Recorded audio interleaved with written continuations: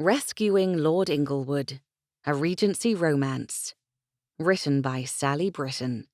Performed by Marion Hussey. Chapter 1. March of 1814. Esther Fox attempted to hide her amusement with her companion's hopeless sighs. The poor girl had thought herself near to being engaged to a gentleman who had hardly been more than polite to her. Esther had never been so hopeful of a match as Miss Linton. She kept her arm linked with the younger woman's as they walked past the stately homes of Grosvenor Square, the tall red brick homes guarding the street as soldiers guarded the Palace Lane. Perhaps, when she returned to her stepbrother's house, she would try to paint the scene, but getting the shade of red for the bricks just right might prove a challenge. "We have all of summer before us to do as we please, and then you may try again," Esther said, putting as much cheer as possible into her words, but the woman's forlorn demeanour did not change. "Come now, Miss Linton, you mustn't let one gentleman's lack of interest disappoint you so." Miss Linton, 3 years Esther's junior, and certainly less experienced in the ways of the ton, did not appear ready to let go of her tragic manner. Esther did not remember feeling that way at the end of her own first season, but then she was hardly a romantic sort. "He flirted so, and always danced with me twice," Miss Linton said, directing her eyes to the ground. "I thought he would at least have the decency to make an offer." Though uncertain as to how it had fallen to Esther to buoy up Miss Linton's spirits, she determinedly did her best. Her sister-in-law, Diana, had insisted Esther pay a call to their neighbour. Esther had complied and soon found herself walking, and consoling, a dejected woman she hardly knew. At least they were both getting some exercise, and perhaps Esther's reasoning with Miss Linton would help. "He is rather young himself," Esther said. "Perhaps he is not ready to give up bachelorhood." That was the most likely thing, given the gentleman in question was but 21 years of age. Gentlemen could afford to wait until they were 40, if they wished it, before even considering marriage. Ladies, on the other hand, were given 6 years to make a match before spinsterhood set upon them. Esther cast about to find something to distract Miss Linton when the girl did not say anything. "Oh, look at the gardens, Miss Linton. Are they not lovely?" The garden park across the street was well tended, with rolling green lawns and beautiful flowers lining the walk. "Would you like to take a walk there?" she asked, preparing to step in that direction. A few paces behind, their maids paused as well. "No, the blooms make my nose itch." Miss Linton's unfortunate nose twitched at the very idea, it seemed. What else might be a pleasant distraction? Esther ought to be adept at finding things to occupy the mind. She had done little else for herself the past 2 years, living with her stepbrother and his wife Diana, while her natural brother was away at war. If she was not trying to take her mind off of Diana and all her kindly meant demands, she was trying to forget that Isaac faced French soldiers and their bayonets on a daily basis. Esther put those thoughts away as hastily as possible and gave her full attention to her walking companion. "Would you like to go to Gunter's this afternoon? My stepbrother will loan us his phaeton and driver, I am certain." Miss Linton's lower lip receded slightly, and her eyebrows drew together.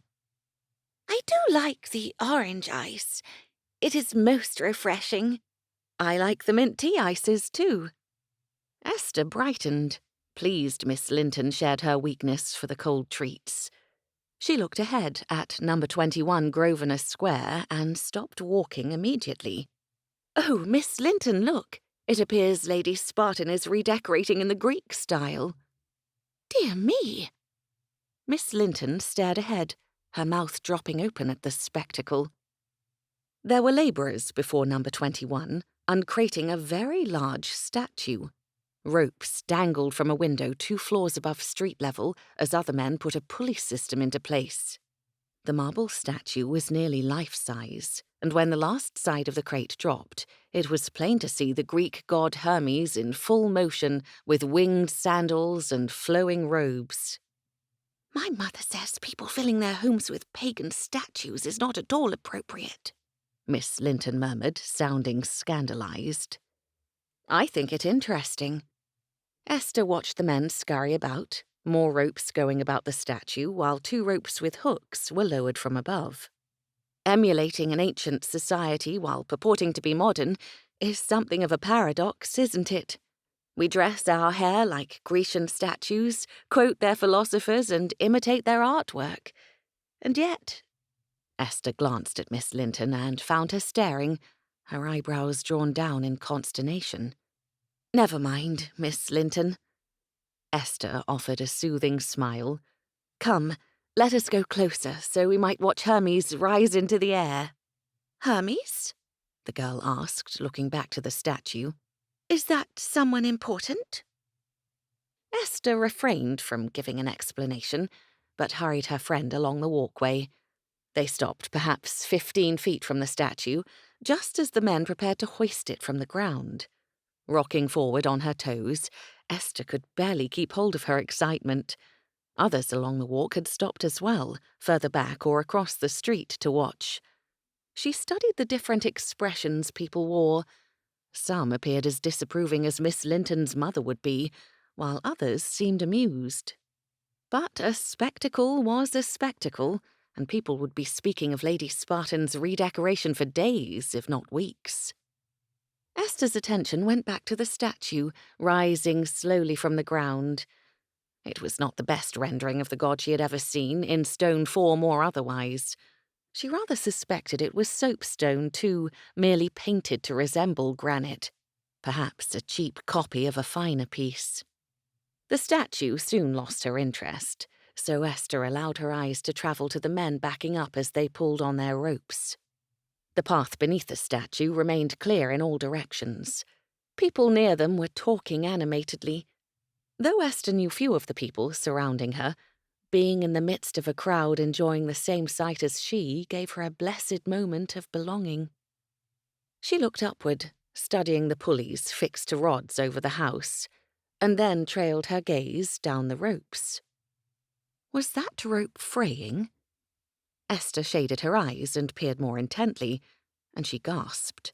Several cords were sticking out, untwisting from the braid. She turned her attention to the men pulling the statue up, wondering if they were staring at the fraying rope as she had, seeing the possible dangers. The sun shone upon them, directly into their faces, obscuring what they could see. Esther looked from the men to the rope, to the statue, to the distance Hermes had yet to rise. "It is only a statue," she told herself. "If it falls, it falls."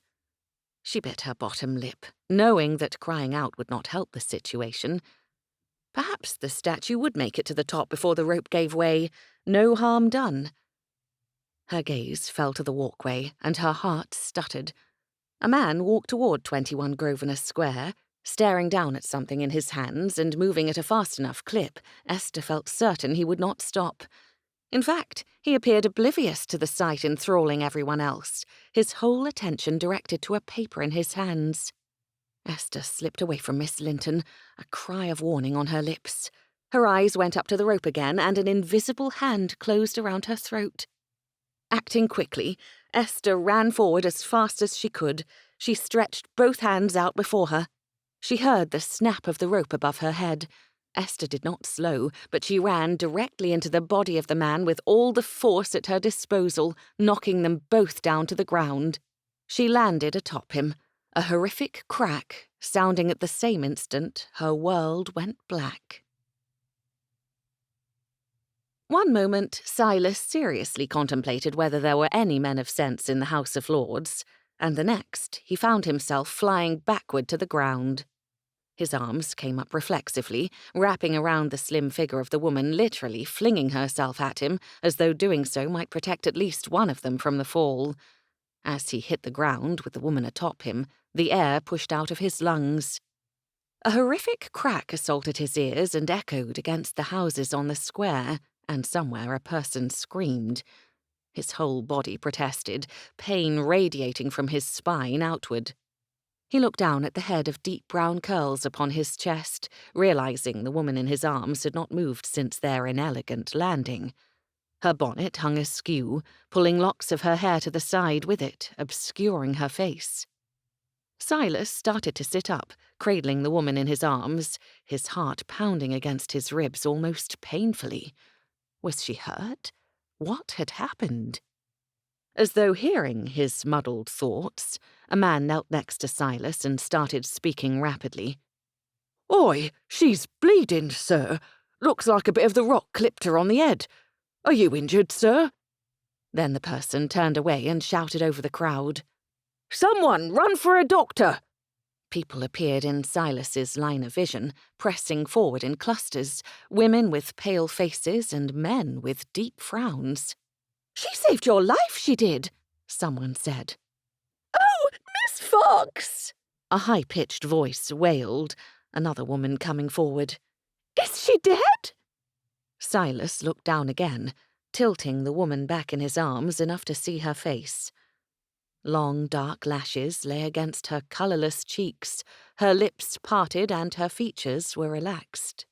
Yet he could feel her breathing, could see the rise and fall of her chest. She groaned, and her eyelashes fluttered again. Worry clouded his mind. Why did her face seem so familiar? Miss Fox? It could not be. Not Isaac's sister? Dread gathered deep in his chest, forcing a gasp from him. Moving carefully, Silas got his legs beneath him and stood, holding the unconscious woman in his arms. He looked around, seeing white stones scattered about the pavement, white powder everywhere with it. Men shouted from above, over an iron rail 3 stories in the air, and gestured wildly. The woman in his arms stirred and groaned, her eyes softly opening but closing before he could even make out their colour. She remained limp. Silas swept the crowd pressing in upon them, then went to the house before which they stood. Lady Spartan stood on the steps, wrapped in a dressing gown, her hands pressed to her cheeks. Silas acted. Standing about and waiting for someone to explain things to him would not do. He barreled toward the lady, up her steps and past her into the elegant house. He ignored her startled gasp, looking about the entryway for a door, a parlour, a suitable place to lay his burden. He went to the first door he saw and kicked it open, entering what appeared to be a receiving room of sorts. There was a couch, and that was all he needed. Silas carried the woman there and laid her down as gently as possible. He eased his arm from beneath her head, and he saw, at last, the blood the man on the street had spoken of. The grey sleeve of his coat was coated in red where he had cradled the back of her head. "Lord Inglewood, what happened?" a breathy voice asked from the doorway. He looked up to see Lady Spartan, still a sickly shade, staring at him in horror. "Make certain the doctor knows where to come," he said, unwilling to admit he wasn't actually certain what had occurred. She nodded and started to withdraw. "And send a maid in, and her friend from the street." "Of course, Lord Inglewood." She disappeared to do his bidding, no further questions asked. Silas found a cushion for the woman's head and attempted to reposition her on her side, keeping the injured place free of pressure. He pulled the pins out of her bonnet, allowing it to fall to the floor. Then he inspected the wound himself, which was somewhat difficult given the abundance of brown curls in his way. Why did women wear their hair in such ridiculous twists upon their heads? He glanced at her face, the pert nose and well-structured jawline. He knew her. But how? The sound of sobbing reached his ears, growing louder. A woman, the same who had been wailing outside, came into the room. 2 other girls, dressed in the plainer clothing of servants, appeared directly behind her, clutching each other's hands. Silas stood, but did not move from the unconscious woman's side. "Miss, is this woman your friend? Do you know her?" The weeping girl nodded, raising her hands to cover her mouth, completely overcome with her distress. Silas turned to the maids, fixing them with a stern glare. "Who is this woman?" he demanded, pointing to her inert figure. Though he already knew, it must be confirmed. One of the maids stepped forward and bobbed a curtsy, as though maintaining proper forms was important, and she spoke in a near whisper. "If you please, sir, she's my mistress, Miss Fox, sister of Sir Isaac Fox. She must have seen the statue and she tried to help you." The rest of the maid's words were unimportant. Silas stopped listening and turned to Esther Fox, the younger sister of one of his oldest friends. How many times had he seen little Essie trailing along behind Isaac, pleading to be included in their games? When was the last time he had seen her? 5 years ago, perhaps. She hadn't been out yet. He hadn't paid her any attention. Not serious attention. Yet she had saved him from a falling statue. "I found a doctor right on the street," a man said, pulling Silas from his thoughts. It was the same man from before, holding a cap and strangling it, staring at Esther. The doctor, a gentleman with grey hair and a narrow face, came inside with all haste. He knelt beside the couch, completely ignoring Silas, except to ask, "How long since the accident?" Silas did not know. Everything had happened too quickly, had been too confusing. "Not more than a few minutes, sir," the labourer said. It felt like longer. Isaac would kill him if something terrible happened to his little sister because Silas had been lost in his thoughts, distracted by a pamphlet printed by some idiot peer. Silas turned his attention to the doctor, then to the gathering in the room. He hated everyone standing about, gaping, intruding upon Esther's privacy.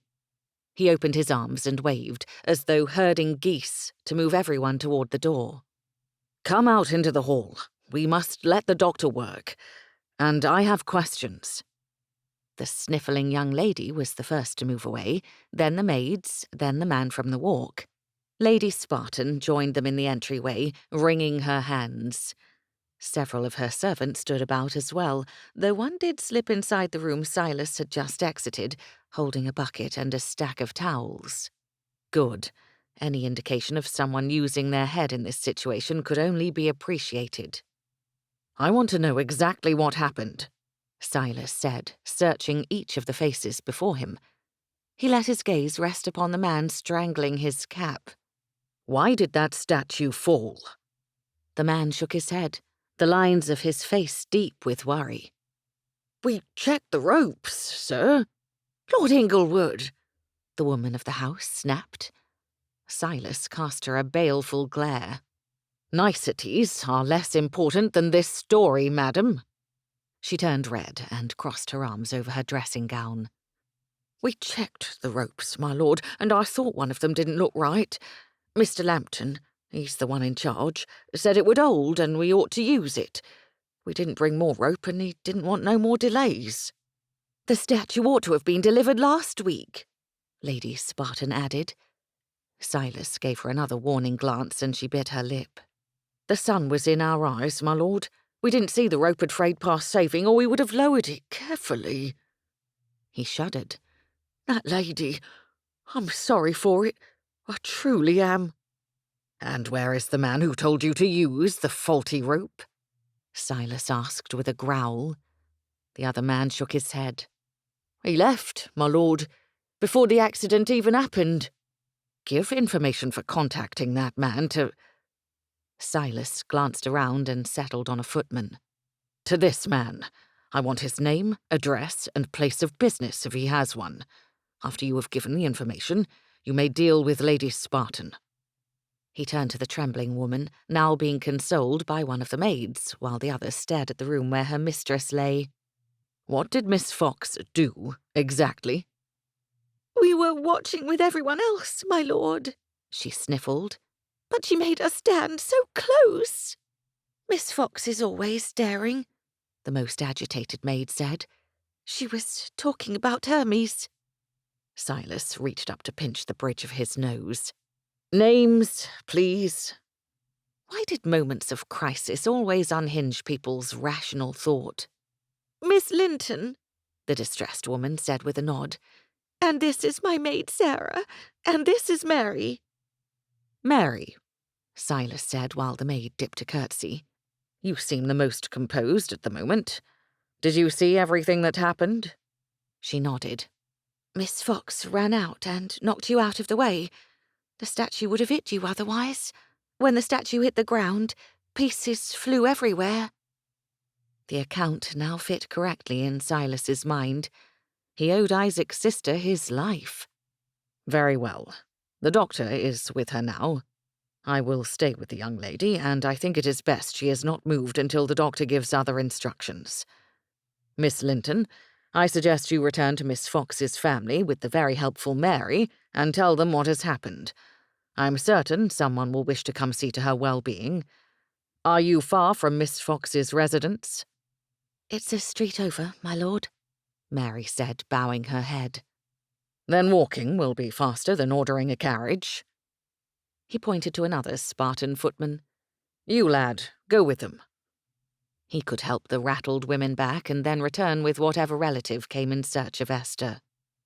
Orders given, Silas turned and went back into the room occupied by the wounded young saviour. He took in a deep breath as he approached. The doctor knelt beside the couch, and a servant stood against the wall waiting for orders.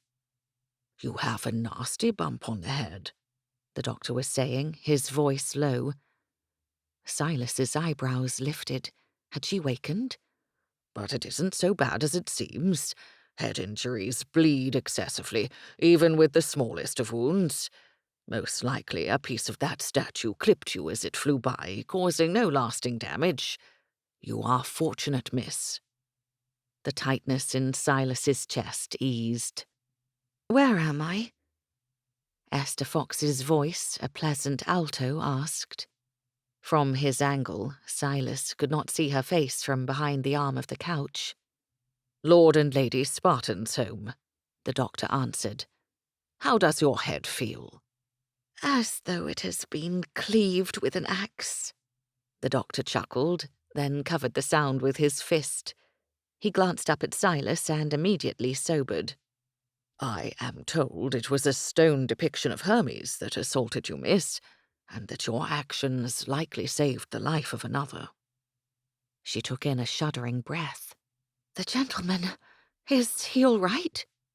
She made as if to move, her skirts rustling and her brown curls lifting above the arm of the couch for a moment before she groaned and laid back down, assisted by the doctor. He is perfectly fine, my dear. Please, lie still. I do not think you ought to move for at least an hour.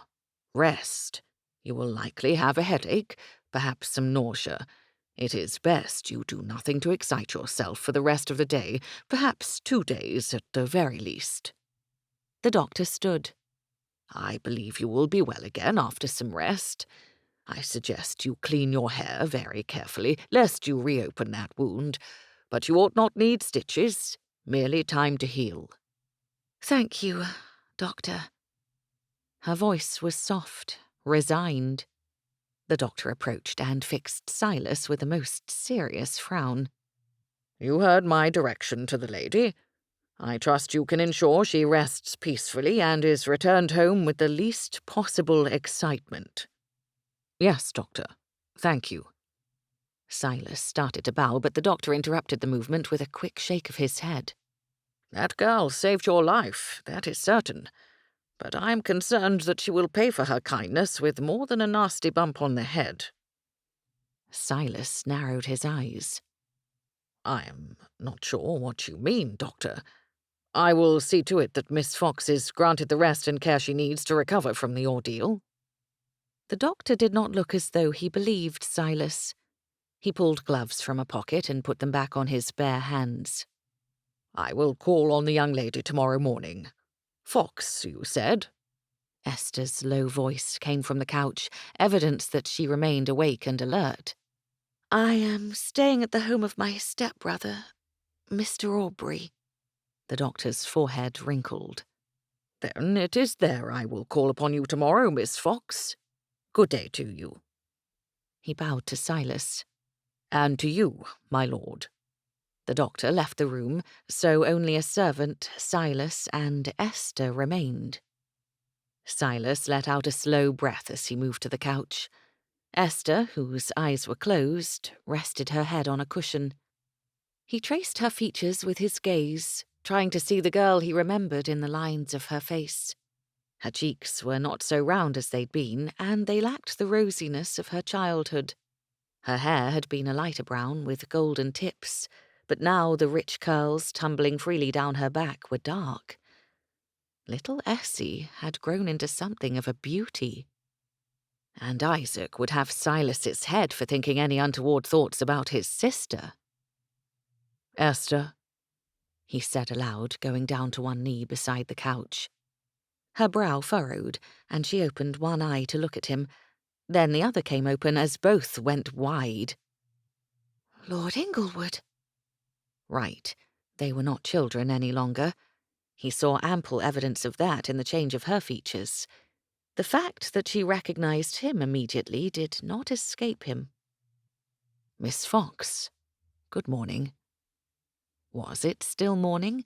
It felt more like it ought to be evening, or another day entirely. "Why are you here?" she asked, her lips pursing in puzzlement over the question. "You do not remember? I am the man you flung yourself at on the walkway." He tried to grin at her, to adopt the teasing tone from their childhood.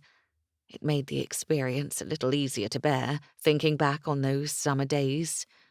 Esther had followed her brother and his friends wherever they went, whether it was up into trees, the attics of houses, or along sandy beaches. Despite being 5 years their junior, she was determined to be part of all their doings. Her colour came back into her cheeks, but it faded away again. "Truly? Are you unharmed?" She studied him from the top of his head down to his knees, as though looking him over for injury. Silas stood and raised his hands, then turned in a circle.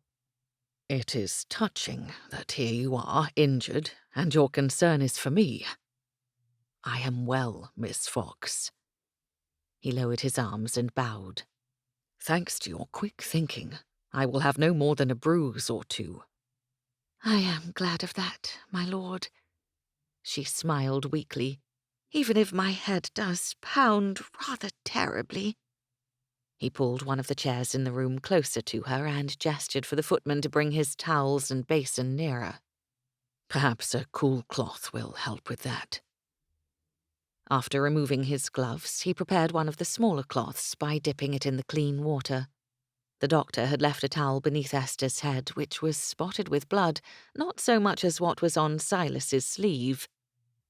How much of her blood had been spilled on his account? Isaac would have something to say about it, were he present. Silas folded the cloth over and then carefully laid it upon her forehead. She released a gentle sigh, her blanched lips parting. "Thank you, my lord." "Does it pain you to speak?" he asked, gentling his voice to an almost whisper. "Or for me to speak to you?" Sitting in silence for however long it took someone to come for her might be best, but curiosity over his rescuer's circumstances nipped at him. He had not heard word of Isaac in some time. "No, I would prefer to talk. It might take my mind off my stomach, if not my head." Yes, the doctor said she might feel sick. He looked about for the bucket he had seen before and then pointed to it, catching the eye of the footman. The servant put the basin of water on a table, then fetched the bucket from near the hearth and brought it to Silas's side, before returning to his post against the wall. That precaution taken, Silas studied the woman before him. She wore a fine gown and appeared to be in good health, aside from the wound recently acquired for his sake. His insides twisted with guilt. Why hadn't he been paying attention to where he walked? "Do you hear from Isaac often?" he asked. Speaking of her brother might be best, since he hadn't seen Esther in years. His letters come as regularly as the post allows.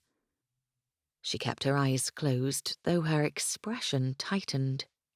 From what I can tell, his duties in the army keep him extremely busy. Thus far, he remains safe. Isaac, as a baronet, had no obligation to serve in the British military, yet he had purchased his own commission and went across the Channel 3 years previous to fight Bonaparte.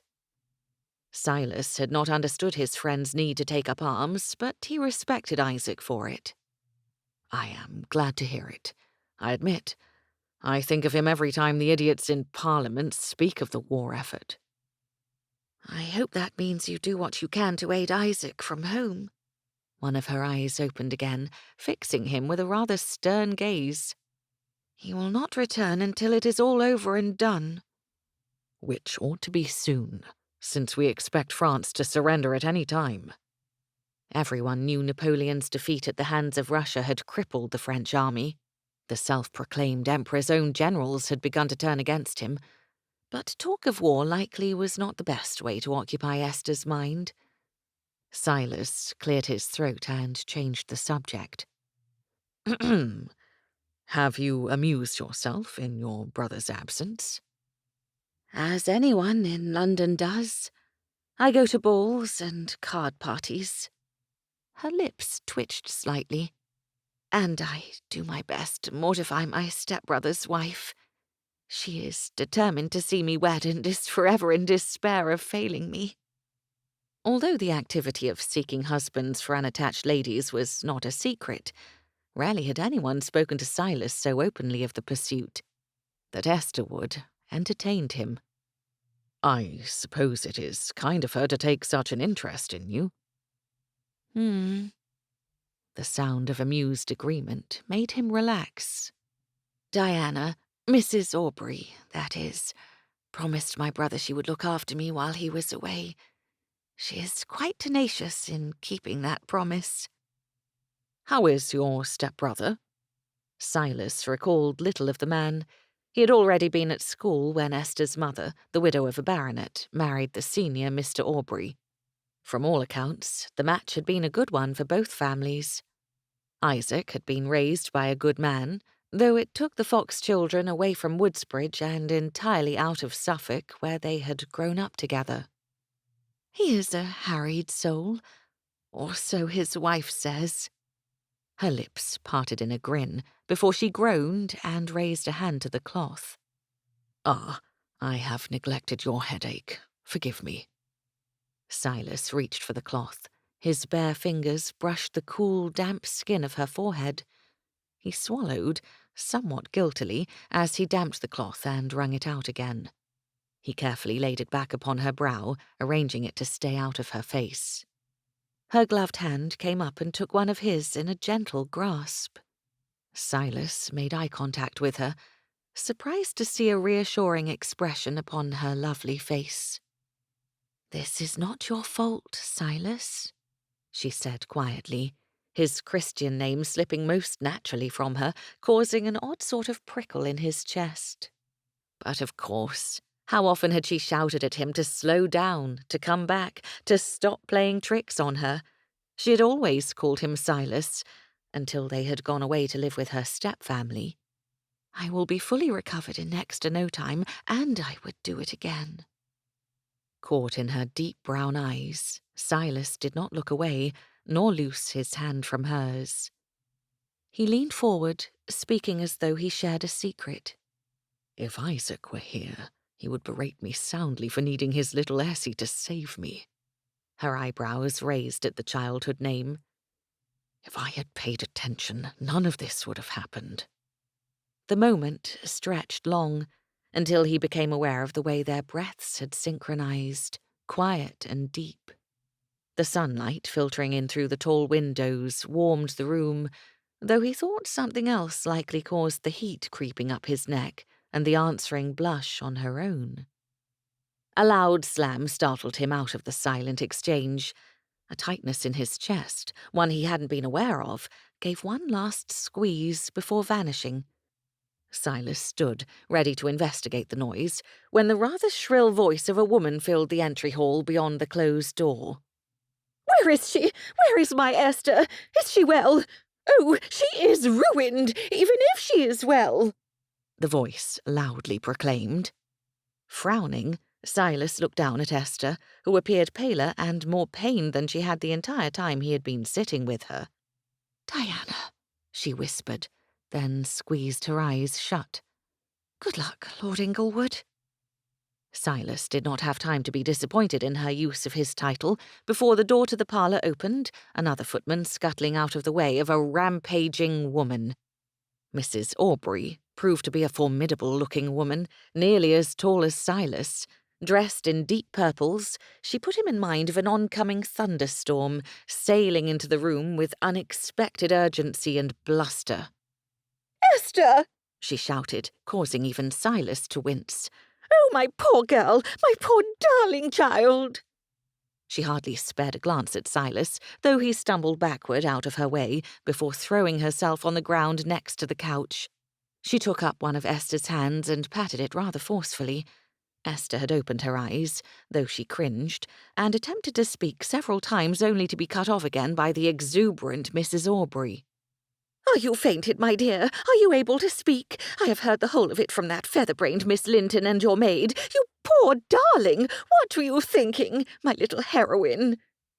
She abruptly stopped her patting and withdrew a handkerchief directly from her bosom, along with the overwhelming scent of flowery perfume, using it to stop a sudden onslaught of tears. Silas might have been entertained had he not seen Esther's discomfort. "Mrs. Aubrey," he said, presuming to forego an introduction, "your sister-in-law is injured. The doctor has asked that we keep her from overexcitement." The woman's tears stopped as abruptly as they started, and she rose to her feet with almost an unnatural swiftness. "You!" she said, pointing a gloved finger at Silas's chest with as much force as one might put into a rapier thrust.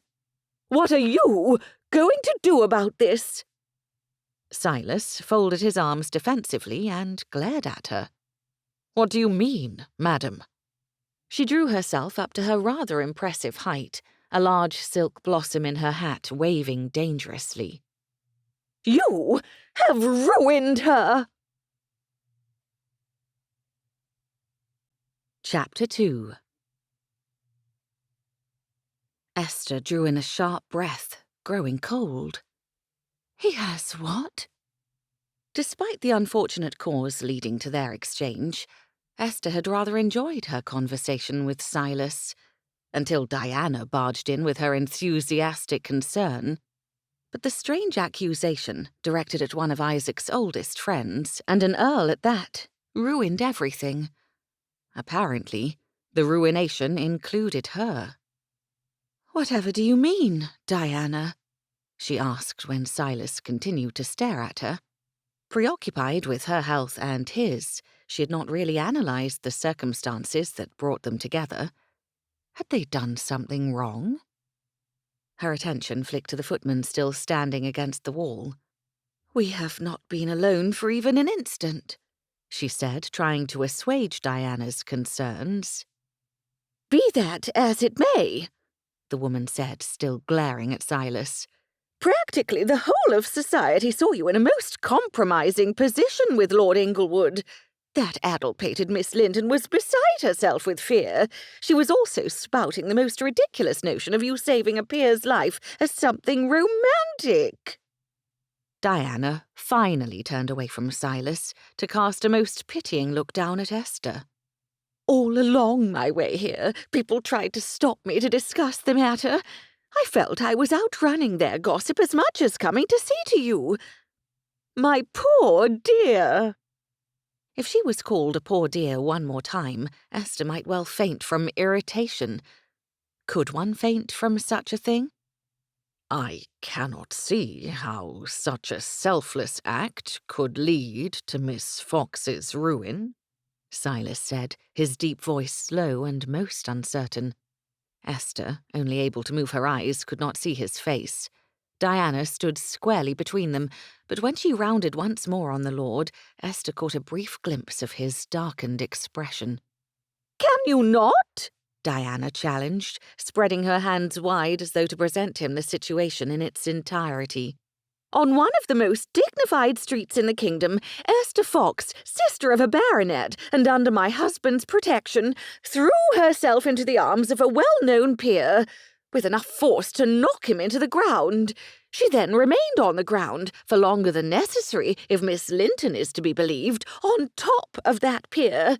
When she was finally moved, she was carried away in your arms into a house behind closed doors."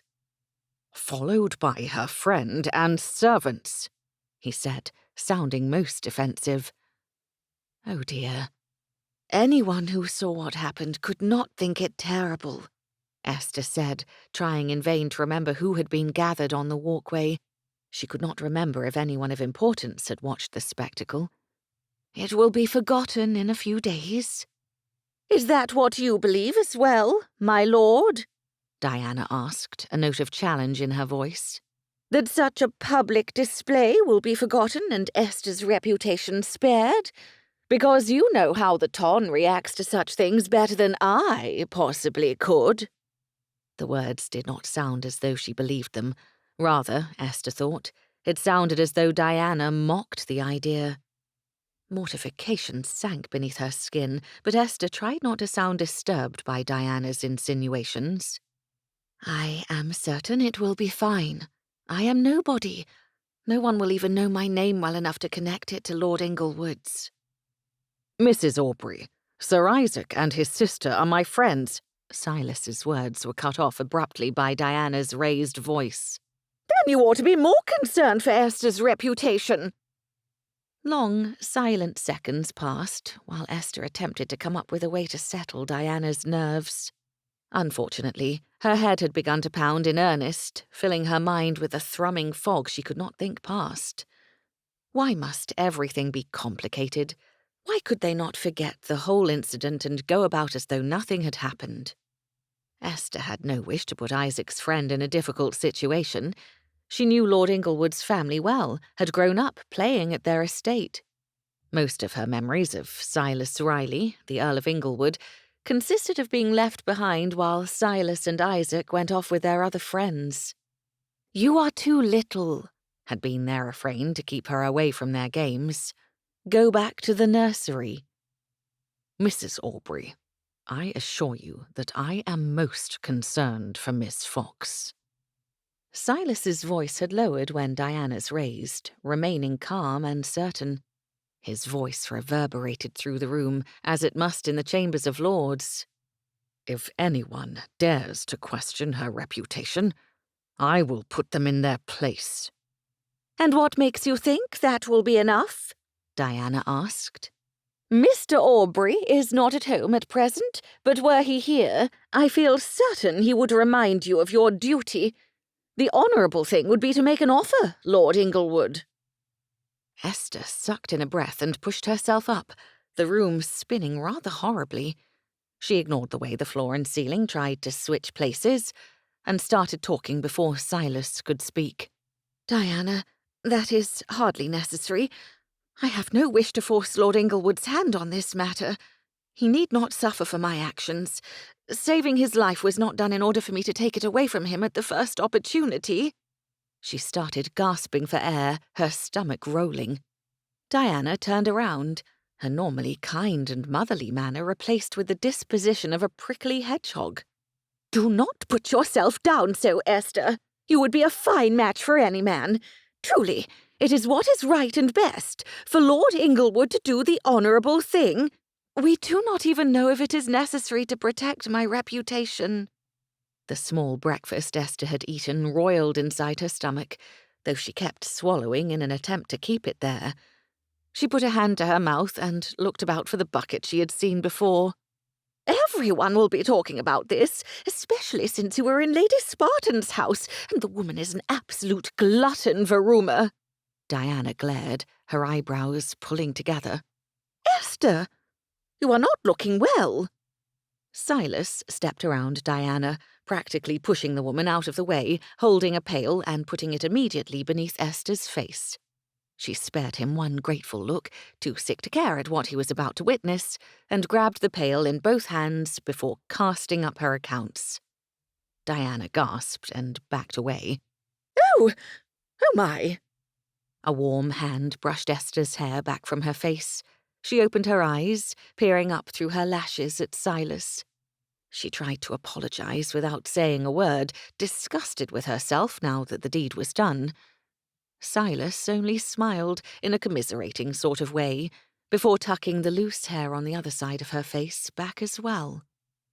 "You need to rest, Miss Fox. I'm afraid that will not happen while I am present." He put the bucket down for her and helped her lie back. Then his expression hardened, not unkindly, but in a most determined manner. He faced Diana, his stance firm. "Mrs. Aubrey, the doctor stipulated that Miss Fox remain here for an hour. She has perhaps half of that left to get through.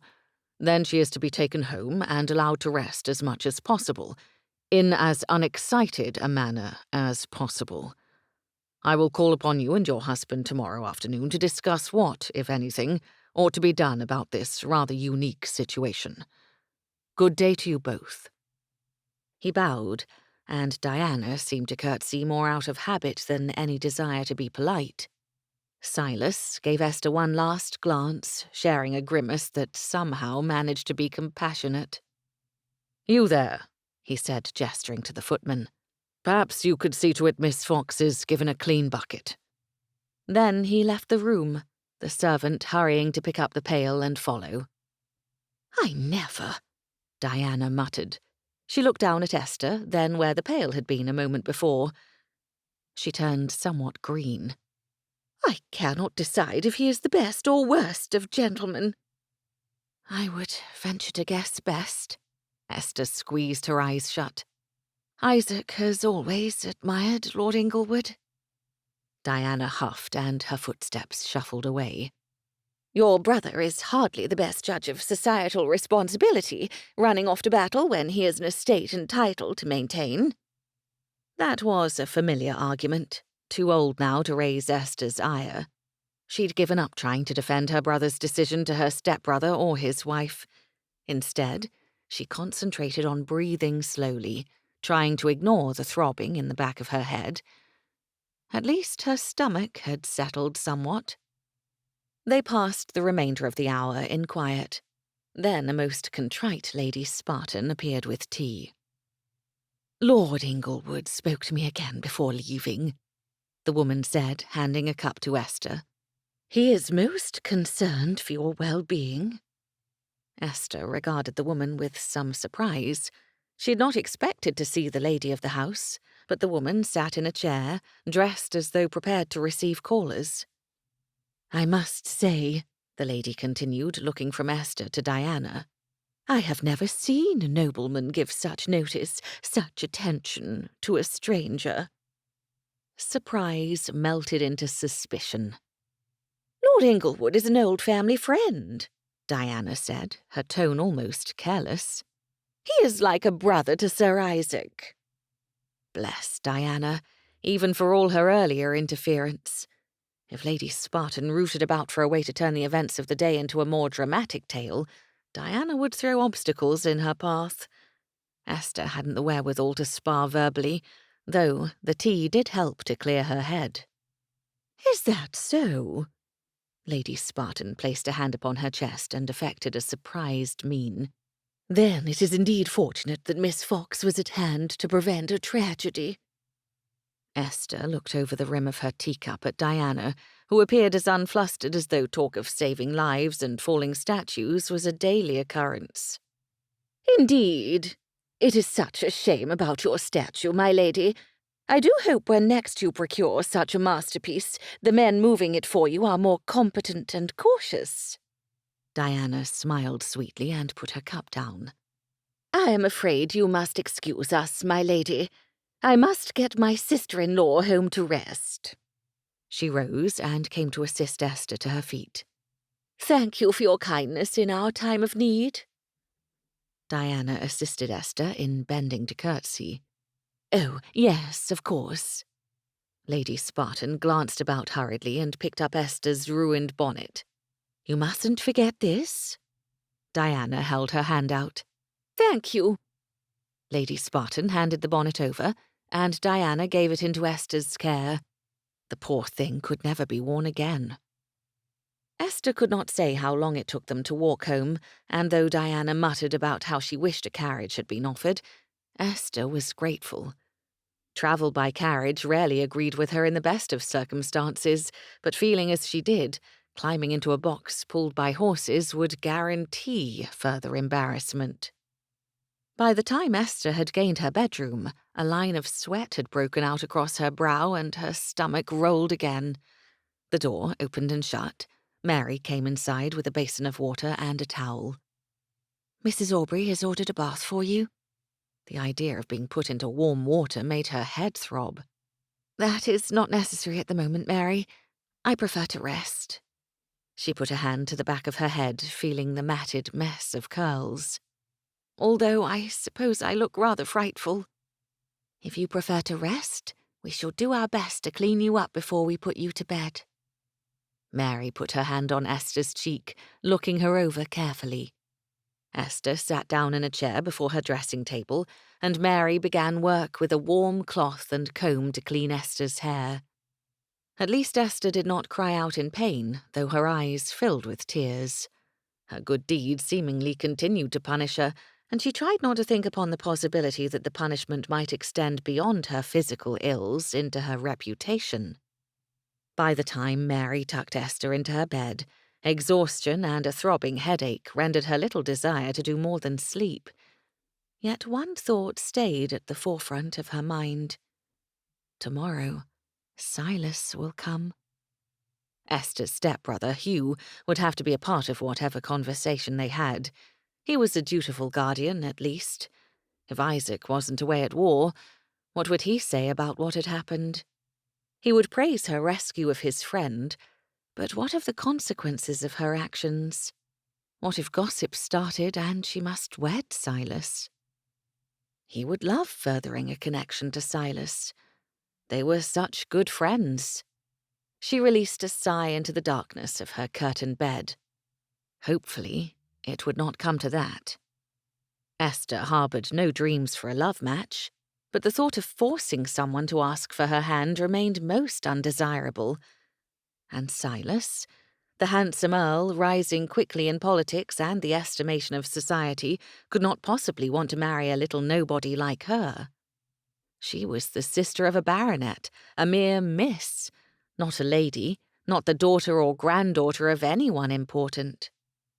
Perhaps her relative insignificance would save them from having to make any decision at all.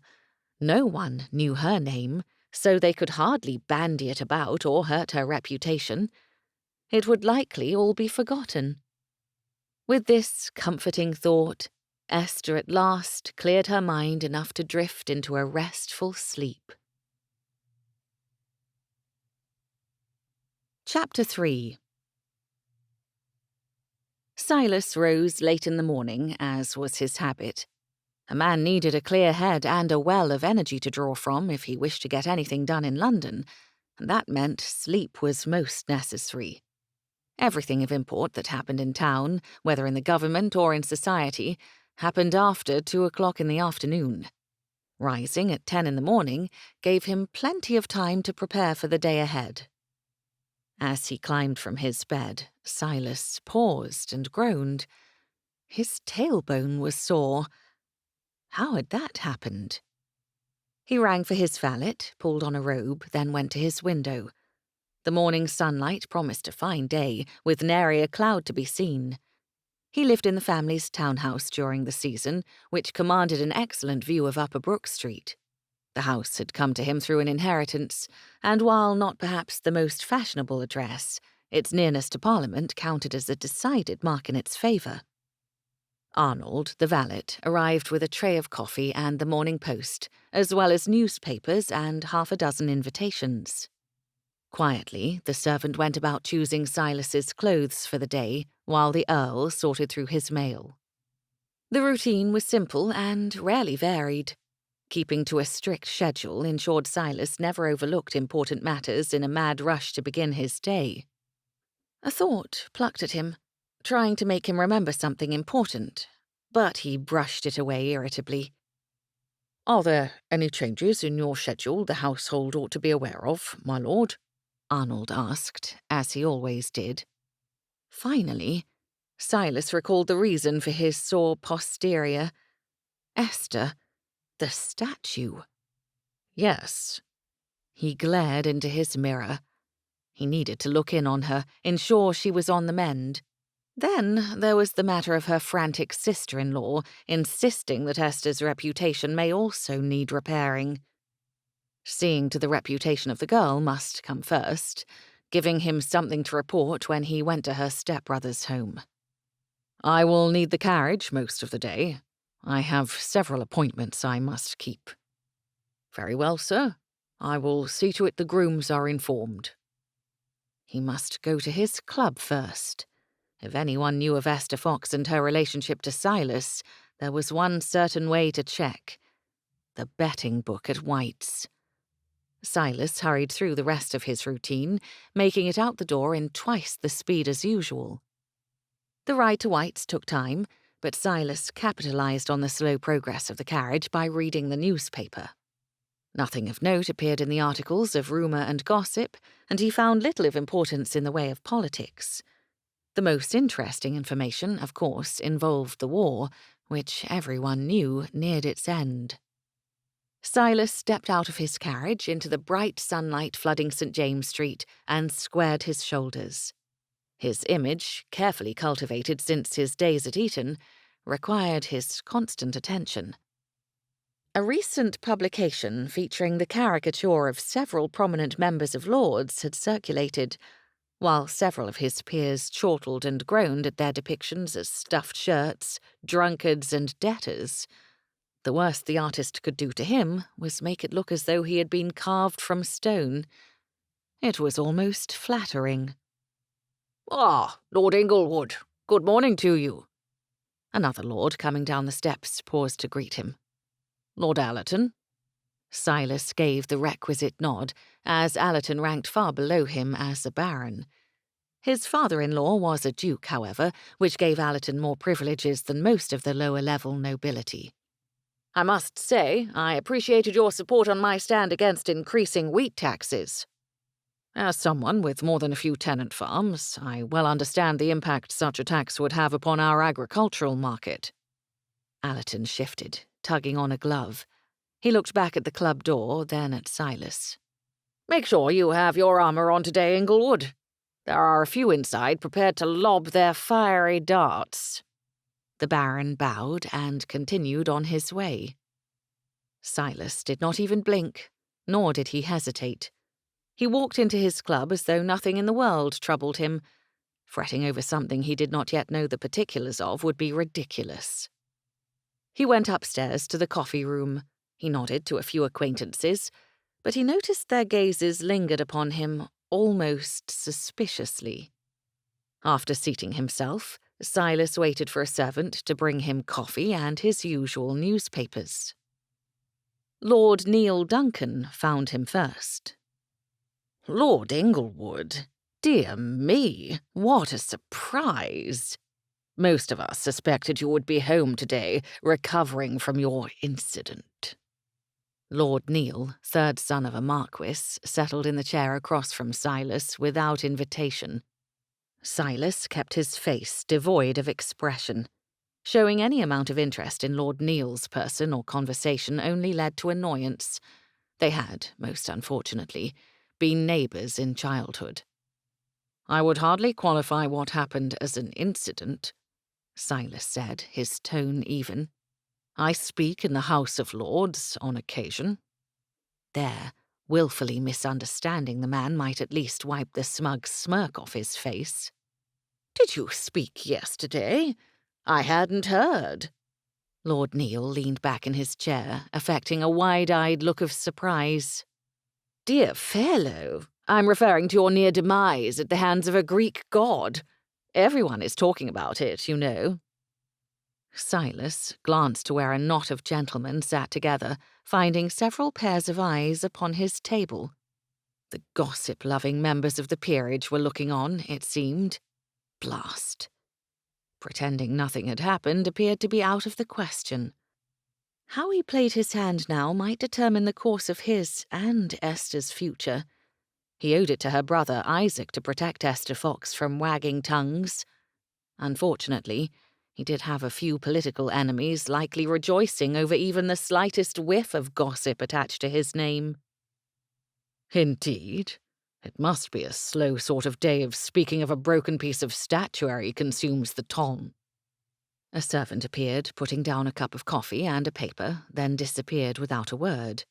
Silas lifted the cup, more for something to do than the desire to drink it. As you see, I am well enough to have forgotten it.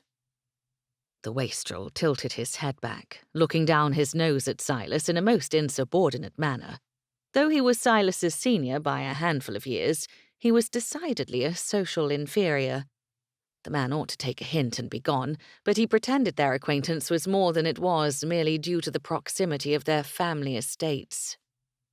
"I can see you are well enough," Lord Neil said, that smirk reappearing. "But what of the lady who threw herself so passionately to your rescue? It is said she sustained a horrific injury and may never be the same again."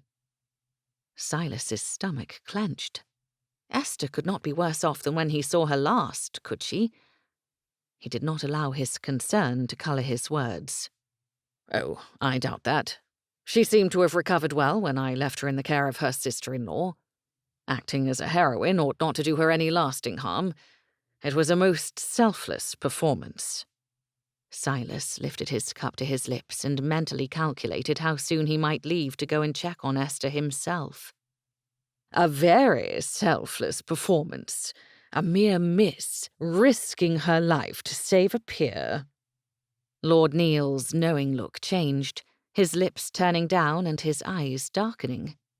As a third son, he ought to have joined the law or the clergy, but Silas thought him more suited to the stage. "Of course, you have known your heroine all her life." The hair on the back of Silas's neck stood on end. Generally, ladies' names were not spoken of in the club, especially unmarried ladies from respectable families. He replaced his cup on the table and sighed. "Lord Neil, I have come to the club to find a respite before continuing my business for the day. Is there something in particular you wish for me to say regarding yesterday, or something you wish to say? I find the topic most tiresome." Lord Neil's eyes glittered as they narrowed. "Tiresome? That is callous, even for you. Had an unattached woman thrown herself upon my body, shielding me from danger with her physical being as well as her tenuous reputation, I would hardly find it tiresome. Perhaps what they say is true. You are made of stone." The man stood and made a show of adjusting his coat lapels. "But this does help me to determine where to place my wager on the matter. Good day, Lord Inglewood." Silas tipped his head, but had already lifted his newspaper. A quarter of an hour. He must spend at least that long in his chair before leaving. Lord Neil's remark about a wager told Silas all he needed to know. His name and Miss Fox's had been put into the betting book. Her reputation was not as safe as he had hoped. Chapter 4. The rest, the doctor ordered, did not come easily. Esther's inability to have a moment of peace almost drove her away from her stepbrother's home. She had made the mistake of leaving her bedchamber after breakfast, dressed comfortably, to sit in the morning room overlooking the park. Diana, finding Esther contentedly reclining on a couch, had stayed nearby. In fact, she only left Esther's side when callers were announced. She insisted on going to speak to each person herself, rather than have the butler turn them away. "I simply must do my part to end the rumours before they start," she had said the first time she scuttled from the room. As soon as she returned, she reported on who had come and what they had said. It was that dreadful Mrs. Linton with her flighty daughter. Why you thought to befriend that girl, I will never know. She nearly fainted in our entry, describing your wound." That Diana conveniently forgot that she was the one who suggested Esther visit Miss Linton made Esther smile. Then later, "It was that Mr. Garrick. I had such hopes for him, but he made it clear he did not appreciate your heroism. Dreadful man." Each visitor and their motives for coming were speculated over all the morning and afternoon long. Esther's head pounded dreadfully, and she could not take more than tea and a slice of bread for luncheon. Her stomach felt as though it might misbehave again. She rose from the couch and went to the window, looking down into the park with its beautiful spring grasses and shaded flower beds. A knock on the front door reverberated through the house, and Diana rose from her chair, a disapproving wrinkle upon her brow. "I had thought we had seen the last of our visitors, especially since it is not our at-home day." She huffed and went out of the room without another word.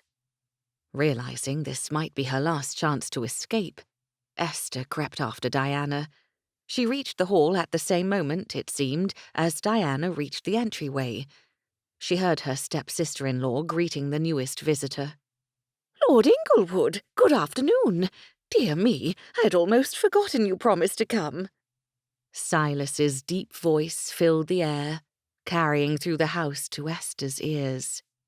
"Mrs. Aubrey, it is good to see you again. Is Miss Fox recovering?" "Yes, somewhat. She has been resting all day." If only that were true. "Excellent. I am glad to hear it. I've come to speak to your husband. He is Miss Fox's guardian during her brother's absence, is he not?" "He is, yes. He is in his study. If you will but come this way. My lord, is the situation as serious as I feared yesterday?" Diana's voice faded as she led Silas down the hall to Hugh's study. Esther halted where she stood, straining her ears for the answer. While Silas said he would come, she hadn't really thought he would. She was nothing to him. A note might have sufficed. What did his visit mean? Merely that he kept his word, or that the gossip running its course outside the house forced him to come? The number of callers turned away during the day indicated some interest in their little drama, of course. But Diana always exaggerated society's importance in their life. Didn't she? "It may be, Mrs. Aubrey." Silas's words barely reached Esther this time. Would she be called to the study? Wouldn't they want her to know what was being said, what their course of action to rout the gossip would be? Esther may not have reached her majority, but at 20 years old she knew her own mind. For several long moments she waited, listening for footsteps, for a servant to be called, for any indication that her stepbrother had sent for her. No one came, and the house remained quiet, except for the occasional loud thump overhead from the nursery. It occurred to Esther, as she stood in the upstairs hall, that every person in the study below viewed her as a child. Her stepbrother hardly bothered with her. Diana always bemoaned looking after her, and Silas had, in their childhood, always made a point of telling her she was too young for everything she wished to do. Too young to take part in the games Silas, her brother, and their friends made up. Too young to follow them to the seaside. Too young to leave the nursery and go off on an adventure. Esther tightened her jaw. If Silas thought he could discuss her future with others and leave her completely out of it, he was wrong. She whirled away from the main staircase and hurried to the hidden, narrow stairs used by the servants. Those stairs led out into a closet adjacent to her stepbrother's study that would give her perfect opportunity to press her ear to the door and hear everything said inside. Though her head and stomach protested the speed at which she moved, she could not allow herself to miss a moment more of the conversation below. Only once before had she eavesdropped in such a horrible juvenile manner, when her brother and stepbrother discussed what was to be done with her while Isaac went to battle. Knowing the men in her life made decisions for her future without regard to her desires made her already delicate stomach sour still more. Her slippers hardly made a sound on the steps as she descended to the ground floor, and the door to the study closet opened without even the tiniest of squeaks. She stepped through the household cleaning implements and around a small shelf, then pressed her ear to the crack in the door. Hugh was speaking. "Disturbing they would put an innocent woman's name in that book. Are you certain, my lord?" Silas's voice, low and unimpressed by the distress in Hugh's words, answered calmly. "Very certain. I asked a colleague to check before I left." Diana sighed loudly, dramatically, and Esther pictured the woman's look of despair without difficulty. She had seen it many times. "But to wager on whether you would wed her or not? That is despicable, surely." "It is not the worst thing in that book, madam." How did Silas manage to sound aloof about such a serious thing? Even Esther knew what they meant. Everyone knew about the famed bets that went on in clubs like White's. To know her name now graced a page, that men of power saw it and chortled or speculated about her, sent a shiver through Esther. "I do not care about the wager," Hugh said, his voice cutting through the momentary silence. "I care about my sister. Esther has prospects, but they will dry up if this becomes an issue. Her dowry isn't enough to make fortune hunters seek after her, but I had hoped it would be able to secure a comfortable match. Now it might not be enough to make gentlemen overlook yesterday's theatrics." Silas's answer was slow, but she sensed a change in the tone, however slight it might be. "Theatrics? I am certain Miss Fox saved my life, for which I will forever be grateful. I cannot be sorry for it, though I do wish to lessen the impact of the situation on her reputation." Protectiveness? Was that what she heard? Or was it merely irritation with the situation? The newspaper and caricaturists all called him a man of ice and stone. Before he had put that mask in place, Silas had been a playful and somewhat vexing boy, always with mischief twinkling in his eyes. "My lord, what do you propose we do?" Diana asked, her voice quieter, almost subdued. Esther might not have known it to be Diana speaking at all. "A withdrawal from town might be wise," Silas said, his words firm and without feeling once more. "We can give the gossip some time to dissipate. If the subject of the tittle-tattle is gone, people will lose interest. Something else will come up. People will focus their attention elsewhere. It has happened before." "Do you plan to leave London as well?" Hugh asked. "I cannot leave. My business dealings require I be here for several weeks at least." Diana's words rushed out, tailing her husband's pronouncement. "Perhaps we can find a way to send Esther on a visit. She has friends in the country, as does her brother, who would be delighted to have her to stay. Certainly, the whole family removing from this house would cause more comment than a young lady leaving to visit friends." Esther leaned her shoulder against the door, closing her eyes in the darkness. Of course, Diana would not wish to leave, not in the spring, when she had friends to visit and parties to attend. The woman showed Esther every kindness, but they were not related, not really. Giving up the comfort of town and all her friends would be a hardship Diana wouldn't like to face. "That would look like we had quietly gotten rid of her," Hugh said, annoyance colouring his words. "You cannot take the household back to the country." "I had rather not," Diana stated, her voice small after her husband's more forceful question. Why wasn't Isaac here? Isaac would not dither about Esther's reputation or her coming and going. He would laugh at the issue, insist nothing was wrong, and they would go about life as normal. Isaac wouldn't send her away. Then again, he had needed to when he was the one who joined the army. Esther pulled herself from her thoughts when she realized Silas was speaking again, sounding every inch the Earl of Inglewood. "If Esther has a friend to go to in the country, I think that would be best. She can enjoy time elsewhere. I will have my business finished in a day or two, and Mrs. Aubrey can remain here to observe the situation among her set." We will keep in contact, of course, and when the gossips forget the whole thing, we will know of it." That sounded most decisive. Esther nodded, as though her agreement meant something.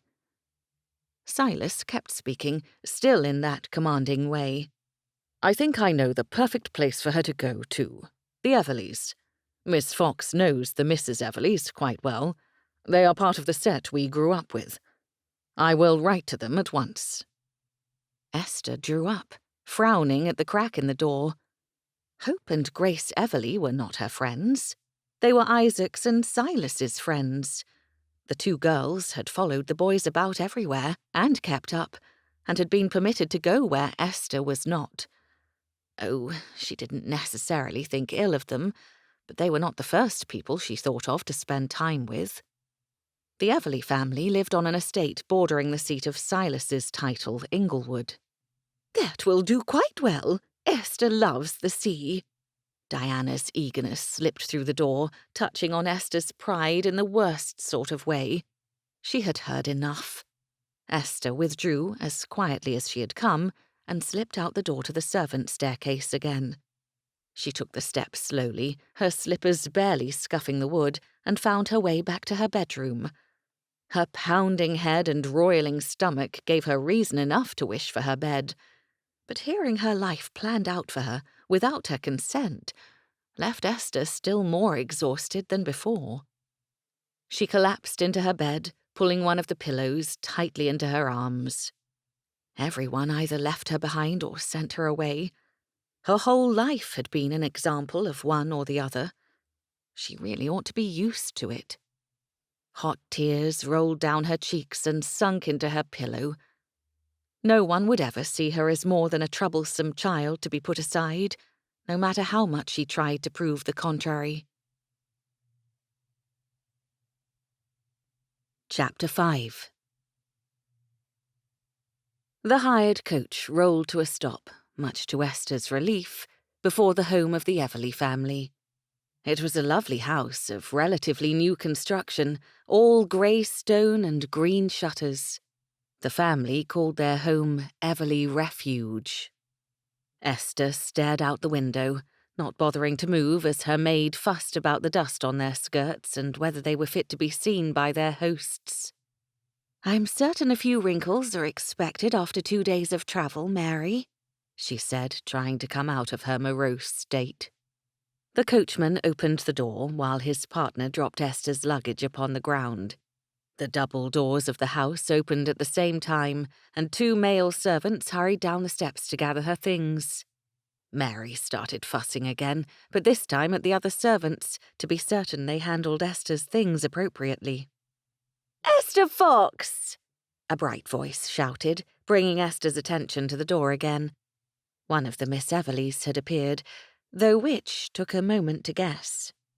Hope and Grace Everley, the firstborn children in their family, were twins as identical as 2 spots on a leopard.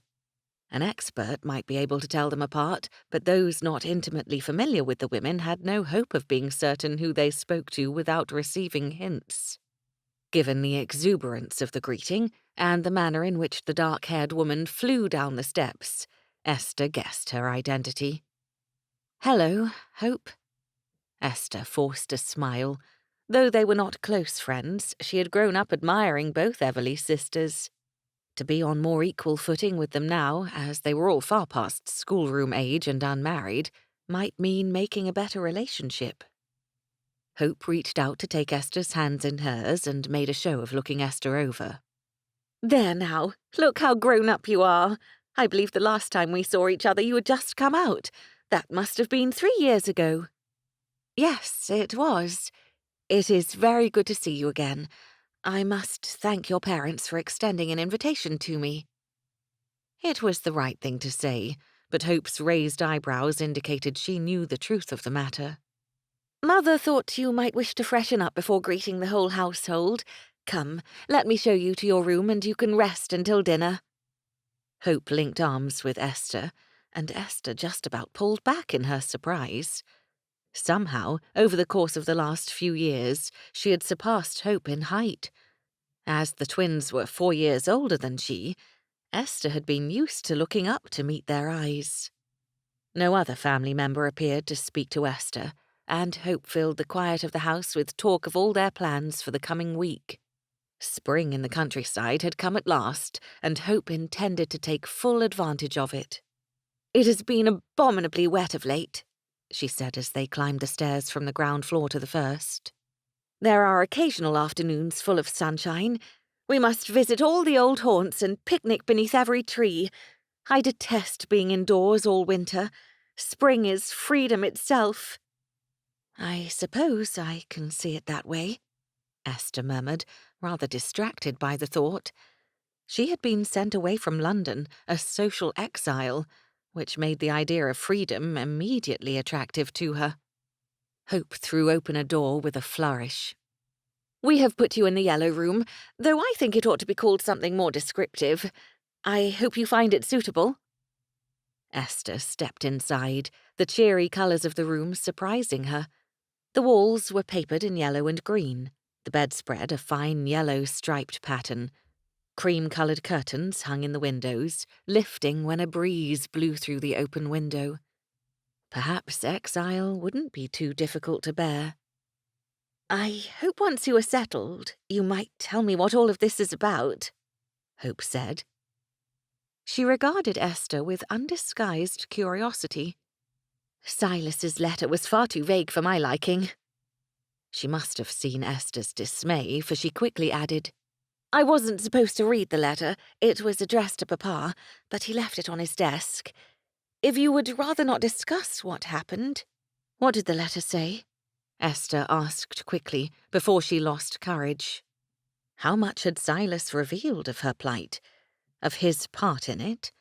And what, exactly, had he done to ensure the Everleys accepted her into their home? Hope did not even blush, though that one eyebrow arched upward again. "Nothing of much consequence. Silas wrote to Father asking if we would open our home to you for a fortnight. He said there had been some trouble in London, and it was best you were looked after somewhere quiet for a time." "Looked after?" Esther shook her head and began to untie her bonnet's ribbons.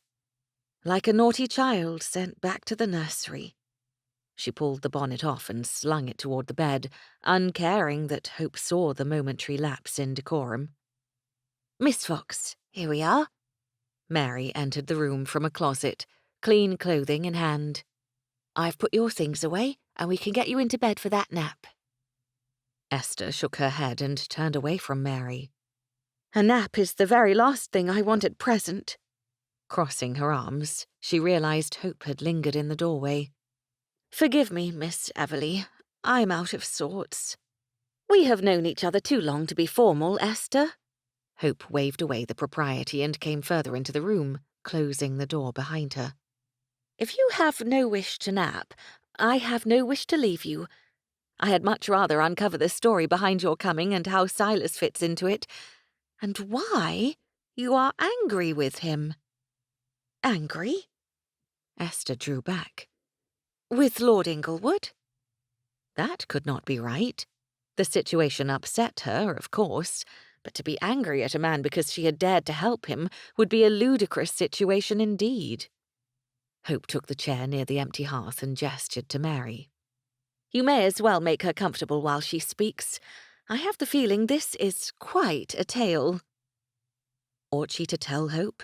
She knew the woman's character of old, but had the mischievous and practical child turned into a responsible adult?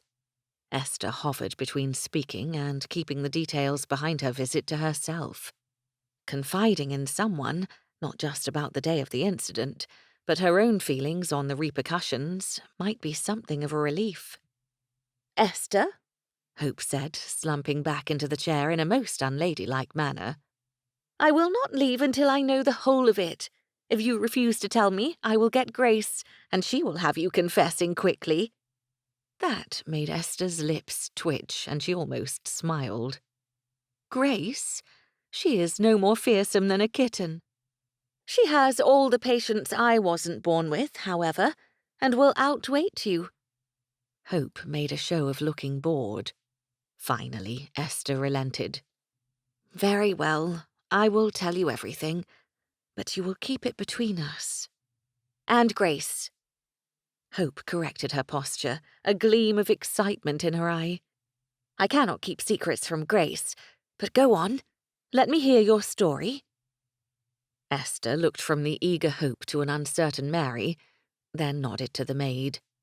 As Mary helped her from her travel clothing, Esther told of the morning that Hermes fell, of rescuing Silas, and the ensuing dilemma with her reputation. Then she excused Mary to finish unpacking. It did not take long to reveal what she had heard listening through the crack of her brother's study. I am being treated like a helpless child, she said, finishing the story. No one has consulted me about a thing, merely told me what to do and how to behave myself. That would be rather upsetting, Hope agreed, her brows lowered thoughtfully. Given that all of this happened because of an act of bravery on your part, it is most unfair. When Silas comes, I think you ought to tell him exactly how you feel. Esther had been pacing, wearing a night rail over a clean shift, but stopped short of a step when Hope spoke. Lord Inglewood is coming here. He said he would visit his estate while you stayed with us. Hope shrugged. That was in the letter to Father, too. Esther drew herself up to her full height. Why? I thought he meant to watch over the situation in London. I haven't any idea. Hope pushed herself out of the chair and came forward, wrapping Esther in an unexpected embrace. I am glad you told me of your troubles. I will do my best to help you forget them, as will Grace. We will have a lovely time while you visit. Thank you. Esther barely had time to return the affectionate gesture before Hope whirled away and out of the room. Mary closed the door behind her with a puzzled expression that must have matched Esther's. I'm not sure I would have told her anything, miss, Mary said, her face full of worry. She doesn't seem like the sort to keep things like that to herself. Oh, she will tell her sister, certainly. Esther folded her arms over her chest, protecting herself from a future she could not see. I think she will be an ally while we are here. Hope was a fierce protector and fighter of causes when we were children. But Esther had never been one of those causes, and hadn't any idea what to expect from her lady knight-errant. Before Silas stepped foot on his land, he could smell the sea. His family had owned several miles of the shoreline for generations and had built their somewhat unique house at such a point that they could look out of its highest towers for a clear view of the North Sea. It had always been rather comforting to him, the sight of all that water stretching before him, the smell of the briny air. No matter what happened to him, to the keep, to Great Britain itself, the sea would always be there, its waves crashing onto the beach throughout time. He stared out at the sea only minutes after arriving at Inglewood Keep from the balcony of his room. The continuity of the sea steadied him on the rare occasions he doubted himself or his direction. Such as the moment he made plans to salvage Esther Fox's reputation. Of course, given that she had saved him from being crushed by an antiquated god, he owed her his best efforts on that score. His lips turned up slightly at the memory of her wit, though she lay injured upon a couch. The girl had grown into a beautiful woman. If the rumours died down, he might have need to write Isaac for permission to get to know Esther better. A picnic had been arranged with several local families for that afternoon, and he had received an invitation to join them while he'd been preparing to leave London. The Everleys had sent it to him in case he planned to be at his estate in time to attend. A gathering full of old neighbours and acquaintances, and held in the informal outdoors, would be the perfect place to check and see how far Esther's encounter with him had spread. Silas rested his elbows on the stone rail. The gossip in London had died down somewhat, as had the sly remarks at the club. One foul Whig had hinted at Silas's less than noble behaviour during an evening's meeting at Lord's. Gratefully, the papers hadn't said anything yet. What would Isaac say if he knew the precarious position of his sister? Silas had written him, giving him a full account of Esther's actions and the consequences thereof, in order to avoid Isaac hearing of a scandal without being forewarned. Though it was likely the men of the army cared little for ballroom gossip, given all they were going through. "My lord," Arnold said from the doorway, "do you wish to prepare for the afternoon out?" Yes. Silas adjusted his posture and slipped behind his mask of stone once more. "It promises to be a fine afternoon, Arnold." His valet bowed his agreement, and in his usual efficient manner had Silas turned out in style in a trice. Arnold had been with Silas long enough to know exactly what the Earl required. While his clothing was of fine material, he wore sombre colours and conservative cuts. None could ever accuse him of being a dandy or a slave to fashion. Silas's dark blue coat, buff breeches, and a good pair of boots would see him through the picnic comfortably and respectably. His cravat, white as snow, with a plain silver stick-pin, marked him as a gentleman not about to do anything nonsensical. He mounted his horse for the ride to Everley Refuge, 3 miles inland from his front door, fully expecting the day to turn out in his favour. Chapter 6. Esther smoothed the front of her pale blue walking gown, peering into her looking-glass with pursed lips. Her dark hair and eyes normally led her to choose more dramatic colours for her wardrobe, but as she was attempting to look the part of an innocent lady, with absolutely no reason for her name to be linked to a certain earl's, more subdued colours seemed appropriate. A knock at the door ended her self-study. "Esther, the cart is ready for the picnic. Are you finished?" It was Grace who called her. Esther felt certain of it. Grace had her way of speaking gently, no matter what she said, whereas Hope always sounded direct, if not scolding, when she brought someone to task. "Coming," she called, snatching up her gloves from the dressing table. She hurried out the door and caught up with Grace at the stairs. She slipped the wrist-length gloves on, attempting to show more enthusiasm than she felt for the day's activities.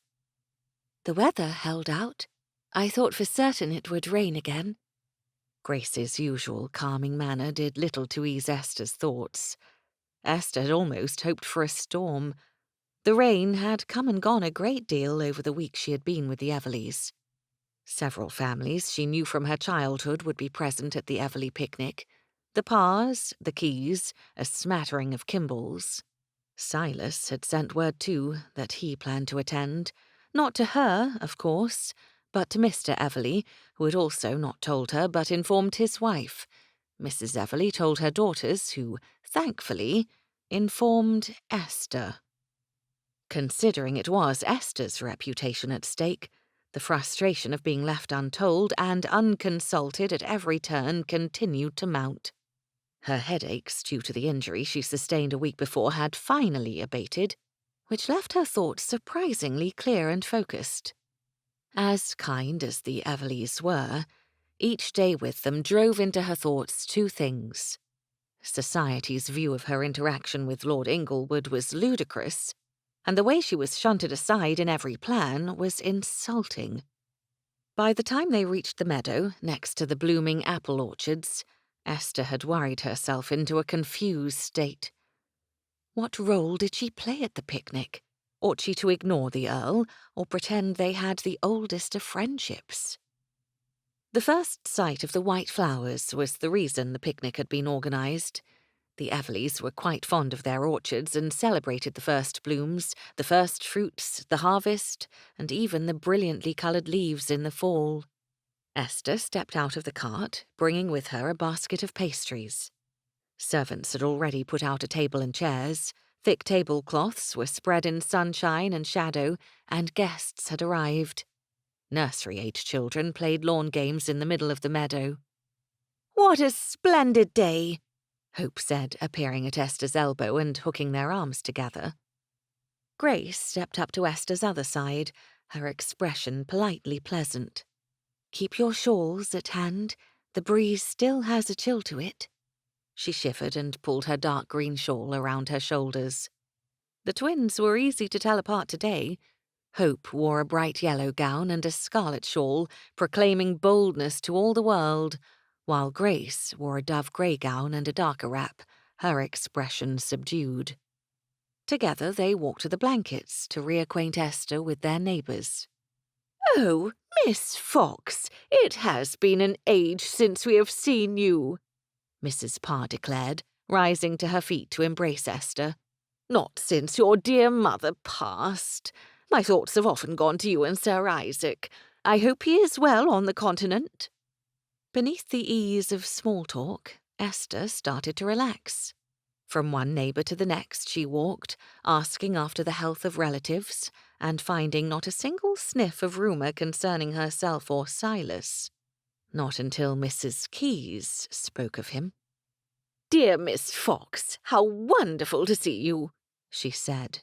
My, it doesn't seem long ago that you and my dear Merryweather were playing together in the nursery." "How is Miss Keyes?"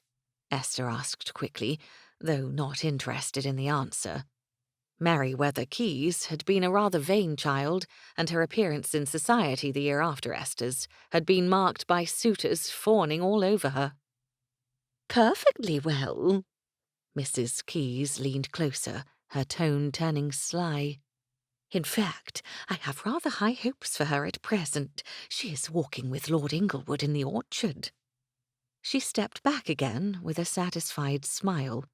"He asked her for a stroll moments after he arrived." Esther's stomach twisted. Rather than wait to see her, which was supposedly the whole point in coming to the place of her exile, Silas had immediately secured time alone with one of the absolute worst people of Esther's acquaintance. Why would he wish to spend even a moment with Miss Keyes? Artifice marked every action that woman took. "The trees are lovely," Grace said most cordially. "I love walking beneath them myself." She looped her arm through Esther's. "Miss Fox, do come look at the blossoms. You have not seen them yet." After Grace led them several steps away, Esther whispered, "Thank you. I've never been fond of the Keys." Without flickering an eyelash, Grace said, "Nor have I, but they are good neighbours, and it is difficult to escape their society without causing other issues." Grace paused when they reached the first of the early blooming trees, then peered into the orchard. Esther looked too, and saw several couples and small groups of people walking through the rows of trees. She thought she caught sight of Silas's tall form moving between tree trunks, but it was likely no more than her imagination. "You needn't worry about Silas," Grace said. "I beg your pardon?" Esther blinked and looked down at the delicate woman. "I wasn't—" "You were, a little. He is too clever to let Miss Keyes into his life on a permanent basis." Grace smiled gently. "She is a terrible gossip, for one thing. I imagine that is why he is walking with her, to see if rumour of what happened in London has come here yet." "Oh." The knot inside her loosened a small measure. "Excuse me, my mother appears to be looking for me." Grace gave Esther's arm a friendly touch before walking away, back to the table where the older set had taken up seats and plates. Esther watched her go, then looked about for some means of entertainment for herself. Most ages were represented by the guests, though children of school age were absent, including the Everleys' school-aged sons and daughters who boarded away from home. There were young ladies and gentlemen, the middling set of couples and parents, and a handful of silver-haired people sitting in the sunlight, draped in shawls. She had decided to go watch the children play lawn games when Silas called to her from behind, his rich voice immediately recognizable. "Miss Fox, there you are." She composed her features, raising her eyebrows and pressing her lips together in a smile as she turned. "Lord Inglewood, Miss Keyes." She curtsied, meeting Miss Keyes's gaze squarely. Silas bowed, and the blonde beauty on his arm performed a perfectly executed dip. "Miss Keyes said you were visiting," Silas said, his expression completely neutral. "As soon as I learned of it, I knew I must seek you out. I wish for news of Sir Isaac." That was his plan? To pretend to hardly know her and seek her out for the sake of her brother?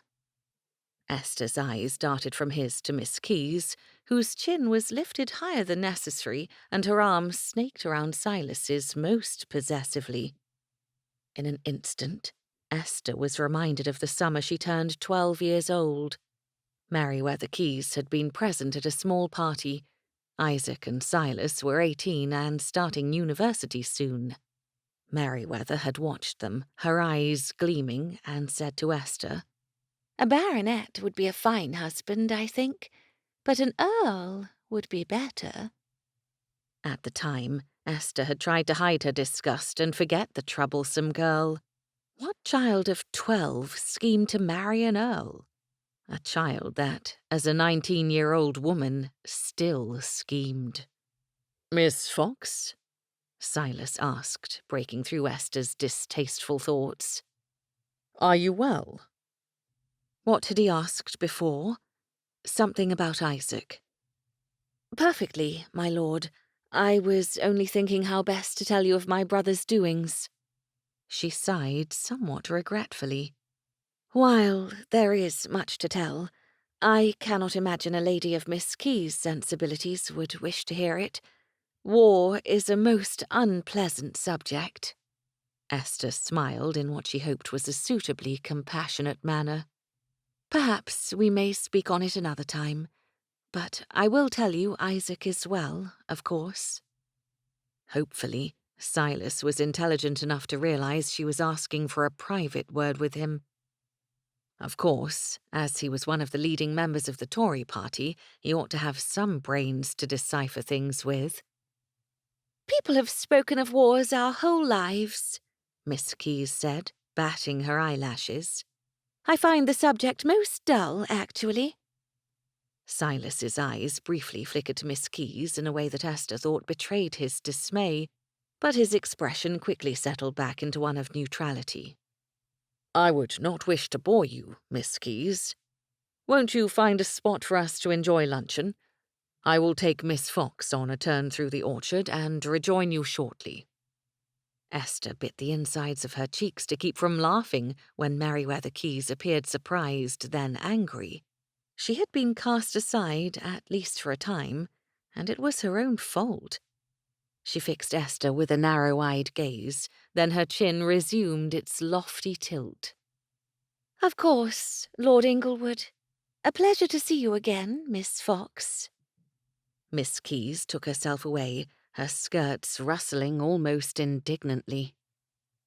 Watching the ladies retreat, Esther murmured quietly, "Did you know she is laying a trap for you, my lord?" "It could not be more obvious," Silas said, his tone as low as hers. "Thankfully, she lacks the cunning she thinks she has in abundance. Miss Fox, will you join me for our walk?" Her first response was a frown. "We must keep up appearances," he added. "Yes, I suppose we must." She took his offered arm and followed him to the trees. "Which appearances, exactly, are we attempting to maintain?" she asked after a few moments. The grasses beneath the apple trees were soft and new, the air around them filled with spring and life. It almost made her feel more charitable toward Silas, but she could not forget his slight of leaving her out of all the plans. "That we are old acquaintances, due to the friendship between me and your brother," Silas said. "Which is the truth, of course. There is nothing more to our relationship." "Of course not. There never has been." Esther's gaze fell to the ground, her voice echoing to her from the past. "Can I come, Isaac? Please, Silas. I want to play too." Their answers were all variation on the same. "You are too little. Babies belong in the nursery. Little girls cannot come." We have not spoken since that day at the Spartans' home. Silas's deep voice was touched with more emotion, perhaps regret. When she peered at him from the corner of her eye, Esther saw the same expression he had worn moments before. Did he hide everything he felt? He had not always been so difficult to read. "No, my lord." She averted her eyes to the grass, wondering how bold she might be with what she had to say. "Though I understand you visited and orchestrated my removal from London." I thought it for the best. With you out of sight of society, people might turn their minds to fresher scandals. Silas paused in their walk, giving her reason to look up at him again, meeting his deep green eyes. Surprisingly, when she kept her focus there, Esther found she could interpret his feelings. Those eyes were earnest, even kind. I must thank you again, Miss Fox. Your quick action doubtlessly prevented my injury, perhaps my death. I owe you a great deal. Esther shivered and pulled the shawl tighter about herself. Nonsense. I acted on impulse and would have done the same for a stranger. We are both whole, and that is all that matters. She took a step, attempting to drag him forward with her, but Silas stayed still. I do not think you understand, Miss Fox. That selfless action almost damned you in the eyes of society, marking you in a way that could harm your prospects and your family's reputation. She pulled her arm from his and stepped back, taking in his countenance and most particularly his eyes again. My lord, I understand perfectly. Having been raised all my life as a lady, whose duty it is to uphold the family honour by guarding my own virtue, I know precisely what is at risk at this very moment. She clenched her gloved hands and started walking again, uncaring if he followed. How could he, a man without a single living female relative, claim to understand her situation better than she? Her mother, rest her soul, had adequately cemented in Esther's mind the importance of keeping her reputation above reproach. Governesses, schoolmistresses, and regular sermons from the pulpits of the Anglican Church had reinforced her mother's education. To be a woman during the last century and this new century meant precious few freedoms, yet a great deal of responsibility. The sound of Silas's booted feet hurrying behind her only made her walk faster. Miss Fox, he said, his voice barely raised above a normal speaking level. Lord Inglewood? She threw his title over her shoulder and kept moving. Then she stopped abruptly and turned to face him. He practically ran her down, and she had to reach up and grab at his coat to keep on her feet. His arms came around her, much as they had when she had knocked him out of the way of Hermes, pulling her to him in order to prevent her fall. Esther froze, alarmed at their proximity, at the warmth of his arms circled about her waist and back. She grasped his shoulders, their breadth startling, and she could feel the strength beneath his coat. Having never stood so near a man, except when embracing her own brother, she was ill-prepared for the way it made her head spin. Perhaps that was only a remnant of her previous injury. Silas, for his part, seemed as shocked as she. It was his best imitation of a statue yet, with how still he became, until he swallowed.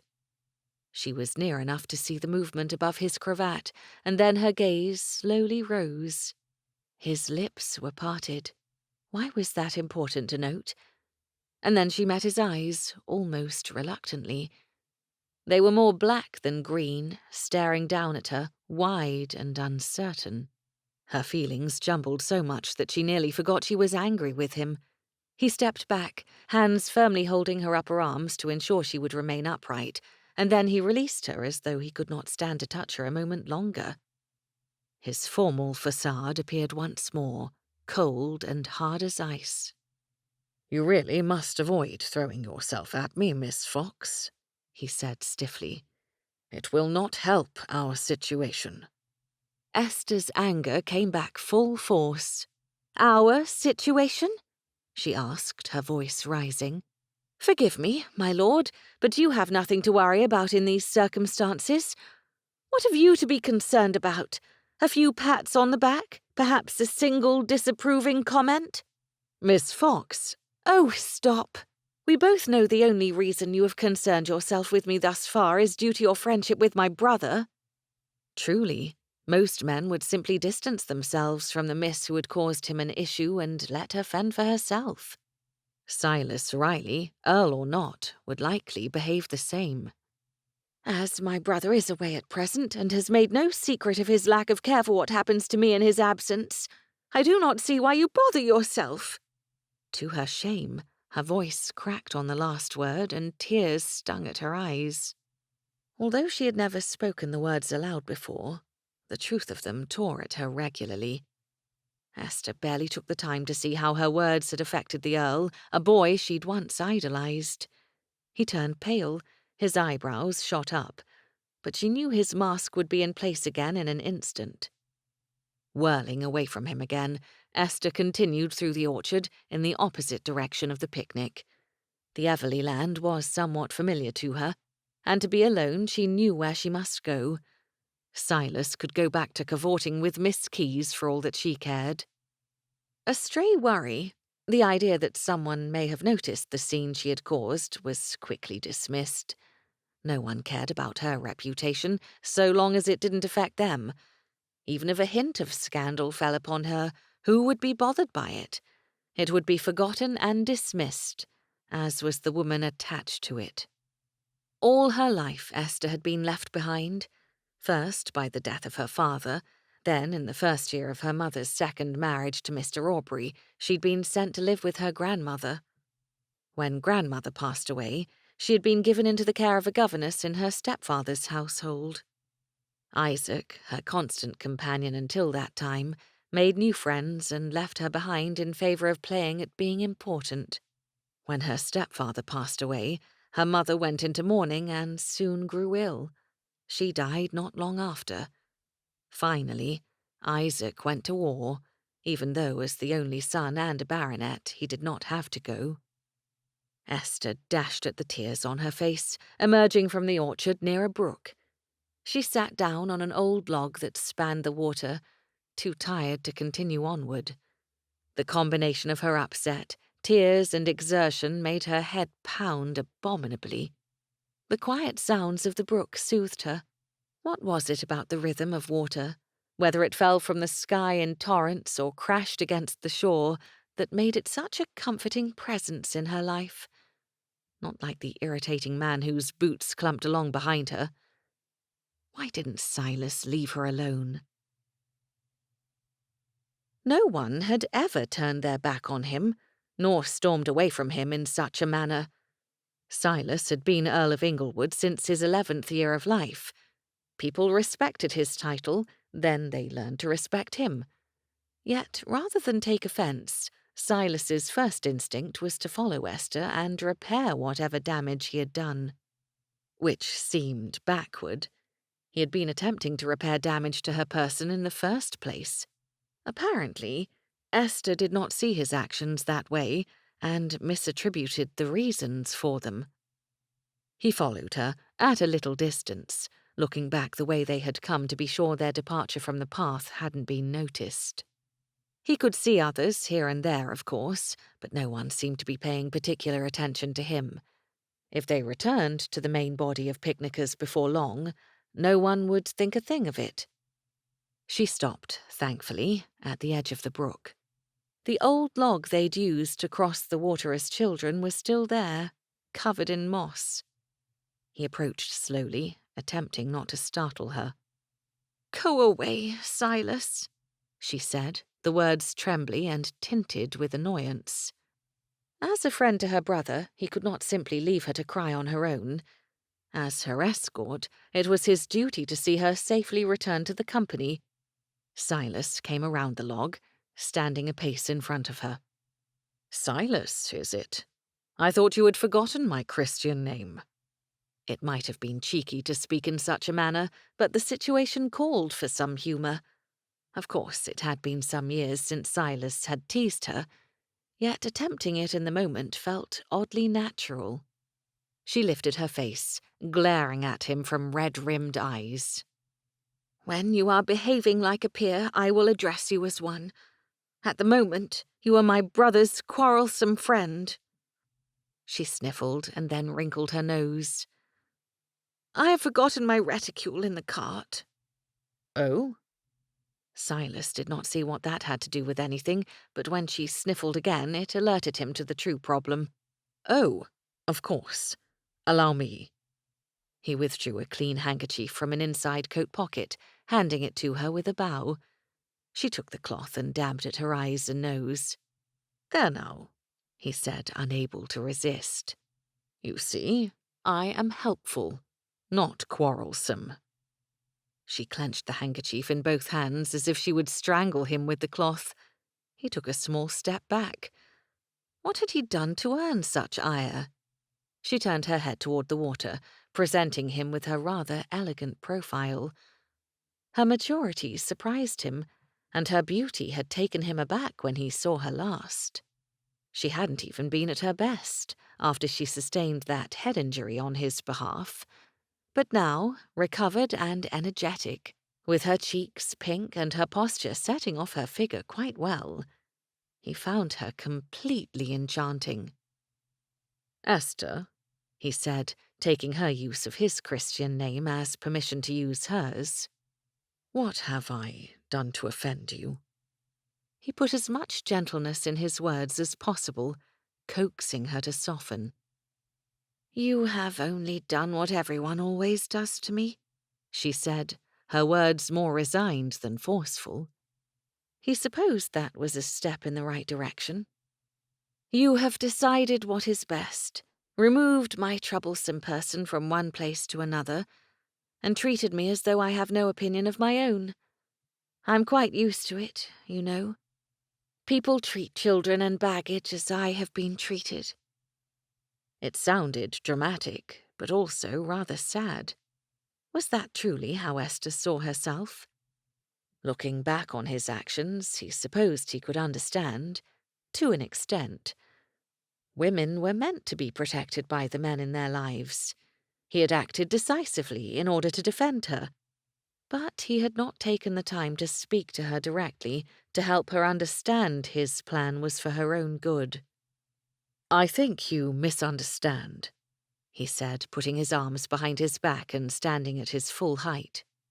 "I do apologize for that. I hoped your stepbrother and his wife would explain the matter to you." She raised her eyes to his, one corner of her mouth rising with obvious skepticism. Good. He needed her full attention. "After you saved me," he began with confidence, "tongues began to wag in both our social circles. Though none doubted your heroism who saw it, those not present had a different opinion of what occurred. I will not hurt your sensibilities by explaining." "My name is in a book at White's with yours, and people are talking about how I laid atop you in broad daylight on the street. Yes, Silas, I know." She rose to her feet, clenching the handkerchief in one hand while the other pointed at his chest accusingly. "What I do not understand is why you became the person to decide my fate. Why did you banish me from London and my stepbrother's family? Who, exactly, put you in charge of my life?" She tapped his chest with her finger on the last word. Silas stared at her, his mouth hanging open until he realized it and snapped it shut. Then he attempted to protest. "It is my duty as a friend." "If it had not been Isaac's little sister who saved you," she said, eyes aflame, "you would not have gone to all this trouble." She threw up her hands and walked to the brook's edge. "Thank you very much for proving once more that I have little of my own merit and must borrow others to be of any value." What the deuce could she mean? Politics were easier to understand than this woman was, and that thought disturbed him. While not exactly on the hunt for a wife, Silas thought he mostly understood the gentler sex's motives. At least when it came to him. Like Miss Keyes, preying upon him for a title and wealth. Of course, he had never had a woman openly angry with him, and for something she ought to be thanking him for. Miss Fox. She laughed, without much humour. Are we to be formal again? That must mean you have a lecture for me. He snapped his mouth shut. He had been preparing a lecture on the subject of gratitude. Given her current state, it would do little good. How could a woman so lovely be so vexing? What had worked to get her out of such moods in their childhood? Nothing that would be appropriate now. They stood in silence, the only sound that of the water tumbling along on its course toward the sea. Several small tributaries in the area made their ways to the beaches, spilling into the greater body of water. Silas stared at the clear stream and took in a deep, calming breath. That at least was pleasant, as the air here smelled strongly of apple blossoms. Apples? The picnic? Had they been gone too long?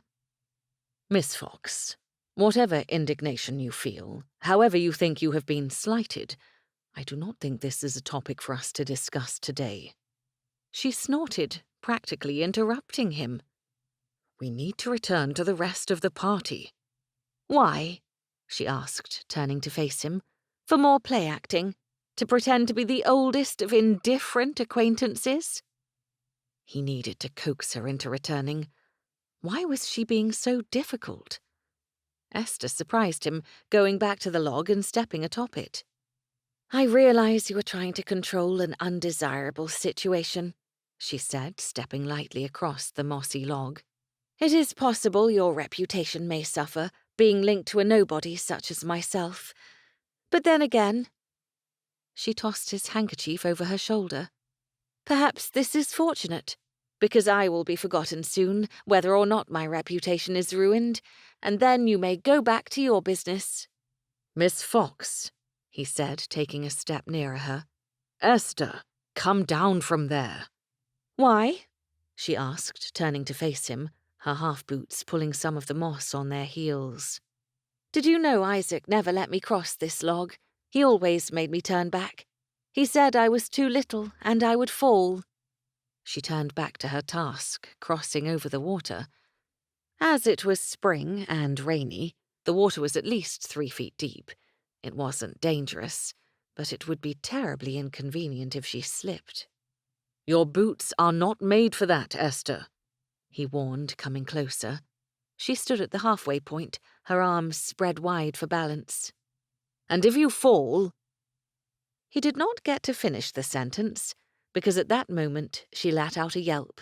Her boot slid down the side of the mossy trunk, and she flipped into the water, completely submerging. Silas didn't waste breath on a curse, though he thought plenty as he rushed to the water to assist her. Esther popped up again almost instantly, spluttering and trying to push her wet hair from her face. It is cold, she whimpered, hurrying forward, sloshing water about as she scurried over the rocks. She slipped once, falling to her knees.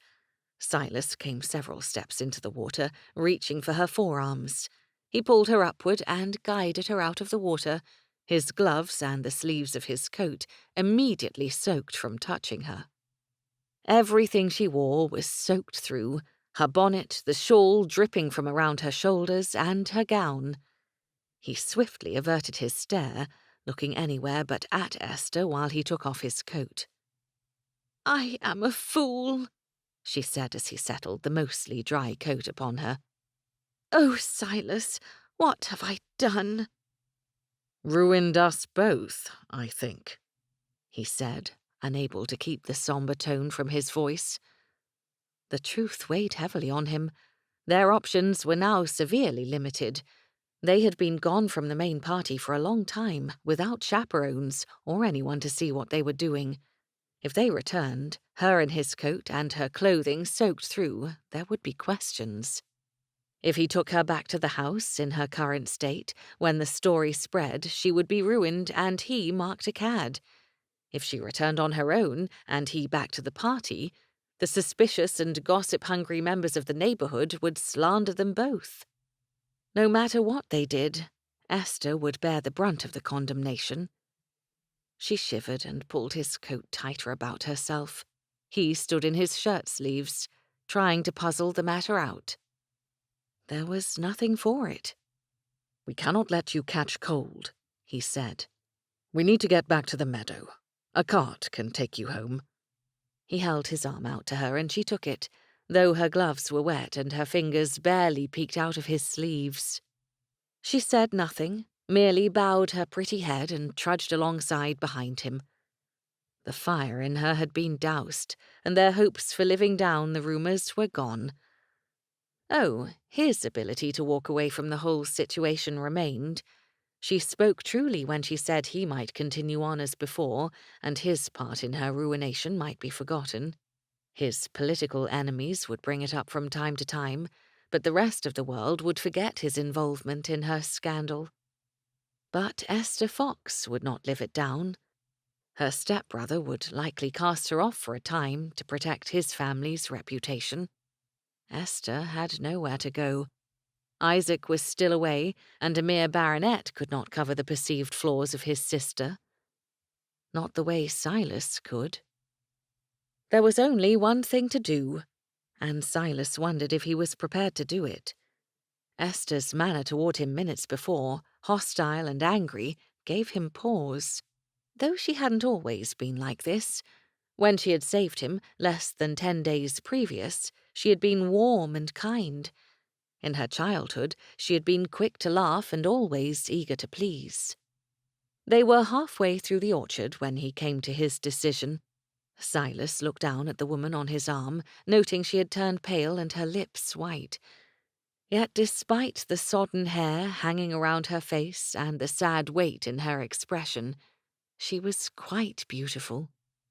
A man could do much worse, and they were friends of a sort. Isaac would likely approve of the match once he learned of it. They emerged from the shade of the apple orchard and stepped into the sunlight of the meadow. People turned their way. There were shouts of surprise, gasps of horror. Silas maintained a stoic expression, acting as though escorting a woman wearing a dripping gown happened every day. Mrs. Everleigh and one of her daughters rushed forward, clucking and fussing, asking what had happened. "Miss Fox fell into the brook," he said, voice raised enough that all who wished would hear. "She must go home at once, and the apothecary should be sent for. I cannot have my betrothed falling ill." With those simple words, he sealed their fate. He heard Esther's sharp intake of breath, felt her arm tighten around his, before she was swept away by women, taken to a cart. Silas followed. Esther's eyes met his when he put his hands on her waist to help her into the dog-cart, and in their deep brown depths he saw more emotions than he could name. But the most obvious, the one that smote his heart, was despair. His hands left her waist slowly. He almost spoke to her, but the cart jerked and started on its way. One of the Everleigh girls had climbed up beside Esther, giving her some company at least. Someone put the reins of his horse into his hands. He mounted almost mechanically, then looked down at last into the faces turned up in his direction. Mr. and Mrs. Everleigh appeared concerned, their remaining daughter somewhat curious. But beyond them, he saw worry, surprise, and envy in the eyes of his neighbours. Not one of them would guess correctly at his feelings on the matter. Of that he could be certain. He tipped his hat to them, then nudged his horse's ribs to follow after the cart. The fine spring day had dissolved into something of a mess. But at least he acted with honour. Chapter 7. Dear Isaac, I do not know what stories you will hear, as far away from London society as I wish to be. You doubtless have more pressing matters on your mind as this war draws to a close. But I wish to tell you the truth of things, so you will not think less of me. Esther stared down at the letter she had started a half-dozen times since her soaking at the picnic. This time, she sat at the table in the Everleighs' house, though she had been to London and attempted the same thing there between Diana's lectures and forced shopping trips. It didn't seem to matter how or where she tried to write. She could not bring herself to tell her brother about her foolishness. Impulsivity apparently ran in the family, given his purchase of a commission and her abrupt engagement. The wedding was tomorrow. The matter had been much simplified when Silas said their banns need only be read in one church, as her family's ancestral home and his were part of the same parish. That had been one of the few things he'd explained, more to Mr. Everleigh than to her.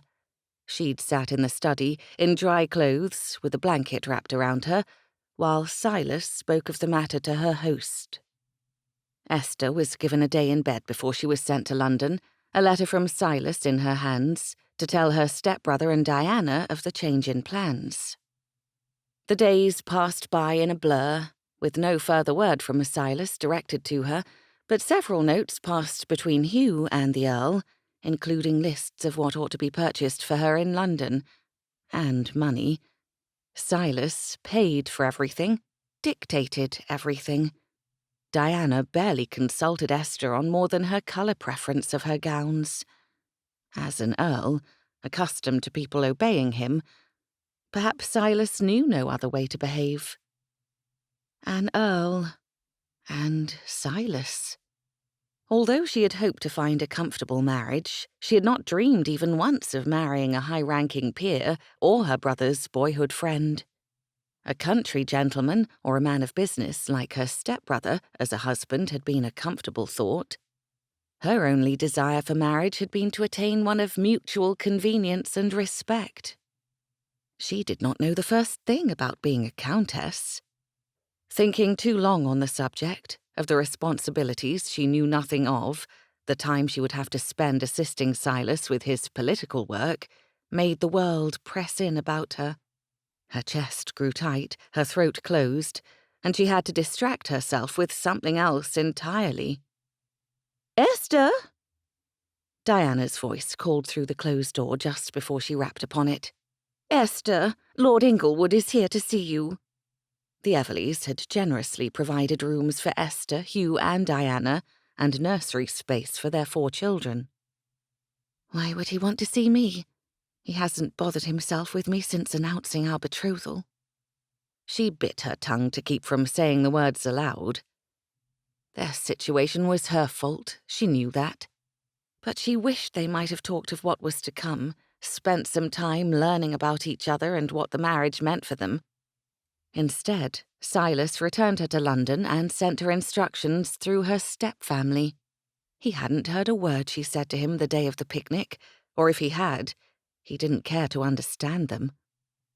Esther rose from her desk and stepped into the hall. Diana waited, foot tapping impatiently.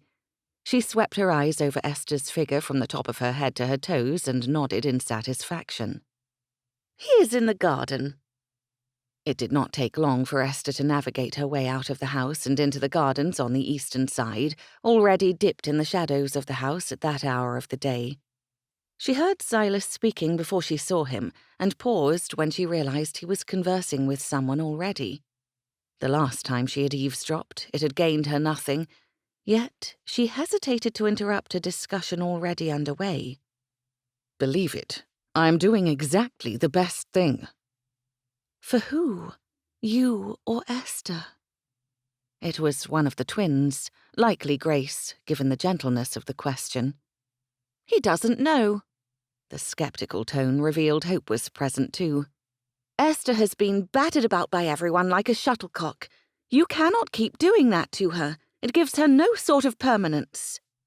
"The position of Countess of Inglewood ought to be permanence enough," Silas said, sounding exasperated. "A title does not make a person happy," Grace's soft voice said, barely loud enough for Esther to hear.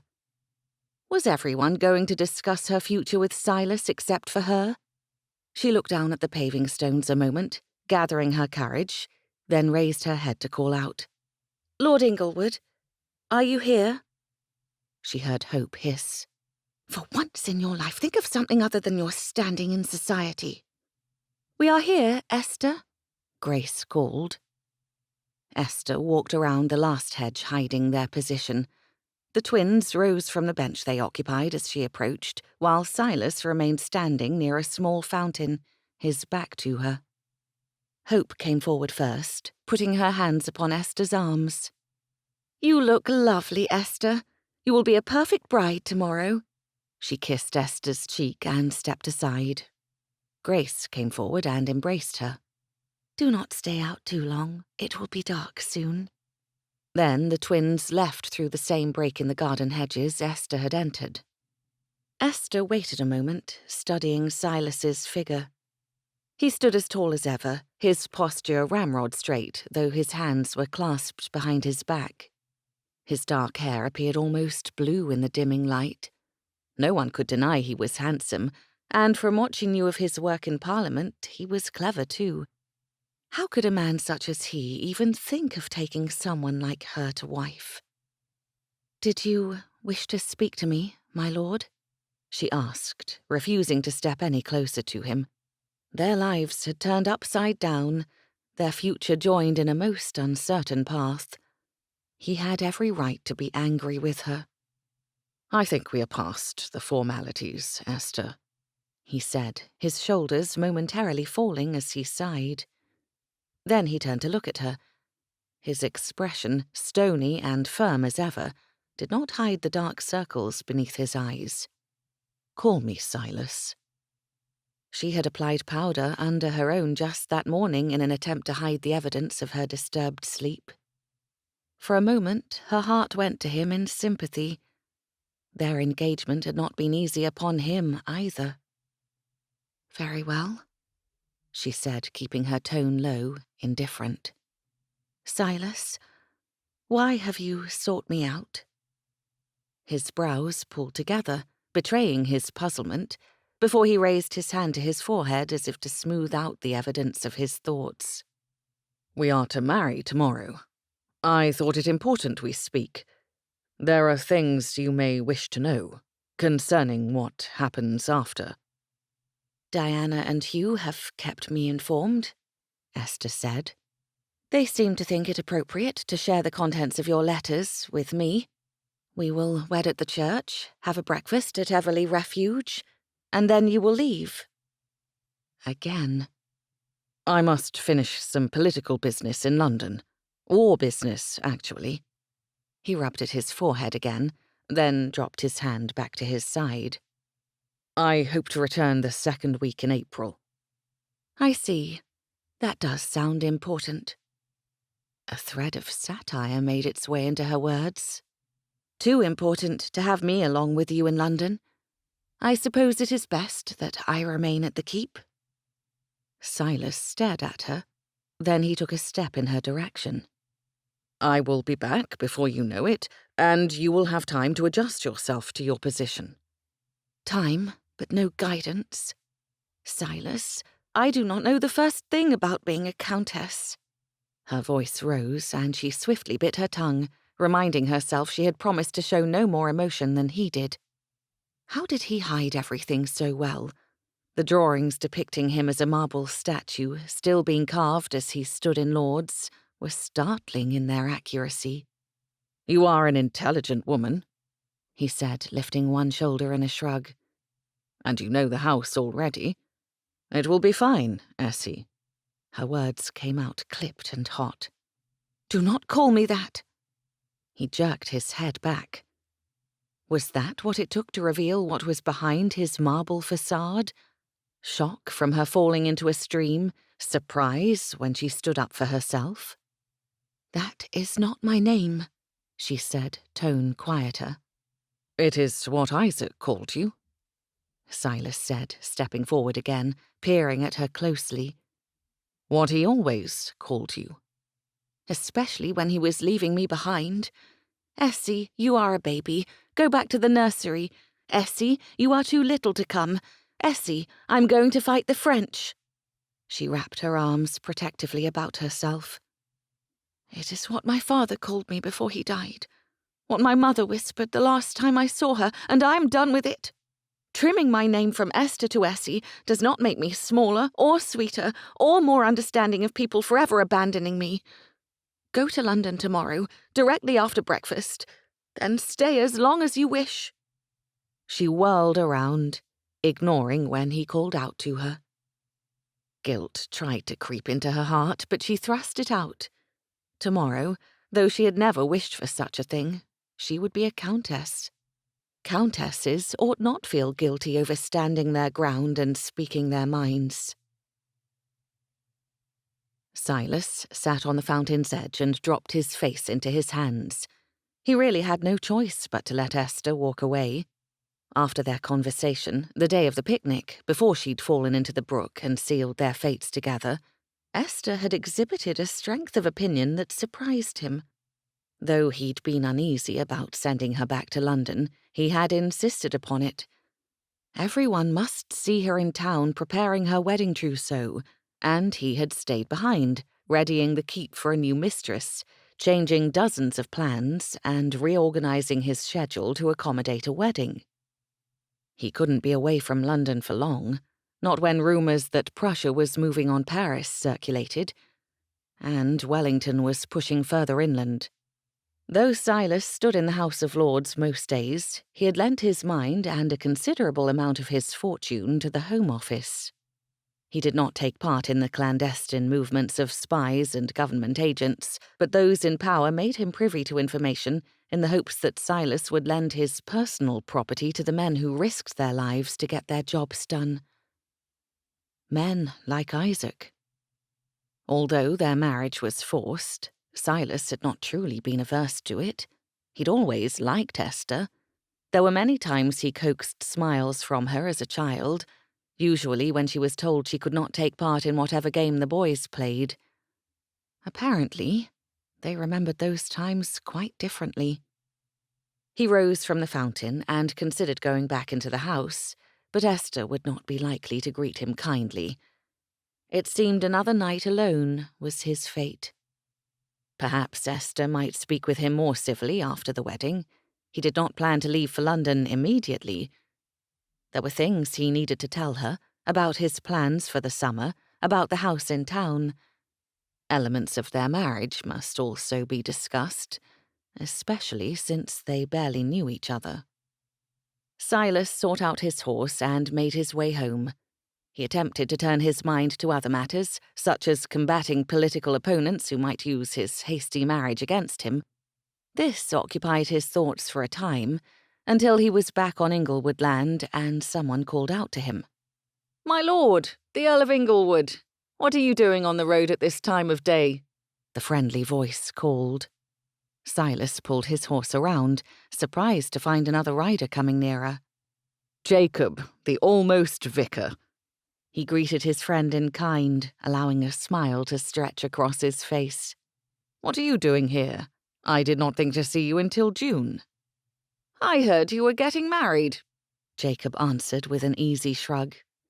He wore the dark coat men of the cloth seemed to prefer and a tall hat. "And my family will not mind me coming home before the living is ready." His horse came abreast with Silas's. "Congratulations on your marriage, Silas." Silas's smile slipped away. "Do you think Isaac will mind? I assume you have heard at least some gossip about all this." "Hope wrote to me," Jacob grinned. "That woman brushes aside the strictures of society like they are nothing more than sandflies." Silas shook his head. "Although I am grateful for it this time, if it brought you home to visit. I must go back to London. I would appreciate having you here, as well as the twins, to keep an eye on Esther." Jacob raised his blonde eyebrows and he cocked his head to the side. "Keep an eye on her? Isn't she returning to London with you? So you can show her off to all your snooty London set?" Of their group of friends, Jacob came from the humblest of circumstances. Isaac was a baronet at a young age, Silas an earl, and the twins' father was one of the wealthiest landowners in the county. Jacob's family owned a small amount of property, and his parents had 7 children. That left precious little in the way of funds for dowries or education. Silas's family had the right to bestow the parish's living on whomever they wished. The current vicar, a man nearing 70, had at last decided to retire. Silas sponsored Jacob's education with the hope that one day he could give the living to him. I cannot take Esther with me to London, Silas said firmly. Our marriage is too new, under unfavourable circumstances, and I will not have her subjected to cutting remarks or the curious gossips. Next season, things will be different. Does Esther know you are protecting her? Jacob asked. Silas shook his head. Not yet, but she will. I suppose Hope told you how Esther feels about the match. Oh, she told me some of the tale. Do not worry too much. There are worse things than an arranged marriage. At least your bride likes you. If Esther had ever liked Silas, he doubted she felt amicable toward him at the moment. Time would help. There would be an adjustment period. Eventually, he hoped their relationship would warm into at least a mutual fondness. It is not the worst arrangement, Silas said aloud. We know each other, our families. Her brother is one of my oldest friends. But what is Esther Fox to you, Silas? When he asked the question, Jacob sounded less like himself and more like a vicar. You are about to speak vows before God and your neighbours, promising fidelity and protection to a woman you barely know. Are you thinking of what comes next? Your whole life as it stretches before you will be connected to hers. Years ago, Silas might have laughed at his friend's sudden seriousness.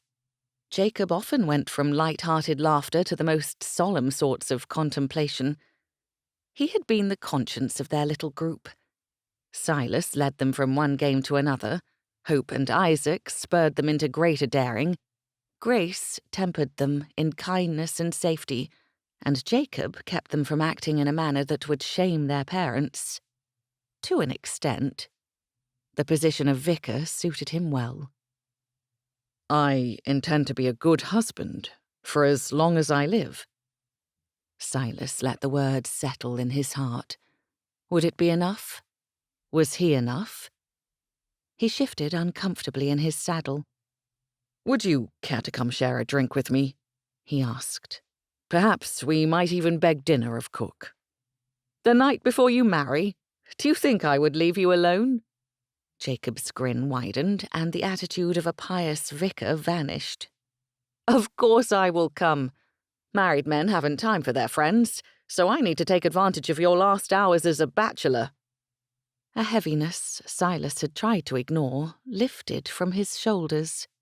He had hoped to spend the evening with the Everleys, but Esther's current regard for him had put aside that idea. He hated being alone in the keep, though it was something he had tried hard to grow used to.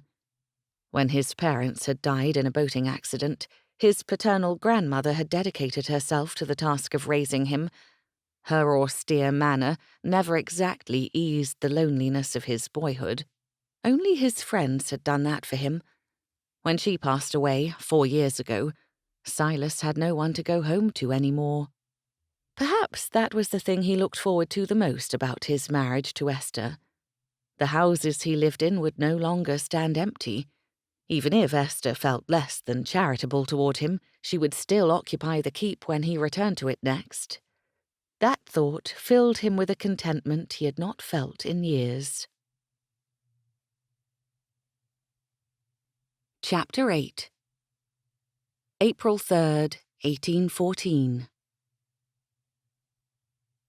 Wearing a new gown of blue, with ivory lace at her throat and a bonnet cheerfully adorned in sapphire ribbons and white flowers, Esther sat through the morning services wearing what she hoped to be a peaceful expression.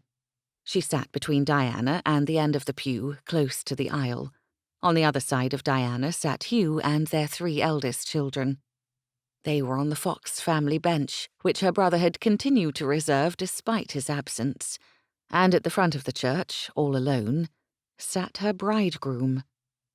She watched the back of Silas's head through most of the service, noting he appeared to have a fresh haircut. He wore a fine coat of forest green. The colour would look well with his eyes. Guilt pricked at her heart at last. At least she had someone to sit beside and had been surrounded by people since their betrothal. The Everleys, her stepbrother's family. There was always someone at hand to talk to about her marriage, or to distract her from the fact she would soon be a countess. The sermon was not overlong.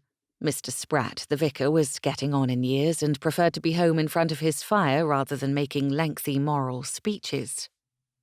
The people gathered in the church were informed of the wedding, though most already knew all about it. Esther had caught a few snatches of conversation in which a handful of matrons had postulated how exactly she came to be engaged to the Earl. Hugh rose to escort her to the front of the church, standing in place of Isaac to give her away. If only Isaac were home.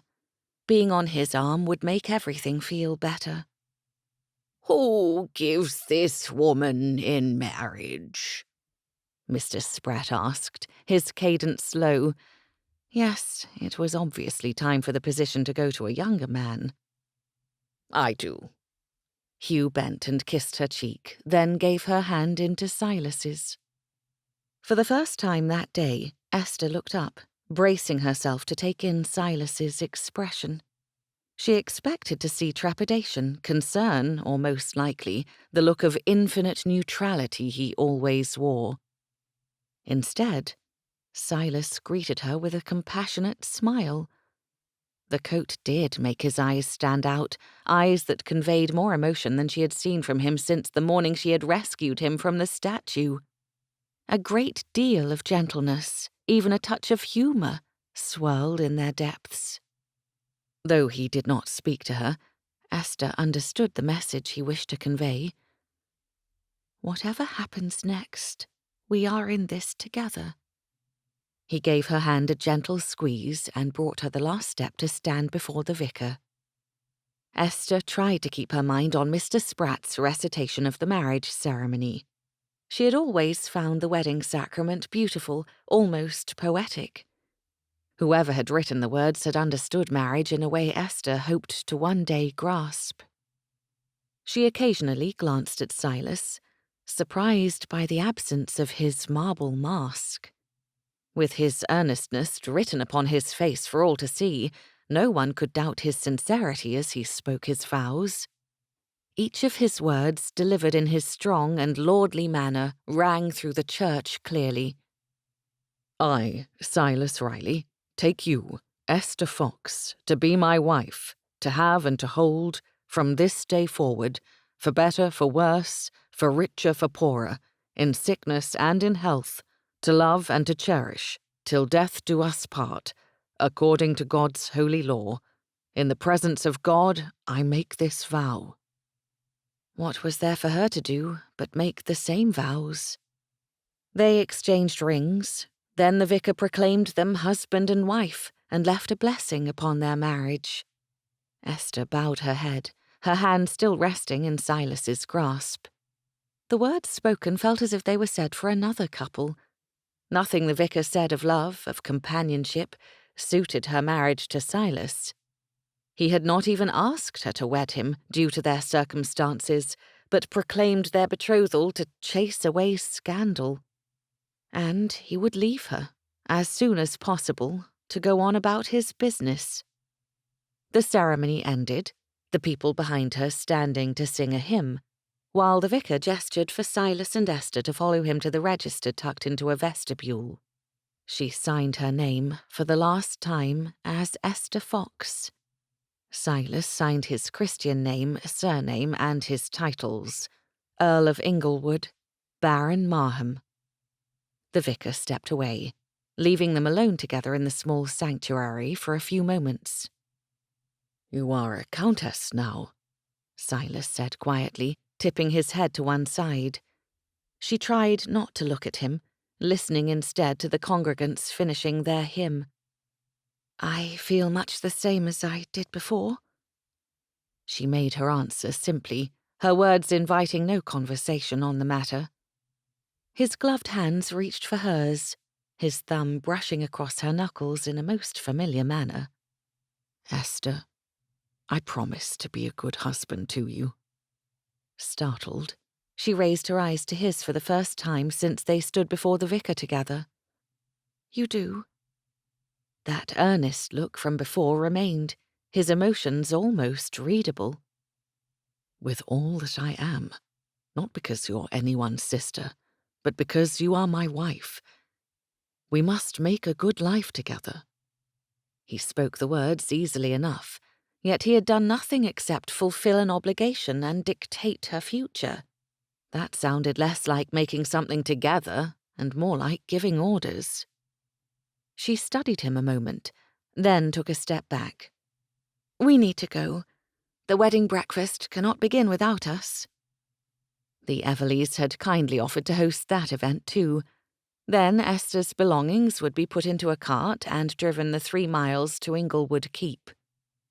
He frowned at her a moment, his brow bent in puzzlement, but then he nodded. His mask returned. The Earl of Stone, as the satirical artists called his caricature, appeared before her once more. "Come, my lady." No matter what Silas said or how he said it, Esther kept shutting him out. There was little enough time to determine why she did it, or how to get around the barriers she put up to common civilities before he went back to London. After he handed her into the closed carriage meant to carry them from the church to the Everleys' home, he looked up at his driver. "Take us by way of the mill." The driver, a good employee if ever there was one, did not even raise his eyebrows at the command. The more circuitous route would add 1.25 miles to the trip, which would give Silas an extra quarter-hour with his bride. He stepped up into the carriage and sat across from Esther, watching her carefully. She folded her hands in her lap, over the little prayer book she had held during the ceremony. Her lovely gown suited her, and the bonnet festooned with ribbons framed her face quite perfectly. Dare he offer a compliment to her? Thinking back, he had not said enough kind things to her in regard to her person. Everything between them had been hasty, from her moment of rescue to their wedding. Perhaps Esther's standoffish manner came from marrying a man who had never once attempted to woo her. "You are most lovely today, Esther," he said at last. Women appreciated pleasant compliments, he knew that much, despite his lack of experience in the realm of courtship. "Thank you," she said shortly. Her chin tipped up and her head turned to look out the window. "When are you leaving for London?" She had batted his compliment out of the air with less gentleness than a cat striking at a sparrow.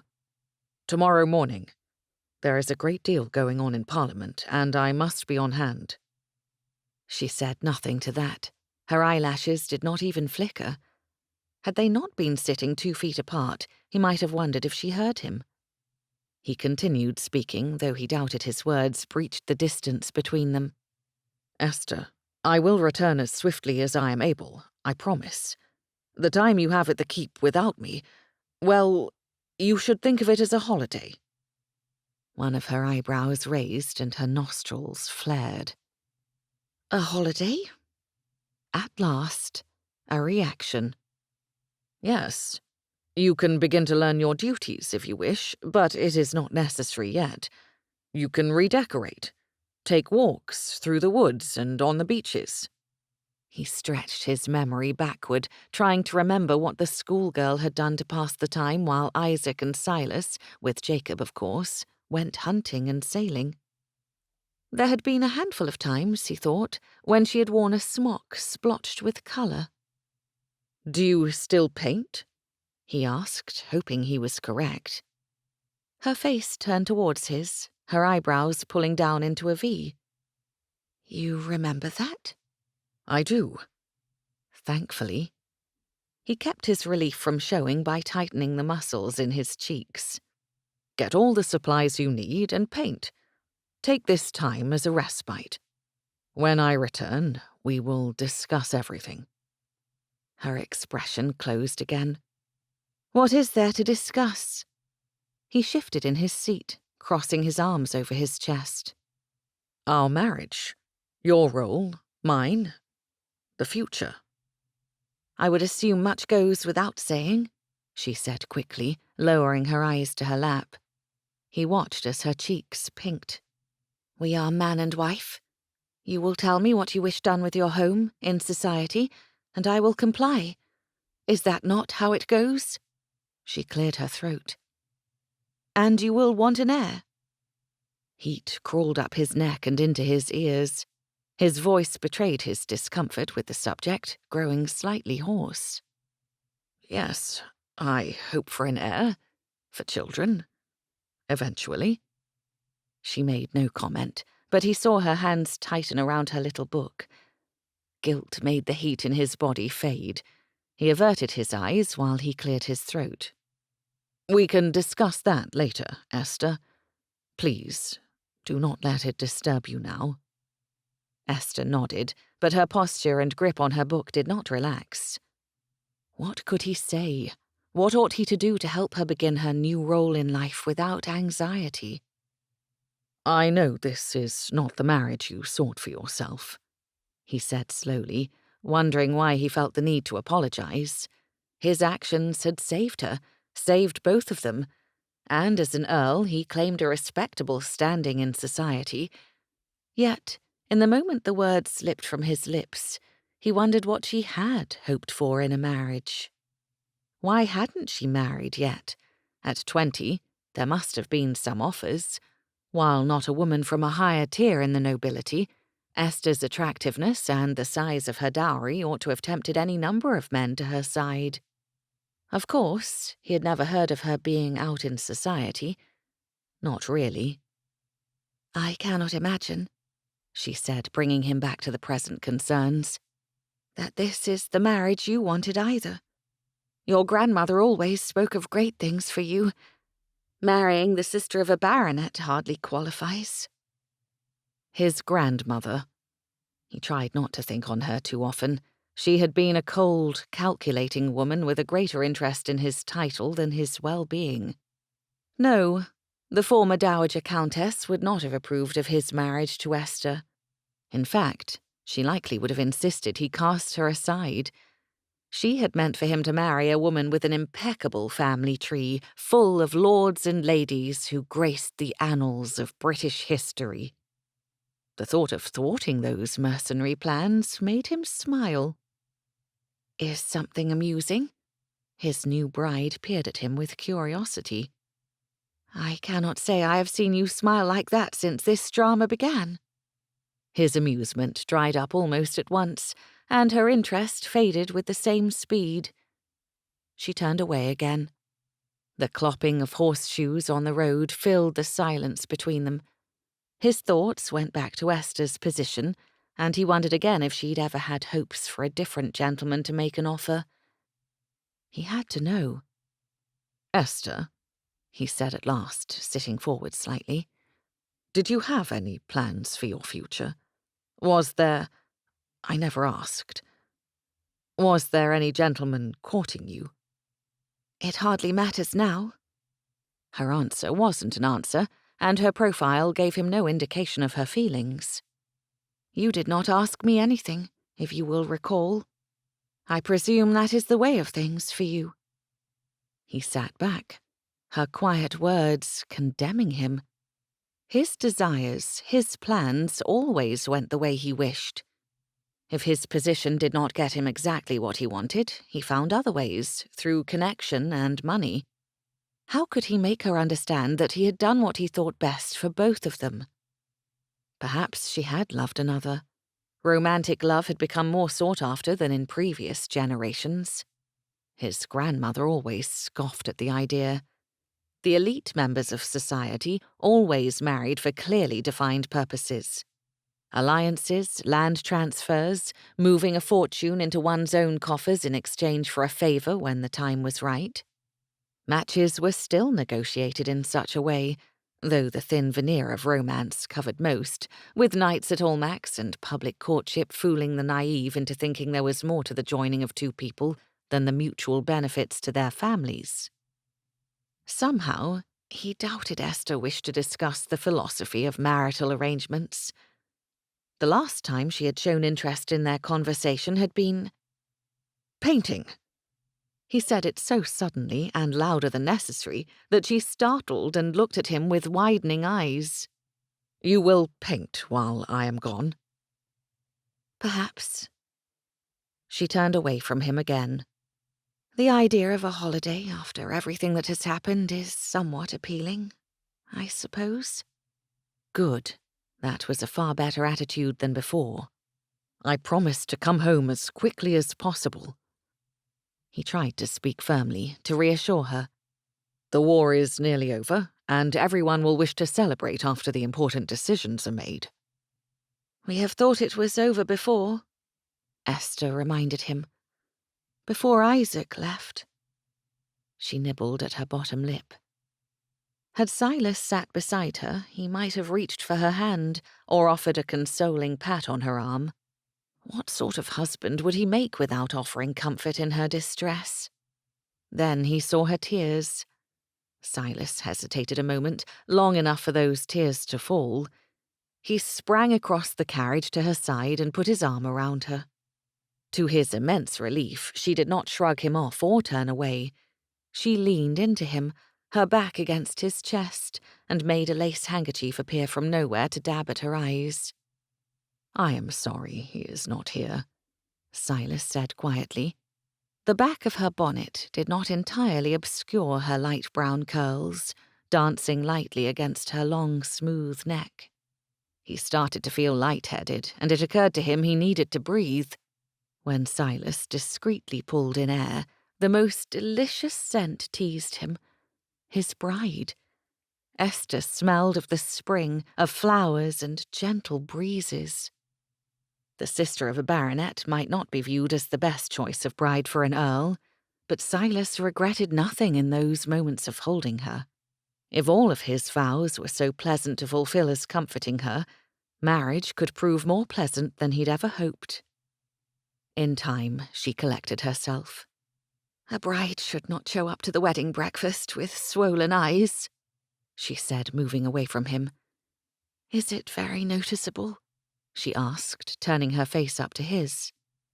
Silas dutifully studied her, but became rather lost in the rich, earthy colour of her eyes and her soft, round cheeks. What was he supposed to do? Check for evidence of tears? He studied the skin just below her eyes, the tops of her cheeks, the smooth planes of her face down to her chin, and then necessarily her lips.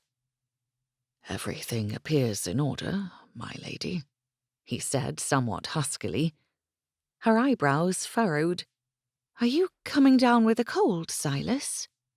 He moved as far from her as the carriage seat would allow. "No." He cleared his throat.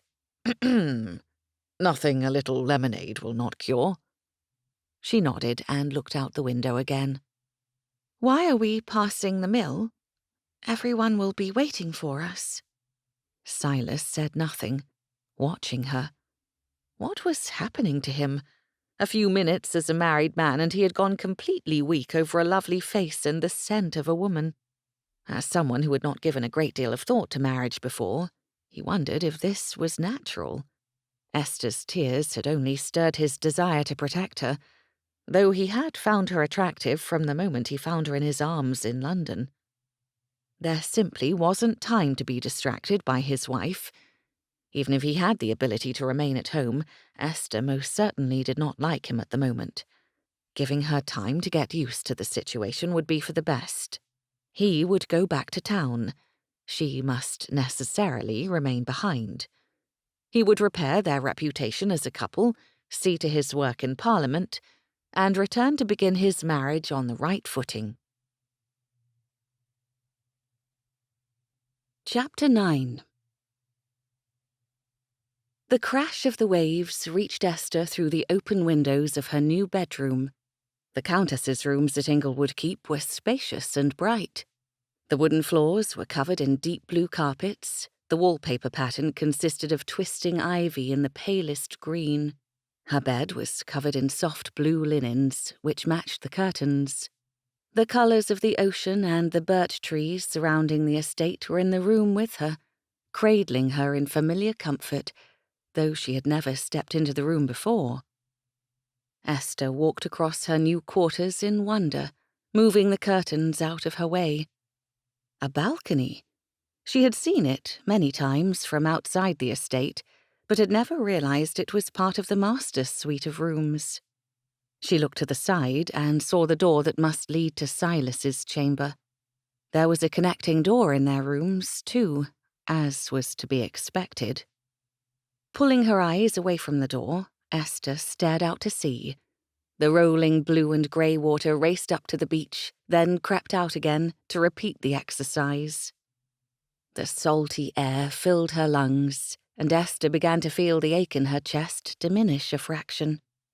Somehow she had gotten through the wedding breakfast. People she barely remembered from childhood wished her well. More familiar neighbours asked her when Isaac might return to resume his place in the neighbourhood, a place that had been empty too long. Smiling and attempting to replace her upset with fortitude, Esther hoped she had been an example of grace and nobility. That was her duty now, to represent Silas in a manner that would not shame him. Thankfully, without falling statues or brooks running through the Everleighs' house, she had managed not to create a scene. The click of a latch alerted her that she was no longer alone on the balcony. She squeezed her eyes shut tighter, willing a few more seconds to herself. "This is my favourite view," Silas said, shattering the silence. Esther looked to the sea again. "I can understand why. I hope you will not mind sharing it with me." He stayed on his side of the balcony, going to the railing and leaning against it. "Not at all. It belongs to you now, too." She glanced at him from the corner of her eye, then took a step back. "Excuse me, my lord. I'm overtired from the day's events. I think a nap is in order." His stony composure cracked only enough for him to raise his eyebrows at her. "Of course. Rest well. I will see you at dinner." She nodded and departed, closing her balcony door firmly behind her. Mary was bustling about the room, her whole demeanour one of disbelief. "Begging your pardon, my lady, but are you certain it's me you want to wait on you? It was all well and good when you lived with the Aubrey family, but now you're a countess."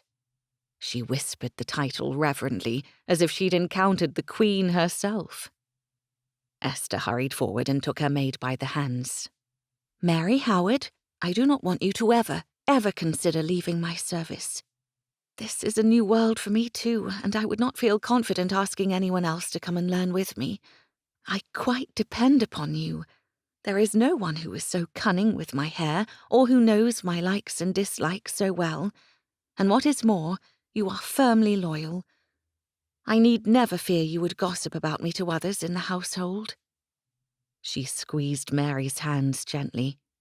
"I trust you, Mary. I need you." Mary nodded, tears appearing in her eyes. "Thank you, my lady. I didn't know I meant as much to you." "You do, Mary." Esther meant every word she'd said to the sweet maid. She needed the young woman at her side, adrift as she was in an unfamiliar world. "You will grow into the position, as I must grow into mine." Then she offered Mary a reassuring smile. "And just now, this countess wishes very much for a nap. I'm quite tired from the day's events." "Yes, my lady, let me help you." The girl's eyes darted once to the door between the Earl and Countess's chambers, but she said nothing, and did not look again. Esther tried not to look either.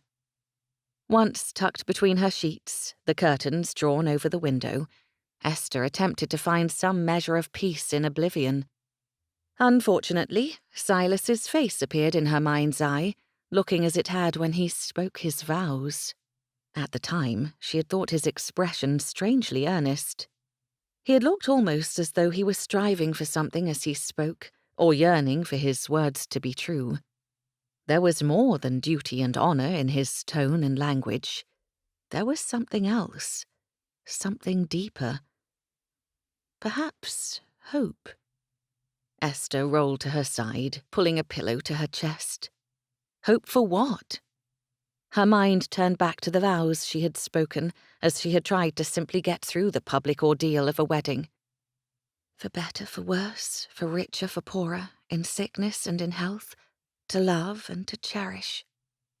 Guilt pricked at her conscience, then her heart.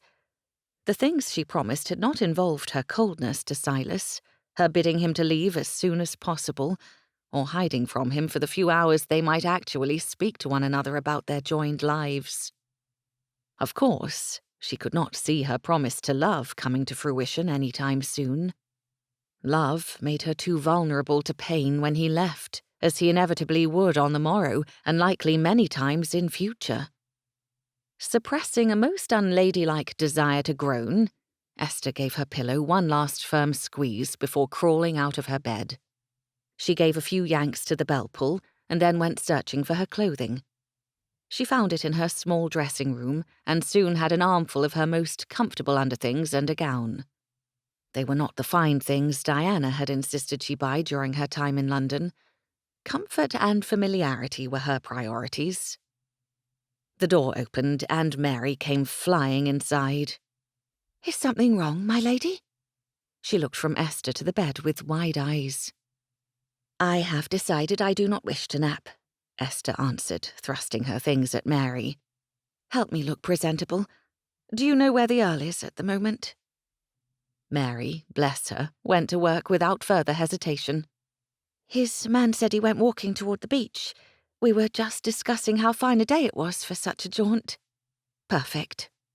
Esther helped as much as she could, twisting her slightly mussed hair up into a knot behind her head. "A straw bonnet, Mary, something we just need a pin to secure." In moments, she had the bonnet, pin, and a spencer pulled over a suitable gown. She found a pair of flat-soled half-boots, which were inelegant but perfect for walking across the sand. As a child, she had been permitted to occasionally walk the beach without shoes or stockings. A countess likely should not enjoy the same freedom. Leaving her room with speed, Esther tried not to concern herself with what the staff might think of their new mistress practically running through the house to get out the rear doors. She skipped across the wide terrace, down the steps into the gardens, and then hastily out the back gate to the beach. As soon as her booted feet hit the sand, she cast her eyes about for some indication of where Silas had gone, even looking down at the ground in case his were the only boot prints to be found. A fresh set of men's tracks went to the south. Kicking up sand as she went, Esther held her bonnet to her head with one hand, while the other kept her balance as she ran. She saw his figure, still in his elegant wedding clothes, some 100 yards or so ahead of her. He moved slowly enough she had hope of catching him. After she halved the distance between them, her lungs burning and her run most awkward as her feet sunk and slipped in the sand, she tried calling out to him. The rolling waves drowned out what sound she made. She halved the distance again, and she pulled in a deep breath to call his name when he stopped and turned. Her gait slowed, and she raised a hand to wave at him. Silas raised his hand as well, then started walking in her direction. Esther tried to catch her breath, watching his approach with some apprehension. Coming after Silas had been an impulse decision, something Diana always said would land Esther in a great deal of trouble. Diana had been right, of course, as Esther's acting on a moment's inspiration had led to a necessary marriage. "Esther," he called, his voice carrying over the sound of wind and waves. "I thought you were resting." From their closer distance, she could see his eyebrows drawn down enough to make wrinkles appear on his forehead, and his mouth pressed into a straight line after speaking. Had she upset him? Perhaps she had intruded upon much-needed solitude. "I couldn't sleep," she shouted to him, taking a few hesitant steps closer. "You are leaving tomorrow. It was wrong of me to waste the time with you." She waited, body tense, for his response. Perhaps a rejection. Silas came all the way to her before he spoke, his contemplative frown still in place. "I do not want you to tax yourself on my account. It has been a troublesome few weeks for both of us." They stood almost toe-to-toe. though I will admit that your company is appreciated." The knot in her chest loosened. "I am glad to hear it, if not somewhat surprised. I have not exactly been cordial in our limited time together." He offered his arm to her, and they started walking back the way she had come. For several long moments, neither said a word. Esther took the opportunity to breathe deeply of the briny air, enjoying the way the wind kicked up droplets of water just enough for her to taste the salt occasionally upon her lips.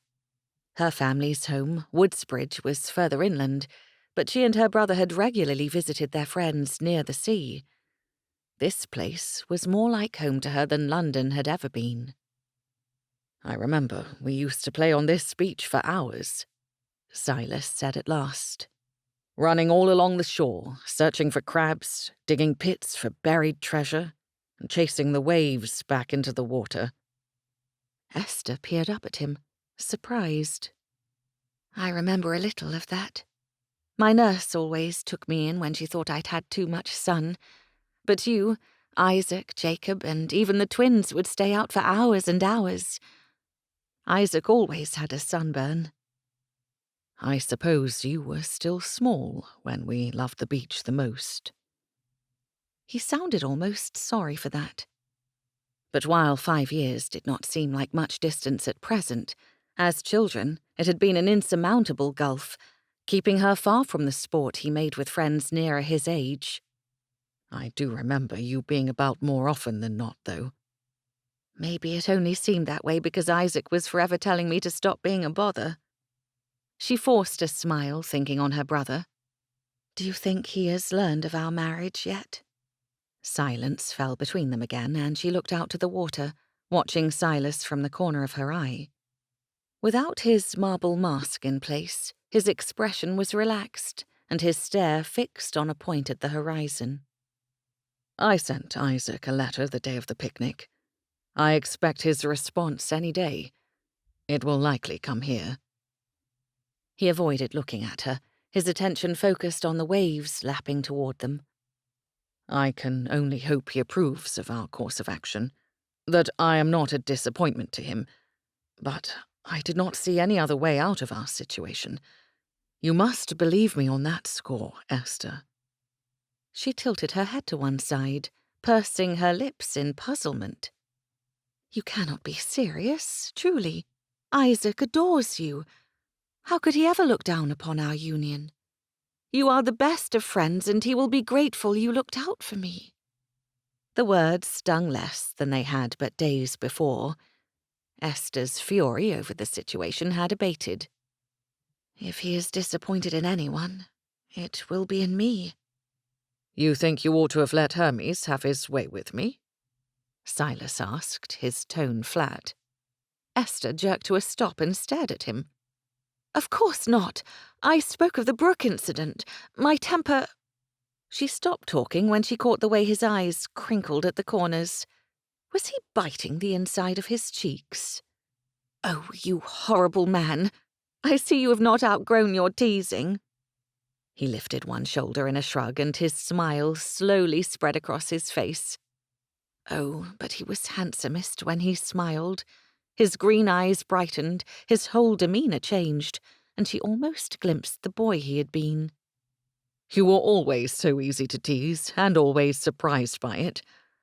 Isaac certainly never gave you reason to expect it." Isaac saw himself as a protector, not a tormentor. She tried to remain irritated with him, but another secret to Silas's smiles were how infectious they were. "Which is why he will be terribly shocked by his sister's behaviour. He shall think I ought to have known better, with all the times he risked himself to keep me poised and proper." "You miss him a great deal." Esther looked away when the laughter in Silas's expression was replaced by gentle concern. "He is all the family I have left. Hugh and Diana mean well, of course, But they must be relieved to no longer have to care for me. Hugh was so much older and already married when our parents wed. We have never been close. After Mother passed away, Isaac and I were quite alone." I hope you no longer feel that way," Silas said, his voice almost too low to hear. "You are part of my family now, Esther." She tried to smile. "Your family, Silas. But you haven't anyone either." His arm stiffened beneath hers, then relaxed. "I suppose a second cousin poised to inherit my title does not count for much. What I mean to say, Esther—" He stopped walking, and she did as well, turning to peer up into his handsome face. He wore that expression from the church again, that earnest, hopeful look that tugged at her heart in a most alarming manner. "I hardly remember what it was like to have parents. My grandmother was not exactly affectionate, but I am quite looking forward to being a husband, and to the family that you and I will form together." It was by no means an eloquent speech, yet she heard the truth in his words. Her heart rose, and she nearly believed him. As much as she wished for harmony between them, however, she hesitated. Though he spoke with conviction, he had treated her as no more than a responsibility. One he might be fond of and might even prove useful in providing an heir. But he felt nothing for her. He expected her to take orders. He would not even ask her to come with him to London, nor explain leaving her behind. She could not risk caring for him when he saw her as no more important than a prized pet. "This is a subject for when you return from London, I should think," she said briskly, putting enough distance between them so that her hand barely rested upon his coat sleeve. They resumed their walk. "How long do you anticipate being away?" "Perhaps a fortnight, if nothing too exciting occurs on the continent," he answered slowly, the resolute tone from before replaced with solemnity. "If your brother's letter arrives here before I do, you have my permission to read it." How magnanimous. "Thank you." Esther said nothing more personal for the remainder of the walk, though she attempted to be agreeable by pointing out boats upon the water and flowers growing near the sand. They were soon inside, and Silas did not try to engage her on personal matters again. Chapter 10. Whatever Silas expected from Esther, it had not been the vulnerability that by turns made her cry or her temper rise. He paced his room quietly so as not to disturb his countess in the next room, attempting to puzzle her out. Her fluctuating moods reminded him of the sea itself, at times storming angrily, and other times casting the lightest of mists upon the shore. Some might say the sea was unpredictable, but to one who studied it carefully, the patterns and warning signs of upheaval were easy to note. Already, Silas thought he saw a pattern in his wife's behavior. She stormed angrily when left out of making decisions, even if they were made with the best of intentions for her behalf. But her quieter, tearful moments had come on when she felt alone. Having spent most of his life alone, Silas did not fully understand the sentiment. Perhaps it had something to do with being a woman. A man alone might carry on very well, but a woman alone was exposed to all manner of hardship, danger, and an inability to control her destiny. As he dressed for dinner, their first together in his whole memory, Silas's thoughts remained tangled on Esther's conversation from the beach. They had almost spoken of important things, but she changed the topic to the inconsequential. Perhaps it was for the best, given that he must leave the next morning. There was no use in starting a weighty conversation that could have no follow-through for a fortnight. Although, he realized, as his valet put a pin in his cravat, he could write to her. Words written on a page might be better received, and could not be interrupted. Yes, he would write to her, every day if possible. Letters might connect them in a way that would allow his return to be accepted, even anticipated, with greater pleasure and warmth. That decided, Silas left his room in a much happier frame of mind. Having a course of action always improved his mood. He turned toward the stairs and froze, seeing Esther there before him. She stood with one hand on the stair rail, half turned in his direction, as though only just aware of his presence in the hall. The picture she made was elegance itself and deserving of a portrait. Her light brown hair was piled atop her head, only small ringlets escaped a jewelled comb and blue satin ribbons. Amethysts dangled from her ears, and coral beads circled her throat. The chandelier hanging above the stair illuminated her trim figure, the dark blue dress wrapping her in sophistication. "Am I too early?" she asked, her manner hesitant. Silas shook his head, unable to find his voice for a moment. Esther regarded him with a furrowed brow, obviously perplexed by his manner. "Shall we go down together?" Yes, of course. He hurried forward and offered her his arm. I do hope you passed a pleasant afternoon in your quarters. She had left him after their walk ended in the gardens, to put her room and belongings to rights, she said. "Indeed, yes. I even wrote to Isaac. I was hoping you could take the letter with you, since your connections are more certain about delivery than the common post." I would be happy to be your messenger, my lady, he said, his lips turning upward when he used her title. The title he had bestowed upon her through their marriage. "Thank you." Esther turned her attention to the parlour doors when they gained the first ground floor. "Our walk and the exertions of the day have left me more than a little peckish." Silas chuckled. I hope you enjoy the meal I arranged. From now on, it will fall to you to make and approve menus. Her eyes sparkled up at him. "That is one duty I look forward to immensely.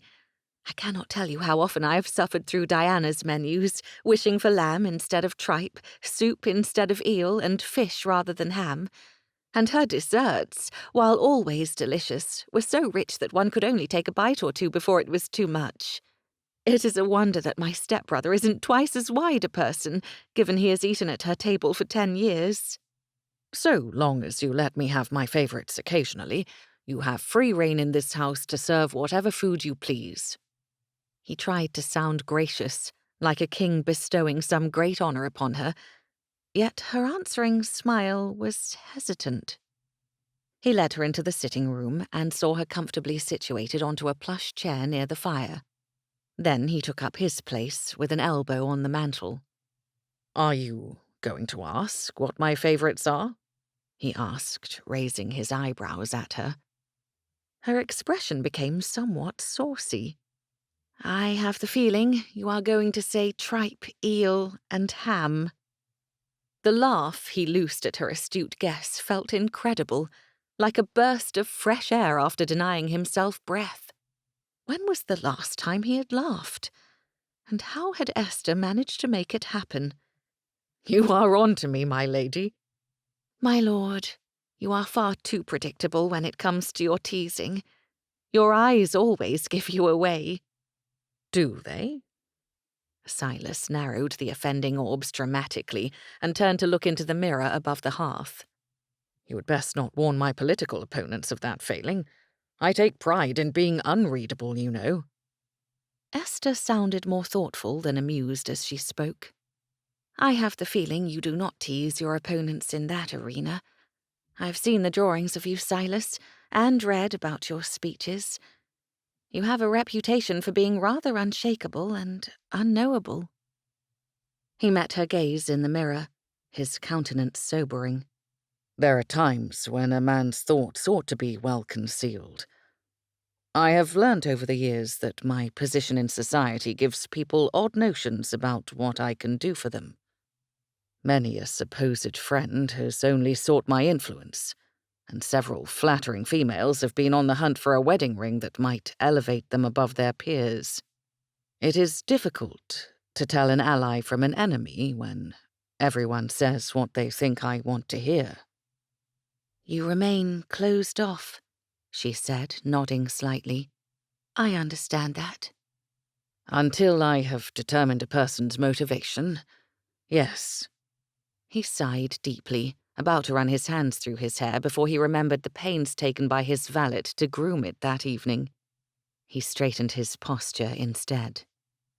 Here, at home, I like to think it is not necessary. I have noticed a general sort of relaxation in your manner today. She offered him a less radiant smile, the laughter gone. He nearly asked what was wrong, why that displeased her, when the butler came in announcing dinner. There would be plenty of time to come to understand Esther. They were married, and that gave him a lifetime to study her. He assisted her into her chair at one end of the table, and he went to the other. It was not the grand table they would use for dinner parties, but it was still long enough that they were far apart. Far enough apart to make conversation almost impossible. Why hadn't he thought of that before? Silas stood at his chair, glaring down at it. Then he looked up to where Esther waited, her dark eyes on him. I should like to sit closer to Lady Inglewood, he announced to the room. Footman came at once, whisking his plates, glasses, and cutlery out of position.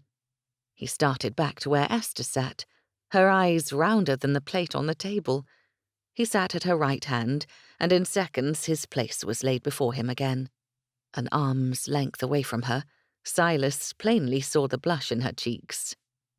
"You need not be concerned for me, my lord," she whispered, lowering her gaze to her lap. "I do not wish to make extra work for you or the staff." It took less than 30 seconds to accomplish this feat, and now I can better enjoy your company during the meal.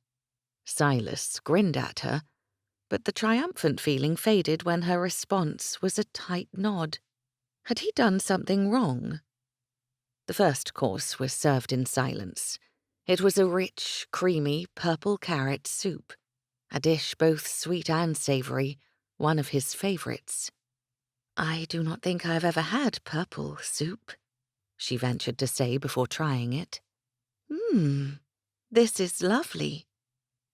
As Esther remained content to limit their conversation to the food, Silas kept his own remarks there as well, or else stayed silent. At least the silence wasn't uncomfortable. The longer they sat together, the more relaxed she appeared, until the dessert course was served. Esther barely ate 2 bites before putting her fork down. "My lord, I hope you will excuse me.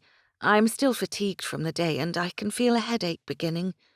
If I see to my rest now, I might stave off that particular discomfort." He leaped up and came to her chair before a footman could assist her. I will escort you to your room.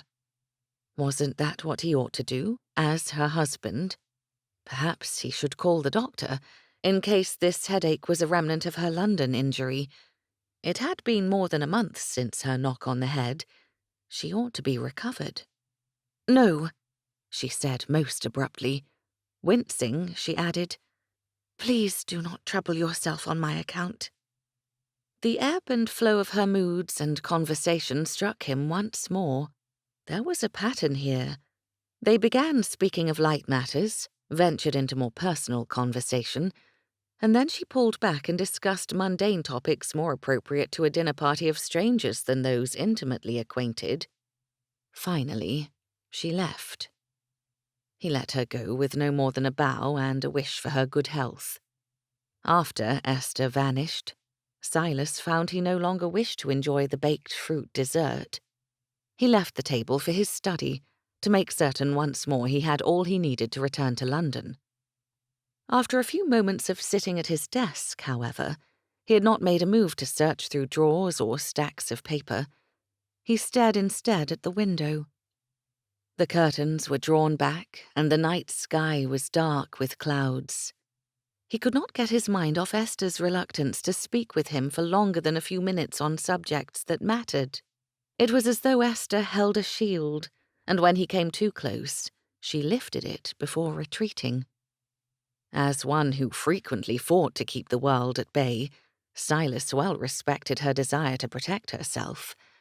But why did she feel the need to defend against him? From the beginning of their reacquaintance, he had only had her best interests at heart, and she knew him from childhood. He tapped his fingers upon the arm of his chair, trying to puzzle out his wife and failing. Her vehement dislike of being left behind must be part of the problem. But they were married. Aside from this small trip to London to finish out the political season, where did she think he would go that she could not? Writing her letters may help to form a deeper connection, or at least lay the foundation for one. The idea of leaving her to her own devices, when she was obviously bothered by being alone at the keep, did not sit well with him. Perhaps he ought to arrange for some company for her from time to time. With a new objective in sight, Silas turned to his desk and pulled 2 sheets of paper toward him. He would write Jacob and the Everleys, ask them to check up on Esther from time to time, and he would make certain the staff provided her whatever she needed in order to divert herself, including all the painting and drawing supplies they could find in the village. It felt a very husbandly thing to do, and by the time Silas took himself to bed, his mind did not weigh on him so heavily as it had. Of course, glancing at the door linking her rooms to his gave him pause. Someday, when they came to a better understanding of one another, he would have to breach that door. Knowing what a beautiful, though complex, woman laid sleeping on the other side made that thought not entirely overwhelming.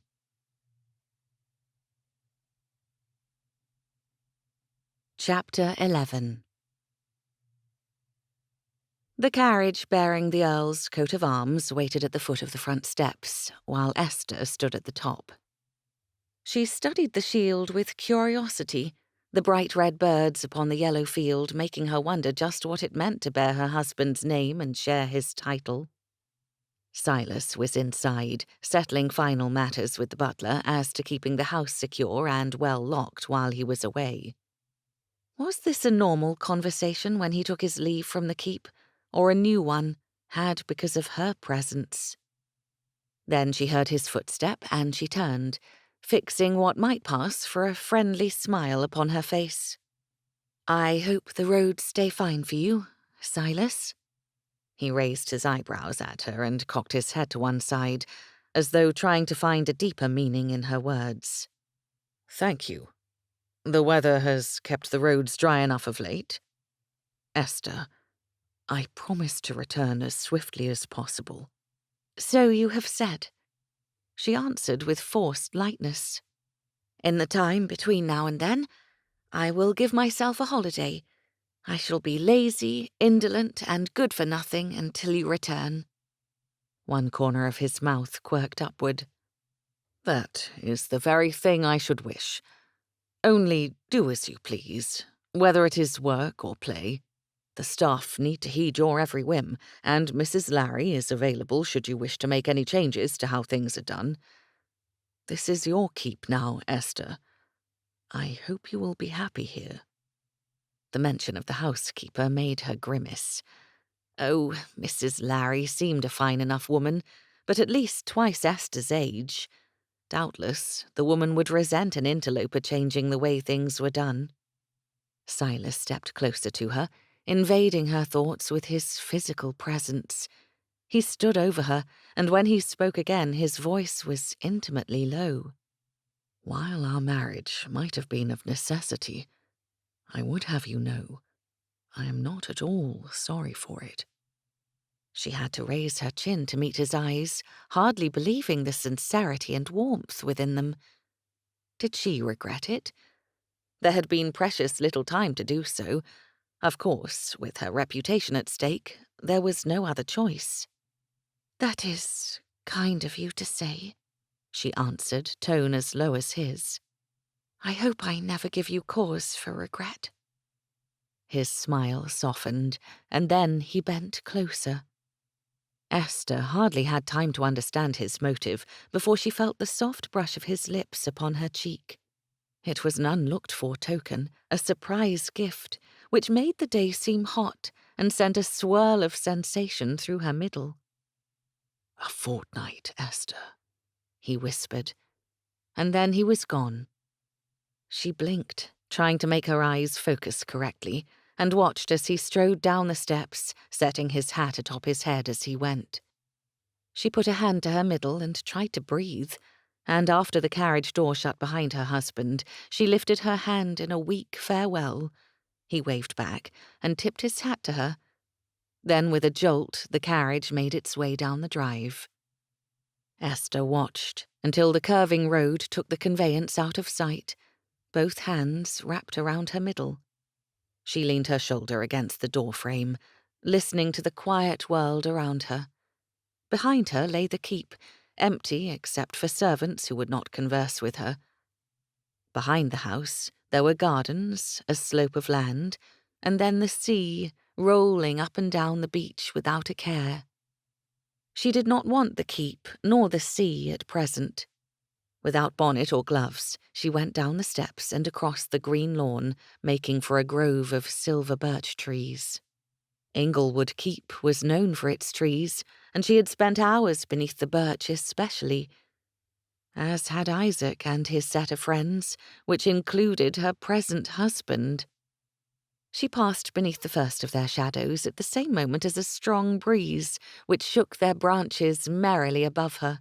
It was perhaps her favourite greeting of the last several days. The trees welcomed her, not caring that she had grown too mature to climb them, or that she had married the man who claimed them. She let her hand brush against a trunk with a wistful smile. Though it had been years since she had come here, the trees looked much the same as ever. "I wonder if it is still there," she murmured, going deeper into the grove, looking for its centre. When they had visited the keeper's children, when she was still supposed to be minding her manners in the nursery, Isaac had let her sneak out with him just once. He had brought her to the grove to show her where he and Silas, the twins, and Jacob Barnes had played all the day long. He must have been around 10 years old at the time, when such games still held interest for him. She emerged into a small clearing, really no more than 10 feet wide, and covered her mouth to still a delighted laugh. There, in the centre of the grass, sat a very old, weather-worn boat pulled in from the shore by 5 enterprising children. On one side of the boat, in swirling letters Grace Everleigh had left behind, were the words, "The Silver Birch Society." The 5 friends had formed a club, and for some reason had created it in a boat that rested among trees rather than shoals. As a little girl, the boat being so dreadfully out of place had delighted and enthralled Esther. She had thought it a wonderful secret. Isaac hadn't allowed her to come and play in it when with his friends, but knowing of its existence had given her contentment. When she was finally old enough to explore the grove on her own, the others had outgrown the playfulness that would lead them there. She was perhaps 9 years old. Isaac and Silas were 14 or 15, too important to visit the site of their former playing field. Esther stepped into the boat and gingerly sat down on its seat, doing her best to avoid snagging her dress on any splintered wood. She lifted her face to the sunlight. Another breeze stirred the curls hanging about her neck. The birds began to sing in the trees again, where they had been silent as she tramped about below them. Perhaps she needed the solitude Silas's absence had given her. When the world around her was at peace, she felt so herself. A branch broke nearby, startling her out of her reverie. Esther stood hastily, the boat shifting slightly beneath her. The boys had used dirt and stone to keep it level when they first brought it to sit beneath the trees, but wind and rain had likely undermined the former stability. She stepped out, casting one last glance around her, then hurried back the way she had come. No one knew where she was, and if any harm befell her, help would be long in coming. She emerged from the trees and into the full sunlight most gratefully, then chided herself for overreacting. Trees made all sorts of sounds, creaking and bending in the wind, and it could have been no more than a squirrel or deer. "Ah, the new Lady Inglewood. Good morning." Or a most unwelcome man on horseback. "Lord Neil," she said, raising a hand to shade her view, "whatever are you doing on my husband's land?" She tried not to smirk as she said it, knowing full well how irritated Silas would be to see this particular neighbour. Lord Neil and Silas had never gotten on well. The former seemed to think, all their growing up, that because he was older, he ought to be in charge. Silas had never pulled rank among friends, but he was quick to do so when Lord Neil came to call. At least, from what she remembered, that had been the case. "I came to wish you well, of course," he said, swinging down from his horse, "and offer my congratulations to the Earl on securing himself to his heroine. You must admit, your story sounds like something out of a novel that Radcliffe woman wrote." "There is nothing particularly Gothic about our tale," Esther returned, bringing her hand to her side again. "I'm afraid the sun was even shining on the day we wed. Not a single cloud in the sky to add melancholy." "Ah, that is a shame." He approached slowly, leading his horse behind him. Lord Neil was a handsome enough man, with an athletic sort of look to him, and the dark blonde hair that many a woman might envy. But he always seemed more sly than sincere to Esther. "And where is your husband? I find it odd a newlywed would let his bride so far from his sight the day after exchanging vows." Despite her wishes, Esther's cheeks bloomed hotly. "I am afraid Lord Inglewood has gone to London on some rather urgent business, but he will be back as soon as he is able." She gestured to the keep behind them. "And I am learning my way about the house without him underfoot." It was a poor way to cover her shame at being left behind so soon after her wedding. How many brides were immediately left by their new husbands? She could not imagine it to be a common occurrence. Silas likely found her an entirely unsuitable choice as a wife. It was the only explanation for hiding her away at an estate so far from London. With his importance in government, his title, he could have married a more eligible woman. A woman he would not be ashamed to have on his arm as he went about in society. Her chest constricted. Silas was ashamed of her, of how he had acquired such a woman as she for a wife. Really, what other explanation might there be? Why else would he leave her behind? "I imagine husbands can be troublesome things," Lord Neil said, his smirk turning into an amused grin. "But wives must be the most helpful creatures in the world." The flattery rolled off his tongue with ease, and Esther barely managed to suppress a groan. She needed to get away from him, needed to examine her thoughts and her husband's motives. "That remains to be seen in my case, my lord. My husband may come back to find I have thrown out all his favourite furnishings or overturned the staff or any number of domestic tragedies." She forced a pleasant expression, though the temptation rose to make all those imagined threats a reality. "I must go back to the keep now, my lord. I only meant to step out for a moment." She gestured to her bare head as evidence of her words. "Ah, then do let me escort you." He kept the reins of his horse in one hand and offered his free arm to her. She reluctantly took his arm and hoped he did not sense her mood. Giving offence to one's neighbours was never a wise idea. "Tell me," he said once he secured her arm, "how is it to wander about in a place where you played as a child, now mistress of all?" "It is rather like a dream." Esther spoke airily, forcing herself to sound more like a London girl in her first season than a woman married. The man at her side would not take her seriously, no matter what she said or how she acted. She knew his sort quite well. "Every girl dreams of having such a beautiful home." Lord Neil grinned at her and continued speaking, extolling the virtues of living near the sea, of having a large house, strolling in the gardens, and every other inane aspect of such things. If they had not been in the open air, the man's pompous attitude would have left Esther quite stifled. When they arrived at her door, Lord Neil began to hint he wished for an invitation to enter. I have not been inside this old pile of stones in years. If you would like an opinion as to how to redecorate, I'm told I have an exceptional eye for furnishings." He flashed what was doubtless meant to be a charming smile. "That is so kind of you, Lord Neil, but I intend to suit Lord Inglewood's tastes as much as possible, and I have no desire to change things quite yet. Thank you for your conversation this morning." She curtsied low enough to avoid offending him, then slipped inside the door without opening it too widely. When she shut the door behind her, she leaned heavily against it. The quiet house she had wished to escape had swiftly become a sanctuary. Bailey, the butler, appeared from the door that led below stairs.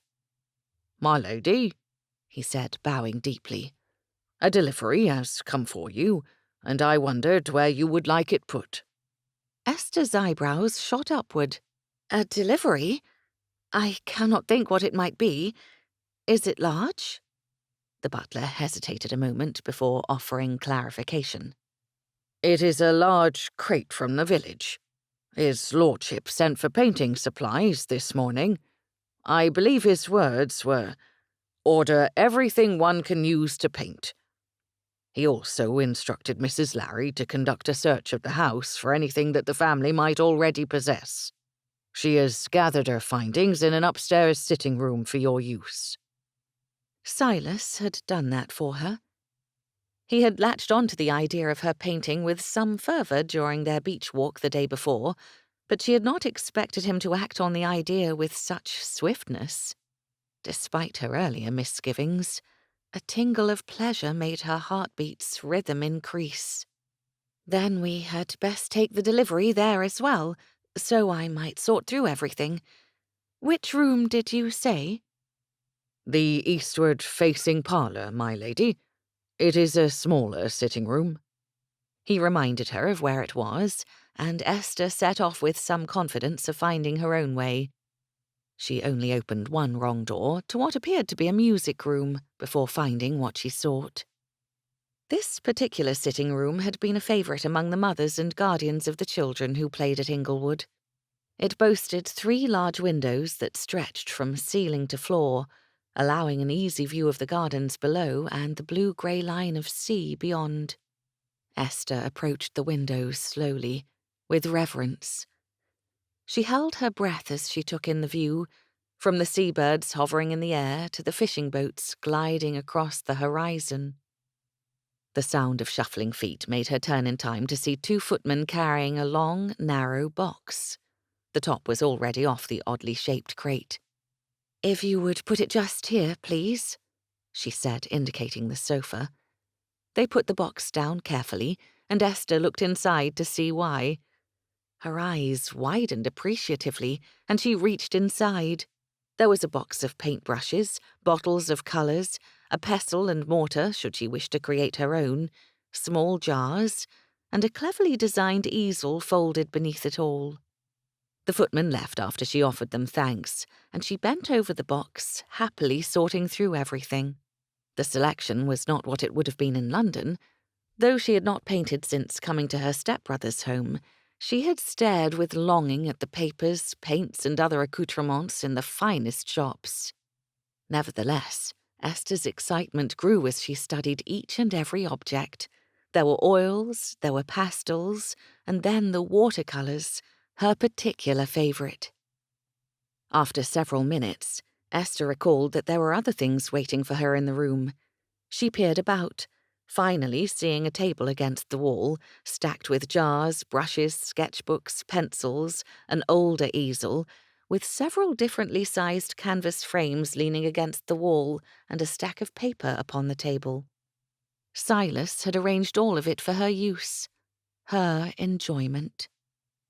Her heart stirred most dangerously, and a blush rose into her cheeks. Though he left her behind, he had given her a way to pass their time apart, and it had been thoughtfully done. Esther left the room in a hurry, going to her own to change. She intended to begin painting at once, to prove to Silas her gratitude. Not even Isaac had parted with her in such a kind manner. Chapter 12. The hours passed slower than Esther liked, but after 2 days of Silas's absence, a letter arrived from him. She accepted it with her breakfast tray in some surprise. They never promised to write each other, had never even spoken of letters, and her brother had given her to believe that all men were wretched correspondents. She opened the letter to find Silas had sent it from a coaching inn, his very first evening away. Had he thought she would need instruction on how to manage so soon? The very idea made her scowl, but as she read, her attitude softened. The letter was full of his own thoughts on being apart, and his hopes for what he might accomplish while away. He invited her to send him a list of anything she wanted from London, large or small.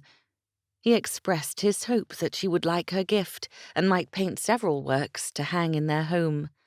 He instructed her, insisted, that she enjoy herself in his absence. The letter, she realized, was full of the sort of things one might converse upon over breakfast with a friend. Esther contemplated writing him back as she chewed her toast, but a better idea struck her. After she dressed and retired to the room filled with all the necessary things for her painting, including an old carpet spread upon the floor in case she spilled oils, watercolors, or turpentine, Esther found the thickest piece of paper available to her.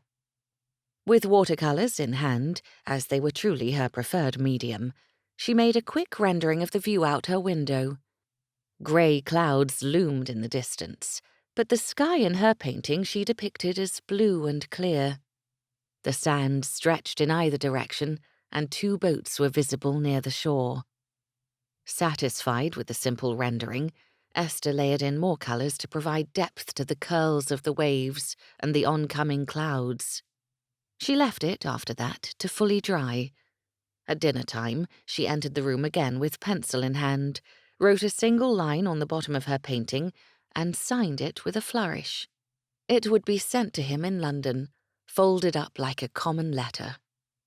The next morning, her offering went away from the house, while another of his letters appeared on her tray. The tone of this letter was much like the first, conversational, light, and written as though they were very good friends. He wrote of his arrival in London, how much he disliked travelling by coach, and described who he had already seen upon his arrival. She smiled to herself as she read, pleased he had thought to write to her again. The storm from the day before washed through sea and land, and the morning had an odd yellow sheen to it from the remaining clouds.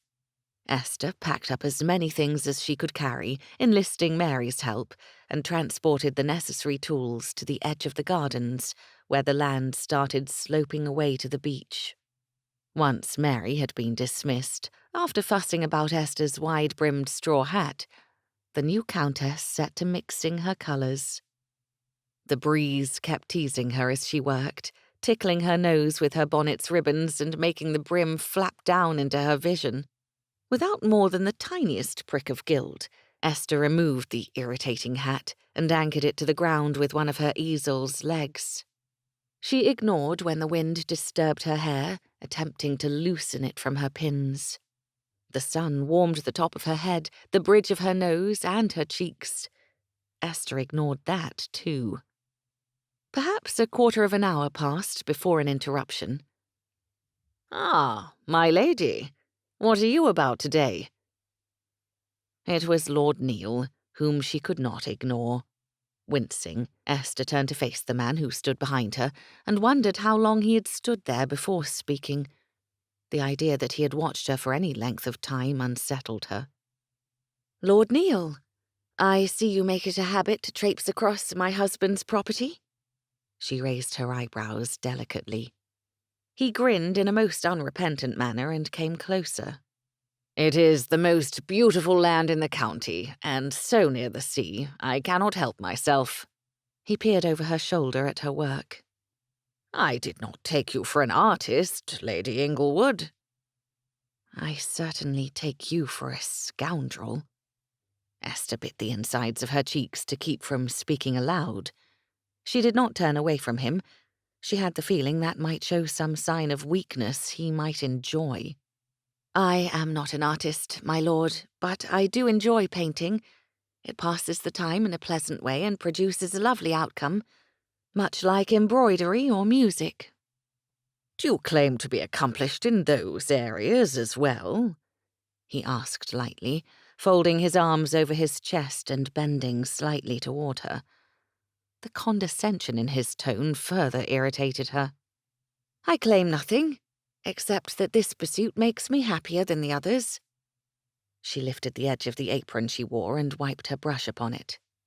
"Is there anything I might do for you, my lord? As you continue to trespass, I must continue to play hostess." If only he would take the hint and leave. "Ah, yes. It is fortunate that I came upon you, my lady. I have found out only this morning about an assembly ball. A small affair, of course, but one which might prove entertaining, as well as an excellent way to reacquaint yourself with the neighborhood. Should you like to attend?" Had he stepped closer somehow?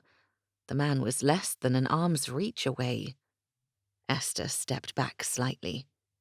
"That is kind of you, Lord Neil, but no, I have no wish to attend social functions yet.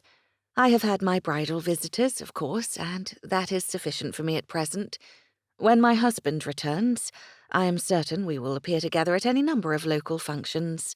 That was considerate of you to alert me to it, of course." "I had hoped to escort you there," he admitted, his bottom lip protruding in a most unmanly pout. Was he trying to be charming or humorous? "Again, I thank you, but I must decline." Esther dropped her brush into the basket at her feet. "You are not finished with your artistry, my lady?" he asked, stepping closer again as if to look at her painting. "Indeed, I am." She took a step around him in the direction of the house. Normally, she would see to her own things, but the idea of sending footmen to bring in her work appealed to her more at that moment. "As you see, I am without my bonnet once more, and the sun must not be permitted more time to damage my complexion."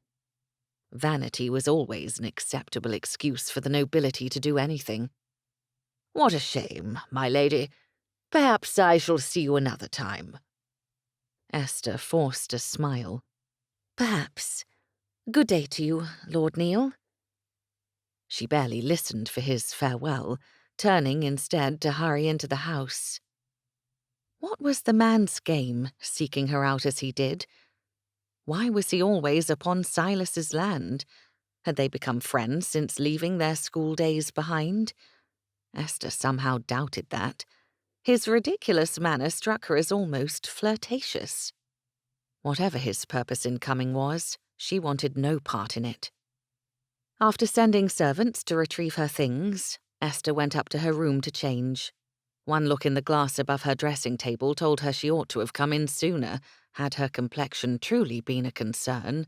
Her nose and cheeks, as well as her forehead, were quite pink. Would her hair show evidence of being out in the sun as well? In her youth, the sun had left streaks of gold in her dark curls, which her mother had by turns despaired of and admired, depending on how Esther wore her hair. "Oh, Mother, what would you say to all of this?" Esther had asked herself the same question over and over again since the day of the fateful picnic. Her mother would doubtless be horrified by Esther's behavior, but she would never object to Silas as a son-in-law.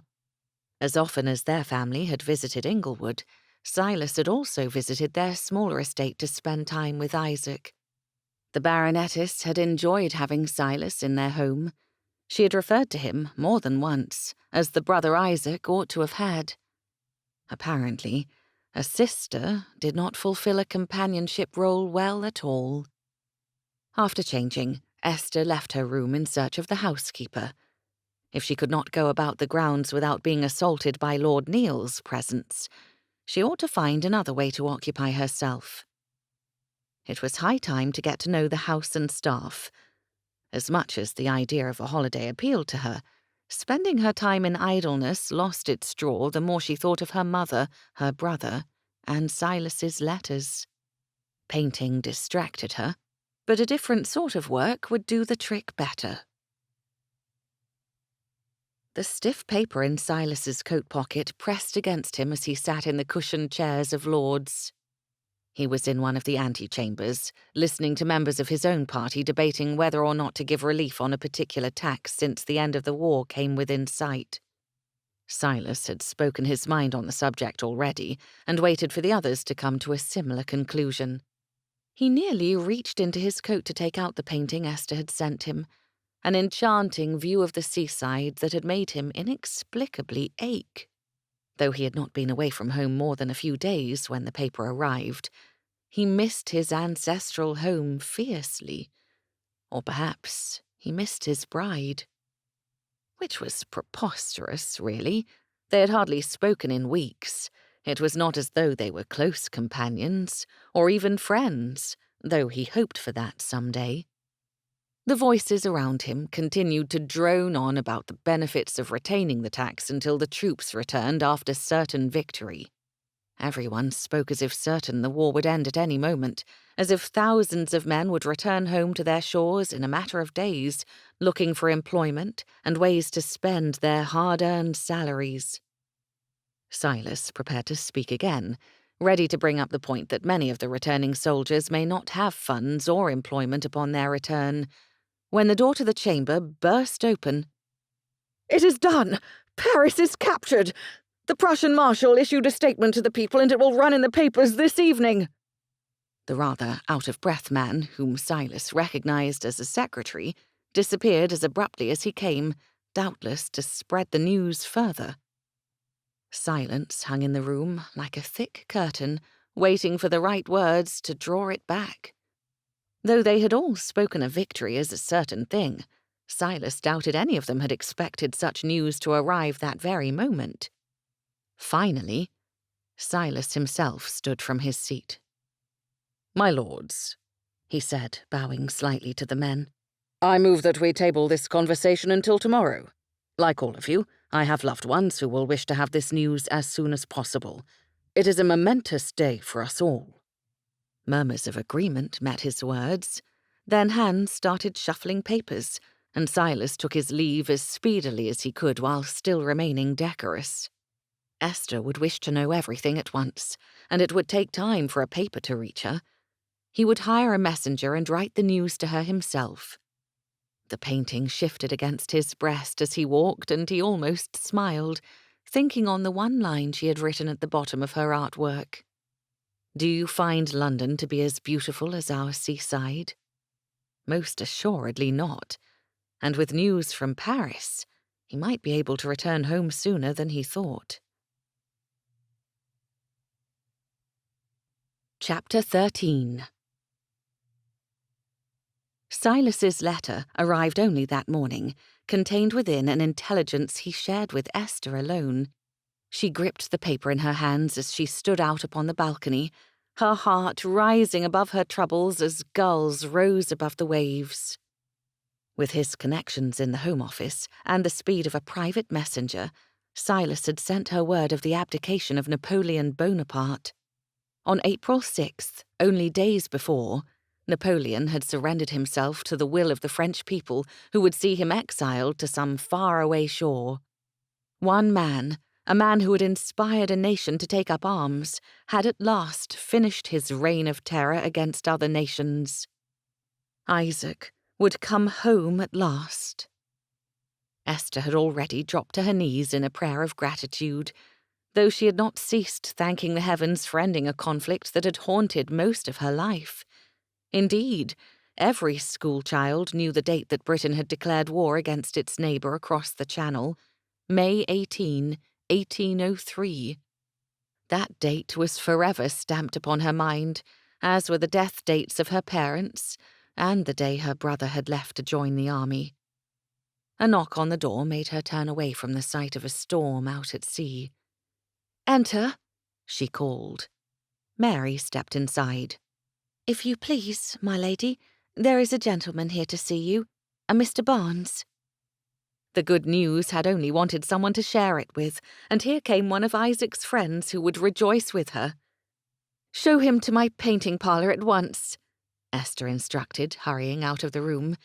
"And have tea sent to us." "Yes, my lady," Mary curtsied and disappeared to pass along the instructions.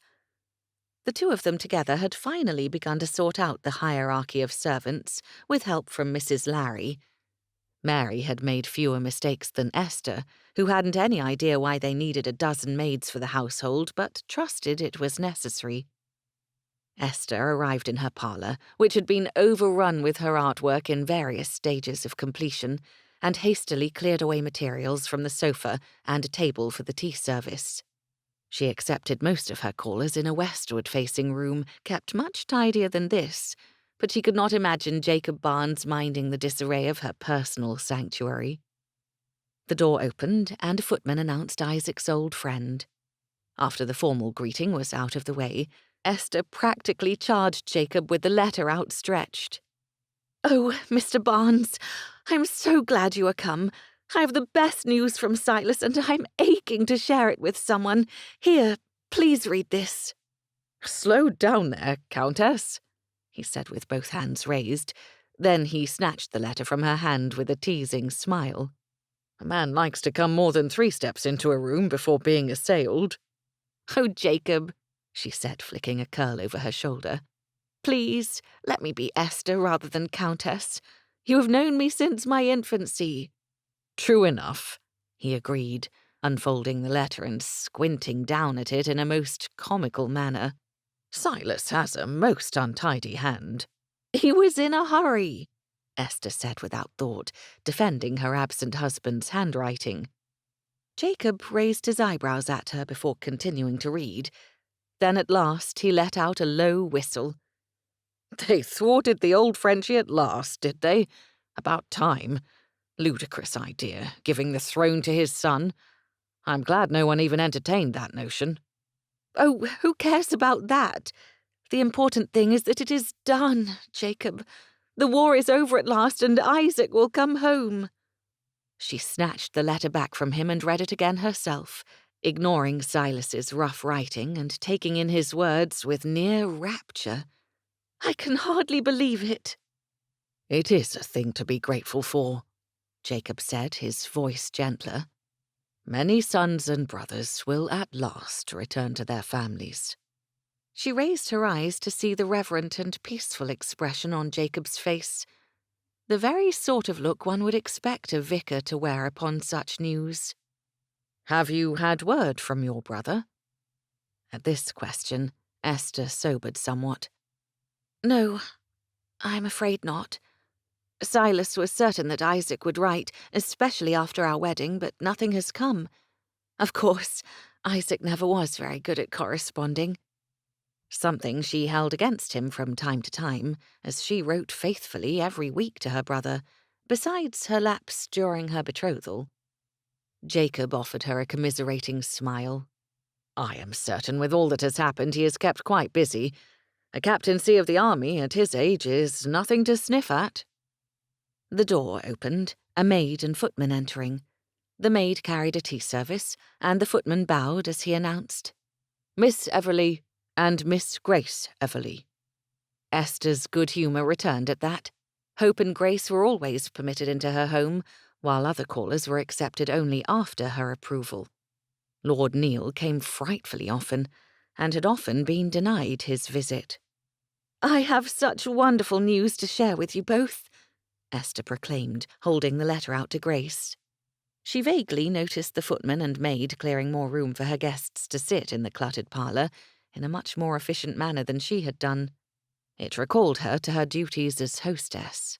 "Please, let us all be seated. There is so much to talk about." Grace moved while reading, Hope ahead of her taking a place on the sofa. Jacob took the chair nearest Hope's end as her sister sat next to her. Esther took the remaining chair near Grace.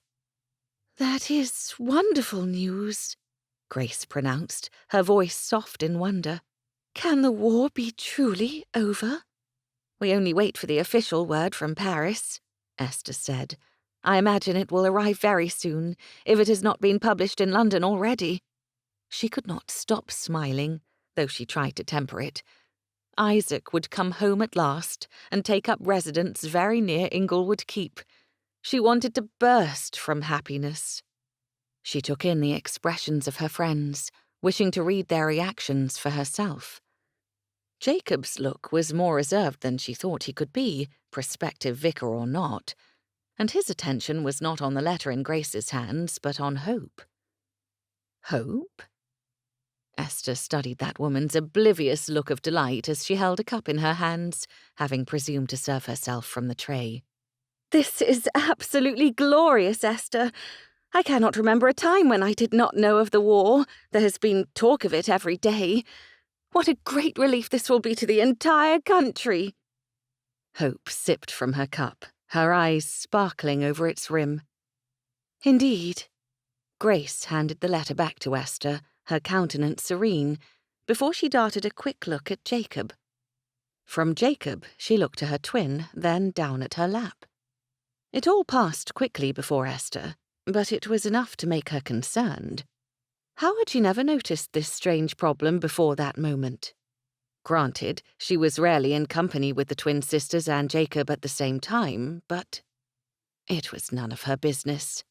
They were not exactly her friends, but Silas's and Isaac's. Except of late, they had all come to see her, as though they enjoyed her company. Bother! Having seen Jacob gaze at Hope in such a way, and Grace intercept the look with her disappointed frown, made it easy enough to jump to conclusions.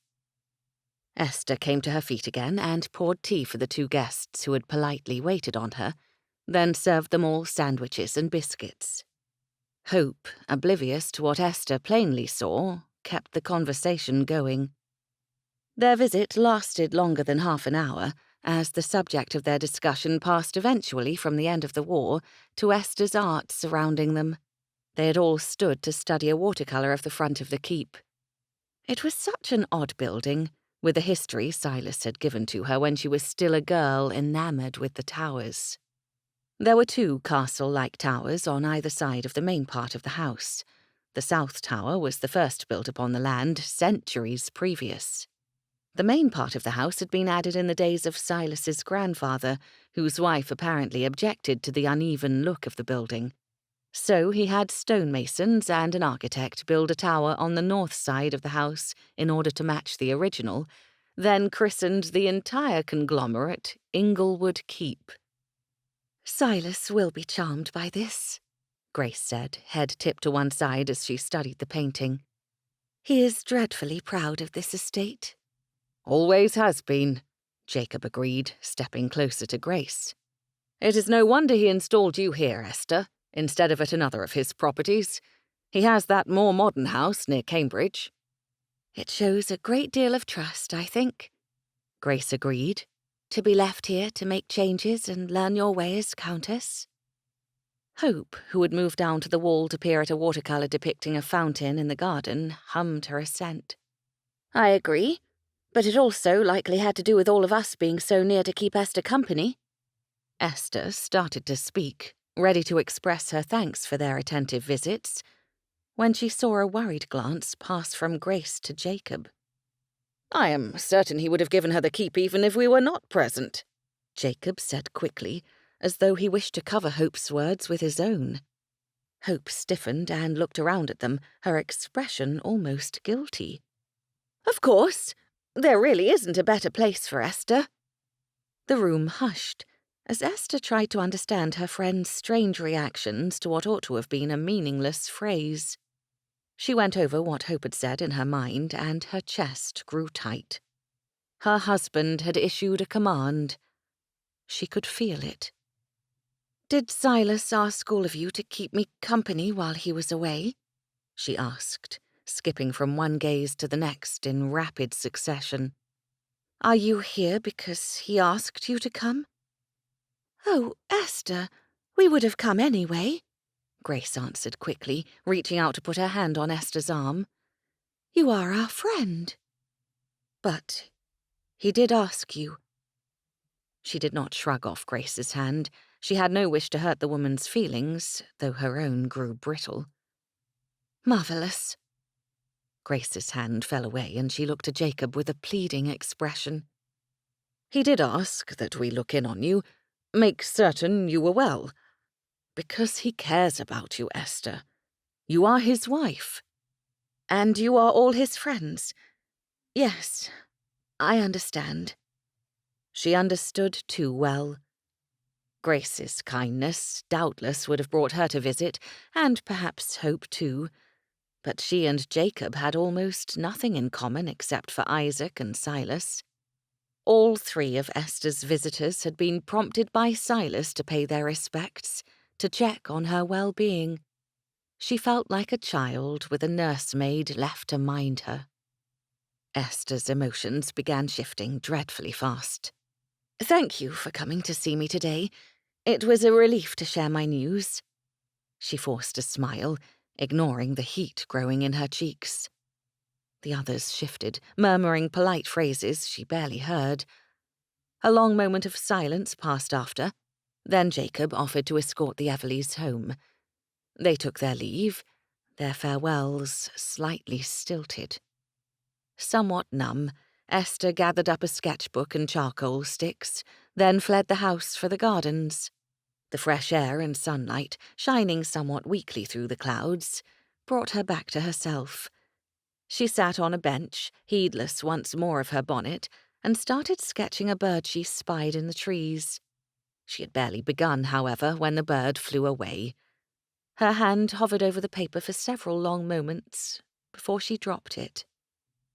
Esther leaned back against the bench and tilted her head back, trying to drink in what warmth she could from the weak sunlight. Hope, Grace, and Jacob meant well.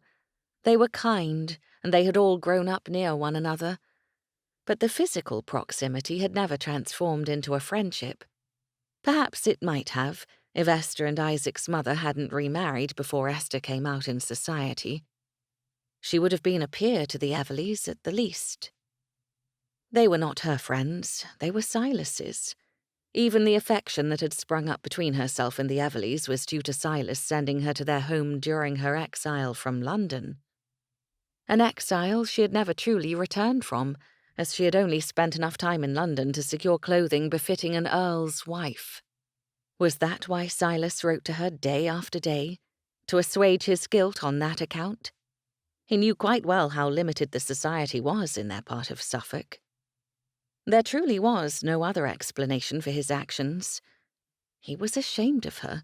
He did not trust her as his wife, to uphold his reputation, to reflect well upon him.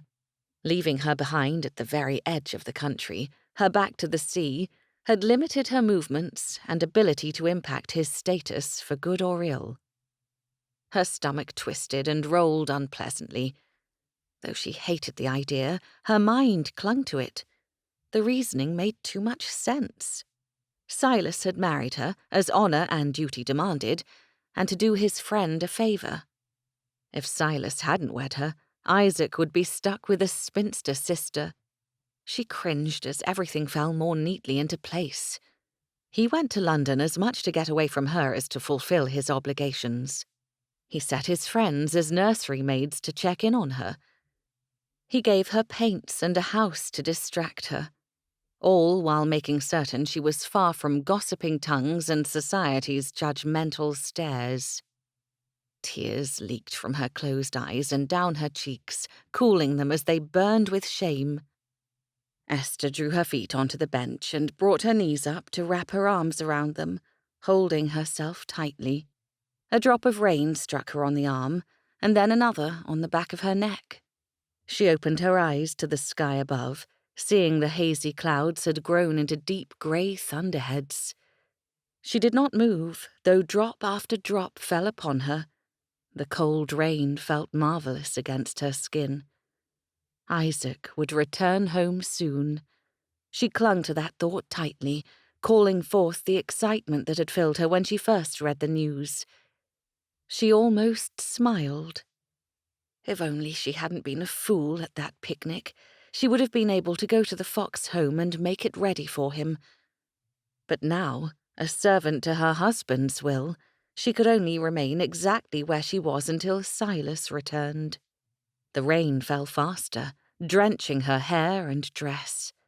Finally, she gathered up her damp sketchbook and walked back inside, heedless of her dripping skirts. She would dress for bed, though it was early, and have a tray sent to her room. After all, what did it matter what she did, or how she did it, when she was all alone? Chapter 14. The letters from Silas continued, though it would serve him right to receive no replies. Esther's knowledge of household gossip prevented her from ignoring him. But while she refused to write long epistles full of all her doings, she did send more of her work. After her realization about Silas's motives for installing her at Inglewood Keep, Esther sent a piece that would mean nothing to him, but expressed her feelings quite succinctly. It was a charcoal rendering of her childhood home, heavy with shadows and an overcast sky. She put one word beneath it: home. Let him make of that what he wished. The news from the continent remained positive, full of accounts about the Parisian people rejoicing in the streets. At least England had not faced any battle upon its shores. She could not imagine what it had been like to be at the very centre of the wars and death as an ordinary citizen. Thinking of what Isaac had been through made her shudder. Why had he not yet written? The papers were publishing letters from common soldiers day after day. Mail had no difficulty getting from the battlefront to London. Surely Isaac had something to say to her, even if only to express his opinion of her marriage. Esther paced the garden, her thoughts on her brother, a faint sense of uneasiness building. The casualty lists gave her no reason to suspect he had fallen. She had checked everyone herself, and she always sighed with relief and a sense of guilt when she did not see his name among so many others. "I see you have your bonnet this time, my lady." A cheerful voice interrupted her thoughts. Thankfully, Esther faced away from the unwanted guest, so he did not see the way she scrunched up her nose at hearing his voice. "Lord Neil." She tried to form an expression of genteel welcome before she turned, not smiling too wide, remaining somewhat aloof. How Silas kept such an expression upon his face almost continually, she would never know. "Lady Inglewood." He bowed before stepping through the ivy-covered arch into her sanctuary. "Might I interest you in a walk? Perhaps here in the gardens?" Though the gardens were close to the house, they were terribly secluded with their tall shrubberies. Esther had no wish to be hidden away with this particular man. "Why not a stroll down to the beach?" she asked, coming to his side. "It is low tide presently, is it not? We can search for shells." He visibly brightened, and her insides squirmed. The man had become more and more obnoxious with his visits. She had tried to puzzle out what he meant to gain from them, and could only think he wished to irritate Silas somehow. No one was ever interested in her for herself. They walked down the path in the gardens, leading directly to the beach, each step bringing the crash of the waves and call of the gulls closer. Although the reason for her being placed at Inglewood rankled, Esther could not deny her love for the seaside. Perhaps today she would paint a picture of a man and woman walking along the beach and send it to her husband. Let him try to figure out that message. "Why are you smiling, my lady?" Lord Neil asked, his eyes trained on her. "Merely considering the subject for my next project. I have been sending small pieces of artwork to my husband." She saw no reason to hide that from him, and felt it best to remind him of her married state from time to time. "Ah, and how is the overly responsible Earl? Still in London? I confess, I thought with the news of the surrender he would have returned for a holiday." "I am afraid the end of the war does not mean the end of Parliament session," she said as breezily as possible. "Lord Inglewood is a most dedicated representative." "Indeed?"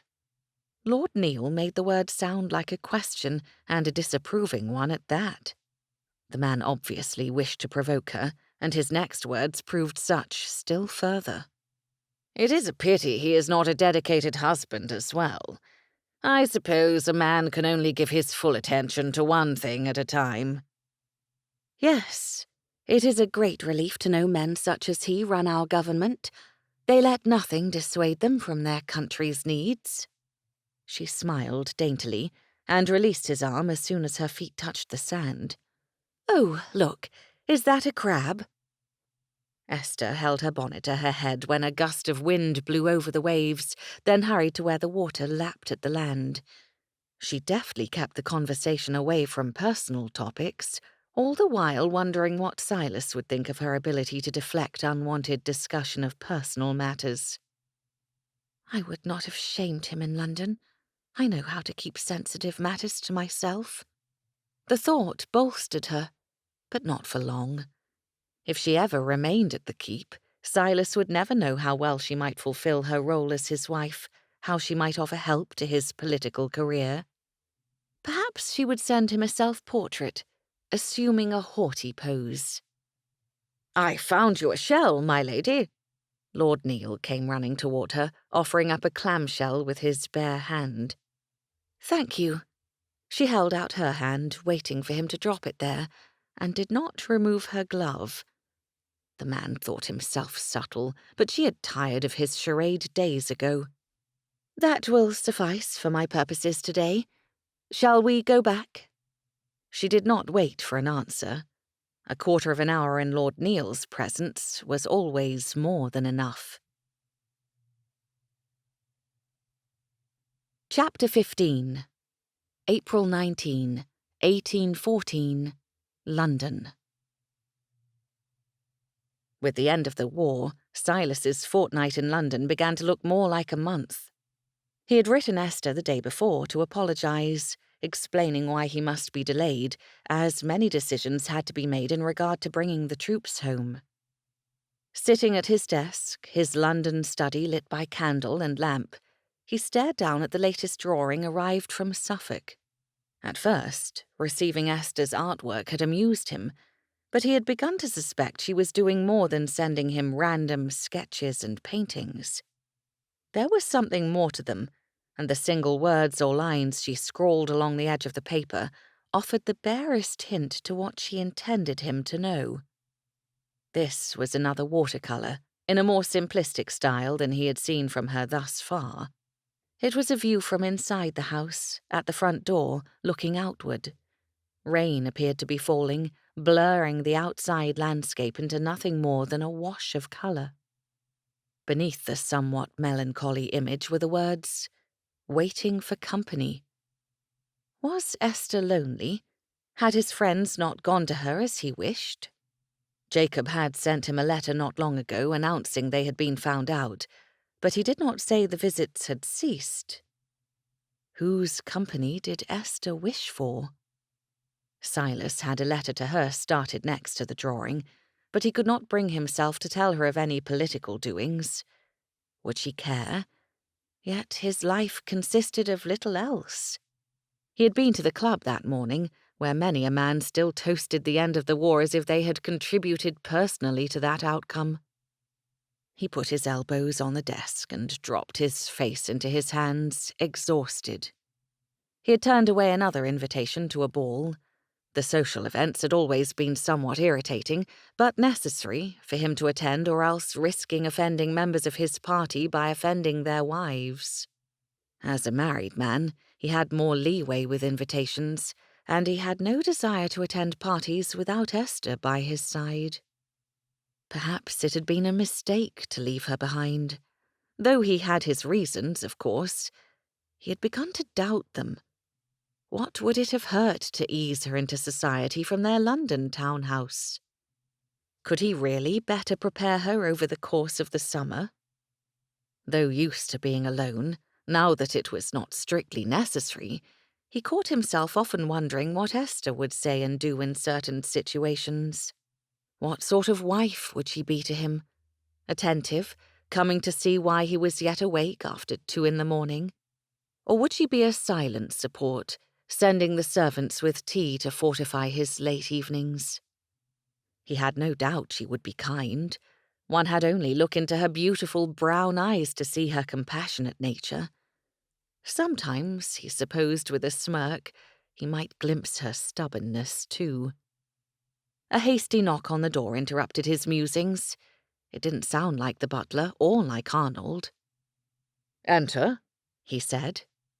A messenger came striding in ahead of the butler. The boy, no more than 16, if that, executed a hasty bow. "My lord, from the Home Office." Silas stood and held out his hand. "Thank you." He broke the seal open and unfolded the letter, seeing it was from one of the General's secretaries. As Silas read, his blood went cold. April 10, 1814. Wellington engaged in a battle outside Toulouse. Soult, unaware of surrender. I regret to inform you that the early casualty lists have included one Sir Isaac Fox, captain. Silas wiped a hand across his eyes, as though clearing them might change the words on the paper. He read them again, slowly lowering himself to his seat. Isaac, dead? In a battle that never should have occurred? 10 days previous. What was wrong with the world? Why had it taken the news so long to reach him? And how did General Soult fail to learn of the Paris surrender? It was senseless. The lists would be printed in the morning papers. Silas came to his feet again and looked up, finding the messenger had gone. His butler remained. "Thompson," he said, his voice hoarse. "I must leave for Inglewood Keep at the earliest possible moment in the morning. I need a carriage at the door before first light." He mentally calculated the distance between London and home. The overland journey would take 3 days with good roads and fair weather. Too long. But by boat, if he could find a boat at the docks to take him, the journey might be made in a day's time. "I need a small bag packed, only the most essential items for my journey. Arnold can follow by coach with the rest of the baggage." He swallowed and stared again at the letter, not really seeing it. "The Countess's brother has been killed. The household goes into mourning." And he must go to Esther and tell her. "My condolences, my lord. I will do as you ask." Thompson bowed deeply and withdrew. Silas saw again the painting on his desk. That open doorway had beckoned before, and now it called more strongly. Esther's quiet admission circling in his mind. "Here's all the family I have left." London did not matter any more. Parliament could wait or figure out its own problems. His wife, whom he had promised to protect, care for, and cherish, would be in need of him. He took himself to bed, trusting his butler to see to the final preparations. Sleep eluded him as he tried to determine what words to use, how to tell Esther the brother she loved would never come home. How did one deliver such life-altering news? Silas stared at his ceiling, recalling the day he had been informed of his parents' deaths. He had been at home, at Inglewood, and very young. It was before he had befriended Isaac or any of the others. His governess had told him, and then he wept for hours, and cried all the harder when told he would be sent to his grandmother. Even then, he knew the last person to offer him comfort would be the Dowager Countess. At last he caught a few fretful hours of sleep, willing himself to rest so he could outrace the news from London to his wife. His heart ached fiercely, but he put his mourning aside. He had to be strong. Isaac would want him to bear up for Esther's sake. Yet, when Thompson met him at the door wearing a black band around his arm and offering Silas one as well, he nearly broke. Isaac had been much more than a friend, as was Jacob. They were like brothers. He accepted the band for the time being, though he intended to wear full mourning as soon as Esther was told. How was he going to tell her? He climbed into the waiting carriage, one small chest on the seat beside him, and hurried through the dimly lit streets of London to the docks. The most difficult part of the journey would be securing a vessel for his purposes, but Silas had enough banknotes in his coat to make the trip lucrative for many a merchant or fisherman. The docks were already busy, though the sky had only lit to a dull grey, and it did not take him long to find a man who would sail north along the coast, depositing Silas upon his very own beach. "We'll cast off in an hour," the fisherman told him, bushy eyebrows and sun-browned face pulling together in wrinkles. "With a fair wind, we could be there this time tomorrow, going about 5 knots to the hour." Silas paid the man without reservation, then climbed aboard. The boat was fair-sized, with a crew of 5 men, all of them about their business and hardly glancing at him. He found a likely place to sit, his trunk shoved beneath his feet. Waiting was all that was left to do. His throat closed up and his mind drifted away, his thoughts divided between his wife's coming grief and his own wounded heart. Chapter 16. The bitter wind coming off the sea kept Esther indoors.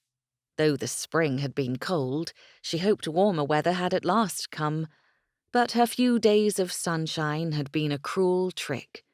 She took her breakfast in bed, a fire crackling in the hearth of her room, and she wanted to stay there with a book in hand. But lazing about seemed wasteful. After Mary helped her dress, Esther made her way to the parlour full of her work. She had barely touched the handle of the door, however, when the butler sought her out. "My lady," he said with his usual deep bow, "Lord Neil has come. Are you at home to him today?" Esther did not groan aloud, though several choice words flew through her mind. As she had not received the last 2 of his calls, it would be rude to turn him away yet again, though she resented the intrusion on her privacy enough to hesitate. The cold day stretched before her with little enough to entertain or amuse her. She had met with the housekeeper and butler the day before to go over household matters, and had answered the most pressing correspondence. She had even sent Silas a new sketch, with her rendition of a clock next to a bowl of flowers. She wrote beneath it, "Time goes slowly in the country." Not her cleverest work. Still, it might help get the point across, and respond to his last letter in which he commented there were not enough hours in the day to get everything done. Indeed, he had hinted at remaining in London even longer than 3 weeks. "I am at home," she answered the butler. "Show him to the library." Lord Neil had never been invited into her sanctuary of paints and charcoal, canvas and paper. He did not belong among her favourite things at all. Esther checked her hair in the mirror outside the library, pleased it looked neither elaborate nor sloppy. All interactions with Lord Neil were a delicate balance between being welcoming and being rude. She sincerely doubted he wished to befriend her, forever speaking of Silas's absence as though it was a shocking thing. Although she agreed with some of Lord Neil's words, she would never let him know it. From the moment she wed Silas, his honour was hers to protect. She entered the library with her head held high and a pleasant greeting upon her lips. "Lord Neil, what a surprise. You know I do not usually take callers until afternoon." "But I am a special case, am I not?" he asked, raising one eyebrow and smiling in that cocky way of his. Perhaps another might think him charming. Esther glanced at the clock so as to be certain when a quarter hour passed. "You are a near neighbour, and I have known you since childhood," she said. "So I suppose I must grant you some concessions." Nothing about her words betrayed her dislike for him, which she counted as a victory. She had never had to be so politic in her speech before. "You are graciousness itself, my lady." Lord Neil hovered near the fireplace, ostensibly for its warmth. Esther debated where she might sit without giving him too much encouragement. She chose a chair next to the sofa, and as soon as she was comfortable, he came to settle as near to her as the other piece of furniture would allow. She did not shift away from him.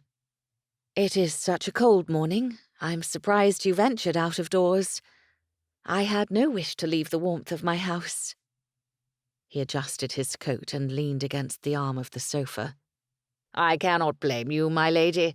In fact, that is the very reason I came. I know you enjoy being out of doors, and I thought this ghastly weather might have caused you some regret. Not at all, she answered primly. There is work enough to do indoors, and I have a growing fondness for the library. She gestured to the shelves of leather-bound volumes, an impressive collection by any standard. Ah, your indoor pursuits are as varied as your outdoor adventures. He sighed deeply and cast his eyes toward the shelves, then shuddered dramatically. I'm afraid I am not one for reading. I prefer much more active sport myself. He met her gaze with a strange expression in his own, one which made her most uncomfortable. Then this weather must be taxing on you, my lord. She drew herself back in the chair, as much as possible without compromising her posture. His eyelids dropped halfway and his smile softened. Yes, my lady. It is good I have a friend such as you to visit. The way he said the last word made her think he meant something else entirely. Darting a quick look to the clock, she realized only 5 minutes had passed. She could not expect him to leave for another 10. With whom did you visit before my marriage? The question hurtled from her too quickly, betraying her discomfort. Lord Neil moved to the edge of his seat, staring all the while at her with an uncomfortable intensity. No one in particular, my lady. No one whose company I enjoyed nearly as much as— Good morning. The deep voice startled her enough that Esther jumped where she sat and Lord Neil abruptly stood, his back to the door neither of them had heard open. The flood of emotions Esther felt upon seeing Silas standing there were too numerous for her to name, let alone settle upon one, though relief seemed forefront among them. Silas, home at last, and come upon her when she most needed rescuing.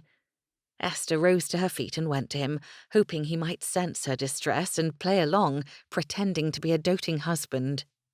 While she walked across the room to him, his glare remained on Lord Neil, but the moment she stepped to his side, his attention fixed upon her. "My lord, you are returned early," she said, true pleasure in her words. "I had not looked for you for another week yet." To her surprise, her husband's stony expression melted into a gentler look. He reached out for one of her hands, clasping it warmly in his own. I had to come home at once, my lady, to see you. His acting was better than she would have given him credit for. Then, without looking away, he addressed their unwanted guest. Lord Neil, I hope you will excuse us. I have been away from my bride for too long. Perhaps you can continue your visit another time.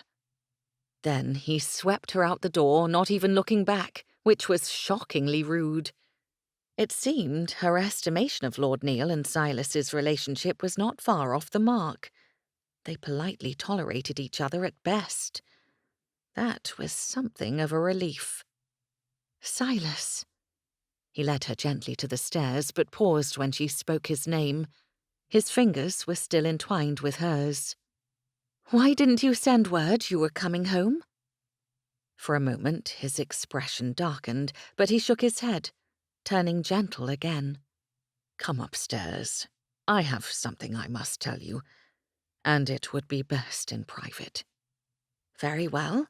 My sitting room will do. She drew him along, leading the way by half a step up the stairs into the eastward-looking room.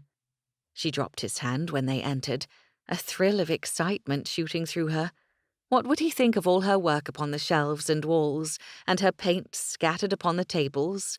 Would he be glad she delighted so much in his gifts? She'd even begun dabbling with oils, though they were a far less forgiving medium than watercolours. Esther walked to the window, peering out. The sea was a strip of grey rather than blue, reflecting the dark sky above. Not the cheeriest of backdrops for their first meeting in weeks, but still lovely. She turned to face him, squaring her shoulders confidently. "What do you think?" she asked. He was not glancing around him with even the least curiosity. Instead, Silas stared down at his feet, and he'd raised one hand to the back of his neck. His eyebrows were drawn down, and his lips pressed together in a hard line. Oh dear, had she displeased him already? "Esther," he said, her name sounding more hesitant when he spoke it than ever before. "I think it best you sit down. My news cannot wait." She took in his expression. The dark circles beneath his eyes she had not noticed before, the firm set of his jaw. The air around him hung heavy with purpose and emotion. And then she saw it, the black band around his arm. Someone had died. Esther took a few steps and leaned onto the back of her favourite armchair. "Silas," she said, her heart thudding loudly in her ears. "What happened? Not you, or one of their children?" Hadn't Diana written to her just last week that one of the little girls had a cough and had to be sent home from school to be brought back to health? "No, not your stepbrother, not his family." Silas came all the way into the room, to the back of the sofa. The furniture stood as ineffectual walls between them, keeping them apart, yet not guarding against what Silas's words might do to her. "Esther, there was a battle in France after the surrender. Your brother was there." Her heart gave a painful shudder. "No," she whispered. "No, the war is over." "It was at Toulouse. They did not know it had ended."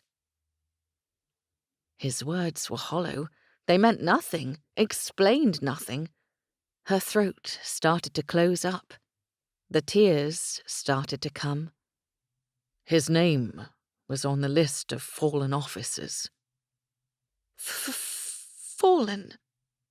She echoed the word faintly, with fear and dread taking hold of her tongue. Silas appeared pained, as if each word he spoke was a knife driven into him. "Isaac was killed in battle." Esther's knees buckled, and she made a horrible, dreadful sound. Her hands gripped at the chair, but her body fell beneath her. Dimly she saw Silas leap over the sofa. The table crashed, shunted aside, then his arms wrapped around her body, a body that shuddered and quaked without her giving it leave to do so. He turned her so she could bury her face in his cravat while her sobs racked her frame. "He cannot! No! It isn't Isaac! No! The war is over!" She repeated the words as a monk might chant a prayer, over and over, not hearing anything but her words and willing them true. She clutched at the lapels of her husband's coat, holding on so tightly her fingers ached and her knuckles turned white. Silas had drawn her into his lap, while he sat fully upon the floor, holding her close and rocking her. She did not know how long she stayed there, weeping, crying out against the world in denial of her brother's fate. Her voice cracked, her throat scorched, and her eyes burned from her salty tears. There would never be enough tears to express the measure to which her heart had broken. Isaac, her only brother, the last of her family, the last person who might care for her unconditionally, was gone. Vaguely, she heard Silas speaking to her, his voice rough with his pain. "It will never be right," he was saying, more to himself than to her. "It should not have come to this. Oh, Esther, I am sorry, so sorry. I will miss him. We all will miss him." The first storm of her grief abated, for how long she did not know, but she became aware of the world again. Had it been hours or years since Silas had given her the news? The room had grown darker. Had the whole world put on mourning for her brother? Thunder rumbled overhead. Esther's sobs now came infrequently enough that she could hear Silas's heartbeat beneath her ear, pressed against him as she was. His arms did not loosen, and his lips hovered above her ear, speaking quiet words of reassurance and grief. "When?" she croaked, then pushed away and cleared her throat. Esther raised her eyes to his, the evidence of his own tears upon his unshaven cheeks. How had she not noticed that detail before? "When did it happen?" April 10th, he said, his voice as hoarse as hers. Outside of Toulouse. I received word a little over a day ago. Her mind hitched at that detail. "A day?" "I came by boat," he said, "as swiftly as possible. There was some delay, but I could not rest until you knew." He lifted a hand to her cheek. The pad of his thumb brushed at the trail of tears upon it. One of his arms remained around her, securing her to him as though she might fly away if not anchored. "The war is over," she repeated again, helplessly. "Are you certain?" "The news came to me directly from the War Office," he said, his words falling heavily upon her. Esther shuddered, the storm welling up within her again. She leaned forward, and Silas pulled her close once more. Nothing felt real within or without her, except for the solidity of her husband's body. She wept into his chest without shame. He would not mind. Silas had loved her brother too. Somewhat haltingly, Silas raised himself and Esther from the floor and moved them to the sofa. There he kept his arms around her, and Esther kept her head resting upon his shoulder. She clutched a paint-splattered handkerchief in her hand, one Silas had plucked from a nearby table. As he held her, running his hand up and down her back in an attempt to comfort her, Silas took in what he had not before. The mantel, the shelves, the walls were covered in sketches, paintings, paints, blank canvases, and any number of things which appeared to have been laid down almost without thought or organization. He winced slightly, dully wondering how Esther found anything she needed in the chaos. Then his eyes fell upon a painting of the house, all in watercolors and dark charcoal lines. It was not finished, judging by the smear of grey for the sky and the lack of grass, but it caught his attention at once. The house did not look quite right, though he recognized the keep's unique architecture. The house looked sad. No, of course that could not be right. It was Silas's emotion making him think such a thing. "I do not know what to feel," Esther murmured within his arms. Silas adjusted his hold on her enough to lean back a little, looking down into her red-rimmed eyes. "What do you mean?" Esther chewed her bottom lip. "I am heartbroken. I do not know—" Her voice cracked, and she averted her gaze to his cravat. "I do not know how my life shall be without him in it. Yet I'm angry too." Her face paled beneath the admission. "He did not have to be there, Silas. He was a titled lord." "I know." Silas felt the cold stab of regret more keenly, holding her. "I have regretted his decision since the moment I found out what happened." He released his breath slowly. "But you know Isaac. When he believed in something, he was terribly stubborn about it." "A family trait," she murmured, laying her head back against him, as though too exhausted or too weak to do otherwise. Silas enjoyed the feeling, craved the contact, actually. Sharing the pain with Esther, as much as he had dreaded telling her of what had happened, somehow made it decrease. Or perhaps holding her in his arms acted as a buffer, blocking the brunt of the pain while they were in one another's company. "I cannot believe it," his wife whispered. "He made it through the entire war to end this way. It cannot be, Silas." "I felt the same, but Esther, the War Office has rarely been wrong. They do not send notice to family or print their lists unless they are very certain." Silas looked down at the top of her head, realizing her hair had fallen victim to their way of sitting. Half of it was as it had been when he saw her, but on the other side of her head curls had come loose to cover her cheek and neck. Without thinking, he reached up and brushed them aside. "I am sorry, Esther. I wish I had reason to doubt the news." Esther's eyes filled again, over the brim, until the tears were falling once more. She raised the handkerchief and buried her face in its blue and green stained lace. "What shall I do without him?" she asked, her voice plaintive. At least he could reassure her on that score. "You must know, Esther, you are safe here with me. I will care for you the rest of our lives. I promise." "Because you loved Isaac like a brother," she said somewhat raggedly. "Of course you will look after his sister." Her chin jutted forward, her pale pink lips pressed firmly together. He needed to correct her implication, but it did not seem the right time or place to do it. Nothing in his thoughts for her, before or after their wedding, was particularly brotherly. Silas had every intention of their marriage being real, in every sense. That was supposed to be something they discussed when he came home. But Isaac's death changed everything. Nothing concerned him except Esther's well-being, Esther's need to mourn her brother. "Esther," he said quietly, cupping her damp cheek in one hand. "My dear wife, I will look after you because you are mine to protect and care for. Even now, when all the world is dark and you must mourn, I am here to see to your needs." He sealed his words, pressing a kiss upon her brow. "You have but to command me, my lady."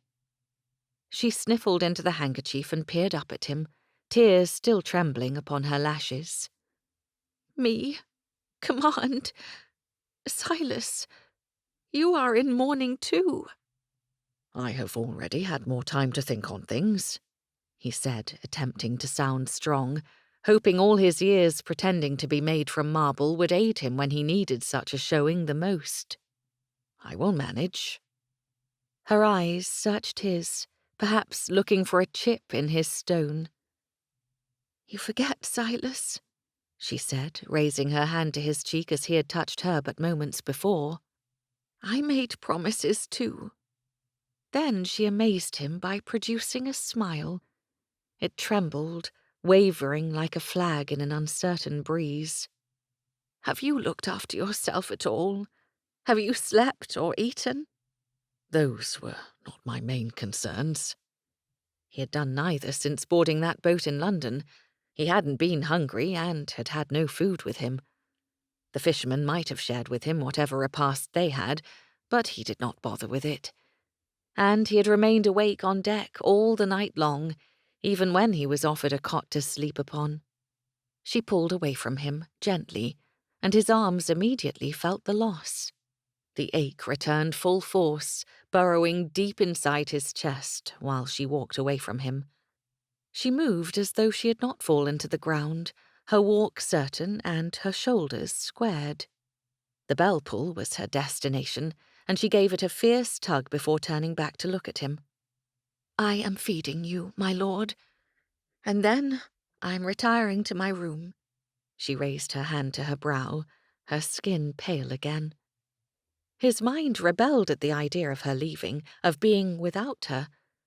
Isaac's loss had been a hole in Silas's heart, gaping open wider and wider with each moment he was upon the boat. Holding Esther had not healed that hurt, but it had soothed him. Did she not feel the same with him? Her grief, raw and newer, pulled her away. Respecting her desires had become his purpose, as he told her. If she needed rest, he must understand and see that no one disturbed her. Silas rose from the sofa. "Please do not trouble yourself. I will see to my needs. Might I escort you to your room?" She stared in his direction, momentarily looking beyond him. "We must tell everyone what has happened, mustn't we?" Her voice trembled again, and her body sagged beneath the weight of that realization. Over and over again we must tell people and accept their condolences. No, he said, already stepping forward to take her in his arms again, to steady her. I will write notes to our friends. They will tell others. And you need not see anyone unless you wish it. That is not how things are done. Her words were heavy, her emotional fatigue fully evident. I must write you, and I must receive callers. No, you are a countess. You needn't do anything that makes this more painful. He must ease her burden somehow, though it added to his own. I will see to it all. Just rest, Esther. Despite his insistence, her bearing weakened further. You will not let me care for you? How could he? What a question! He knew what Isaac meant to her. Silas knew his duties as a husband. He would care for her. Nothing would disturb her peace. He bowed. I am your servant, my lady, not the other way around. The door opened behind him at that moment, the summoned maid at last appearing. My lord, my lady? She curtsied in the doorway and waited for their directions. Silas spoke before Esther could. The Countess wishes to retire. Please send her maid up and send Bailey to me in my study. Esther's eyes met his once more, a helpless, lonely look within them that made his heart ache. Yes, my lord. The maid curtsied and disappeared again. I shall take my leave of you. Esther's words held her weighty sorrow, and she moved to leave the room, walking completely around him, politely rebuffing his offer to escort her to her room. He longed to reach out, to touch her one more time. Rest well, my lady. I must, for you have commanded it. Her answer puzzled him, but she curtsied and left him behind without another word. Though the room remained full of her presence, her artwork, her scattered belongings, it felt as empty as a tomb. Silas went to the painting of Inglewood Keep, standing before its grey skies and shadowed building.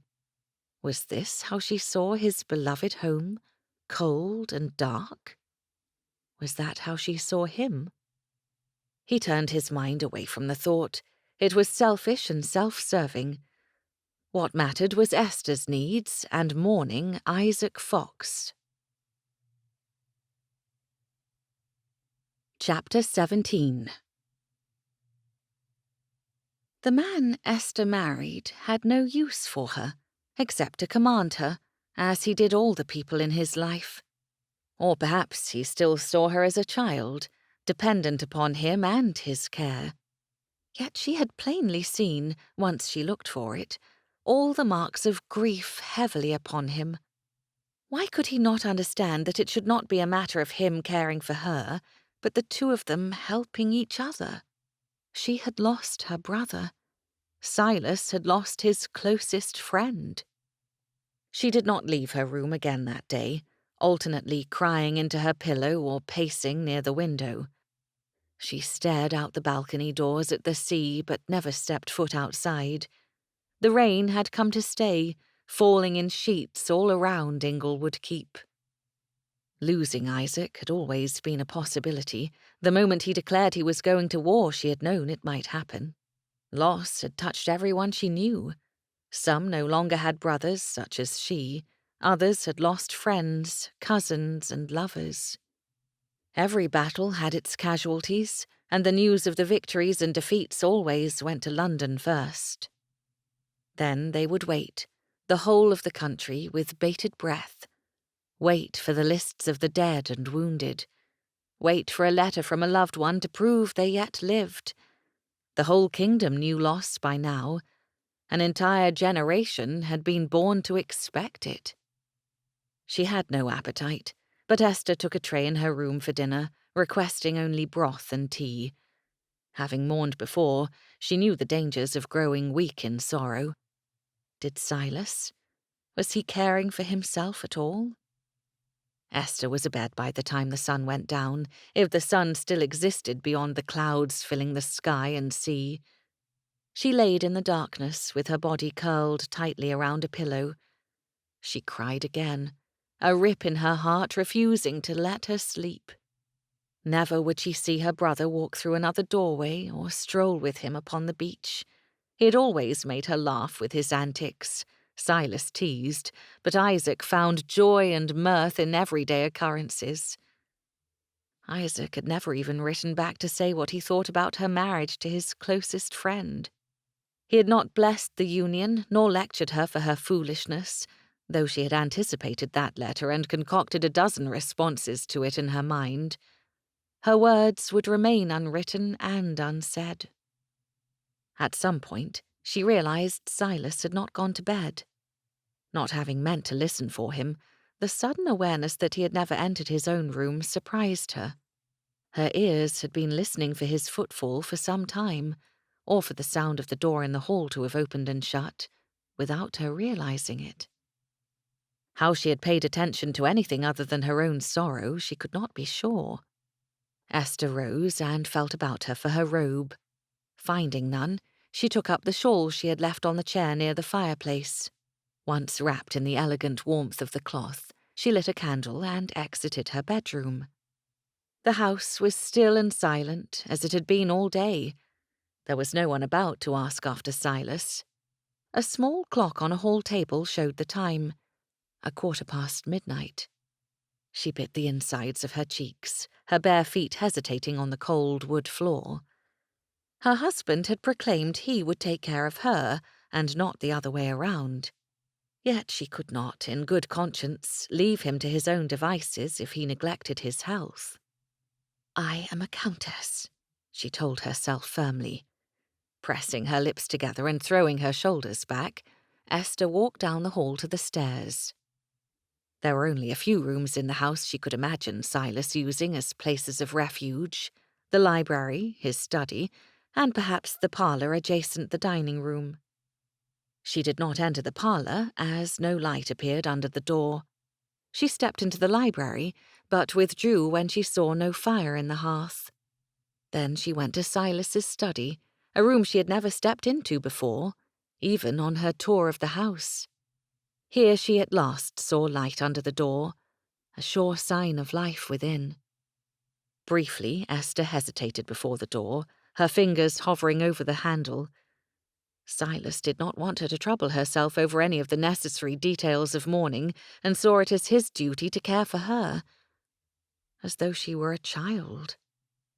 "If I am ever to be more than that, he must see me as capable," she whispered to the door, as though it might impart the wisdom she needed to prove herself to her husband. Esther pushed the door open and stepped inside, striving to maintain a noble bearing without knowing exactly what that meant. She kept her chin tilted at a confident angle and pretended the study was a ballroom.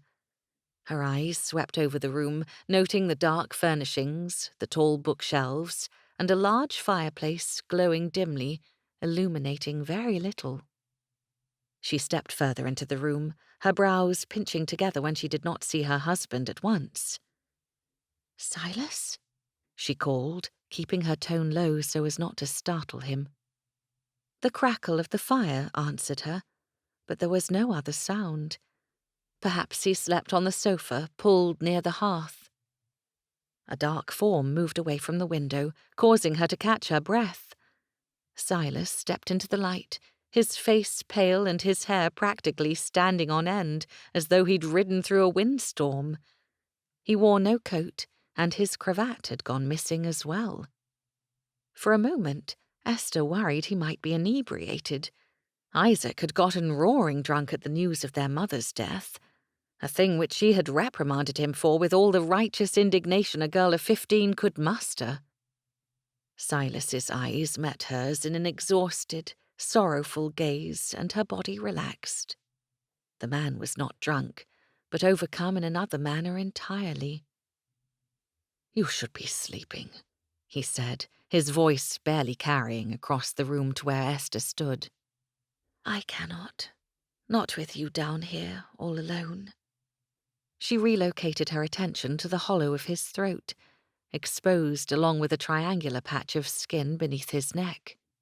She had seen her brother thus before, had seen all the boys without their coats and even shirts when they snuck off to go swimming many summers before. She averted her eyes. Silas wasn't a boy any longer, and he certainly wasn't a brother. She went to the desk, resting her candle to its surface. Esther, I am well enough. I'm trying to take care of you. He came across the room, slowly, to stand directly next to her. I know this is tearing you apart. The atmosphere in the room changed when he stood close, her every sense heightening and the skin on the back of her neck tingling with sudden awareness. For the moment, she said, her fingertips brushing the polished surface of the desk, my sorrow is at rest. That is the way with mourning. It is like a thunderstorm, drenching you one moment and the next turning into a misty fog. His hand reached out, large and strong, covering one of hers. I haven't much experience with it, to be honest. These last 2 days I have not been myself. If I have done anything wrong... She shook her head, staring down at their joined hands. You have done perfectly. But this isn't something that either of us should do alone, and sending me off to my rooms only makes me somewhat anxious for your well-being. Have you eaten anything today? She forced herself to look up again, taking in the haggard expression he wore. She saw a dark shadow along his jawline, too. He still hadn't taken the time to shave. I think I had coffee. He let her keep one hand and used the other to rub at his eyes. I couldn't stay awake otherwise. Esther threaded her fingers through his. Let us go to the kitchen, then. I find myself a little hungry. In truth, she needed nothing, but she easily guessed he would not submit unless he fulfilled a need for her. Esther reached for her candle, but he moved first, his whole body shifting closer to hers in order to take it up in his hand. He paused mid-motion, his body twisting toward hers, his warm breath stirring the hair atop her head. She hadn't bothered to put it up in papers, too tired to worry about her appearance. It was only in a braid that barely reached past her shoulders. She had cut it all off a few years ago, attempting to mimic a hairstyle she had seen on a fashion plate. Her hair wasn't really curly enough, so she gave up and worked to grow her hair out as quickly as possible immediately after. Why on earth was she worrying about her hair? Silas cleared his throat and picked up the candle, then put a more comfortable distance between them. I apologize for my lack of proper wardrobe, he said, his voice thick in her ears. Nonsense. I am in my nightdress. She tried to say it lightly, but the last syllable came out as a squeak. She cleared her throat. There is no one about to see either of us, and we might excuse each other the impropriety given our situation. Saying it so clearly, without stumbling over a single word, restored some of her confidence. Come, the larder awaits us. She dared a glance up at him, seeing the smallest twitch of his lips as encouragement. Esther tugged at his hand, leading the way out the door and into the dark halls. Her bare feet made no sound on carpet or stone, but she sincerely regretted her lack of slippers when her skin made contact with the cold floor. Silas wore sensible footwear that clicked upon the hard surfaces, a soft sound magnified by the silence surrounding them. Arriving in the kitchen, Esther released his hand and went in search of the lamp she knew the staff kept upon the table. Securing that, she returned to him to light it from the candle, then turned up the wick. There, that is better. Sit down, and I will find us something to keep the wolves at bay. Wolves? He asked, perplexed. The growling sort that live in hungry bellies, she said, taking the lamp into the pantry. She reached for a loaf of bread. then started when she turned to find Silas directly behind her. He held out his hand for the loaf, which she gave him with a gracious nod of her head. Then she handed him a block of cheese, a cured ham, and a tin of cake. "Cook will not take kindly to you pilfering her stores," Silas said, some lightness returned to his expression. "Isaac and I stole biscuits once, and jam. When she found out, she made the pair of us put on aprons and cook a new tray of biscuits. I'm not sure who suffered more during that punishment, the cook or us." She did not bother trying to hide her amusement. Isaac tried to hoodwink our cook with the trick at home too, but he enlisted my help. When we were caught, I cried and cried. I never did anything wrong, you see, that I didn't feel terribly guilty about later. My tears saved us from severe punishment." Silas chuckled, then finally stepped back, allowing her to exit the small space as well. They laid their spoils upon the table. His voice altered from teasing to solemn. "I suppose tears will save us again. No one can be angry at us at present, can they?" "No. Grief excuses many strange behaviours, I should think, such as walking around without a coat and cravat or in one's nightclothes. Rest assured, it grants us pardons when we steal food from our own kitchen." She pulled in a deep, steadying breath, feeling that heaviness in her chest that preceded tears. "I believe that is in part what our mourning period is for. It sets us apart from society and allows us to behave in a manner the more refined would not tolerate." "Esther." He reached out and touched her cheek, startling her into meeting his eyes again. There was compassion and understanding there, a match to her feelings in every way. "What do you need from me?" His fingertips travelled from her cheek to her jaw, sliding to just beneath her chin. "You have but to name it." Her breath shuddered, and she leaned slightly forward. No one had ever touched her like that, caressed her. It both soothed her and stirred a longing within she could not name. "I need you to let me take care of you," she said at last. "Please." When she spoke, her voice hardly more than a whisper, his hand dropped and he took a step away. He lowered himself to a chair. "Very well. I suppose I could." His stomach let out a fierce sort of groan, and he stopped speaking, his face lifting as he whispered in surprise. "The wolves!" She almost laughed, his over-comical expression something she hadn't expected to see from him. "Exactly. Let us feed them." She moved around the kitchen, not entirely sure where everything was, but finding her way tolerably well. She located cups, cider, a knife, and carving board. "Would you do the honour, my lord?"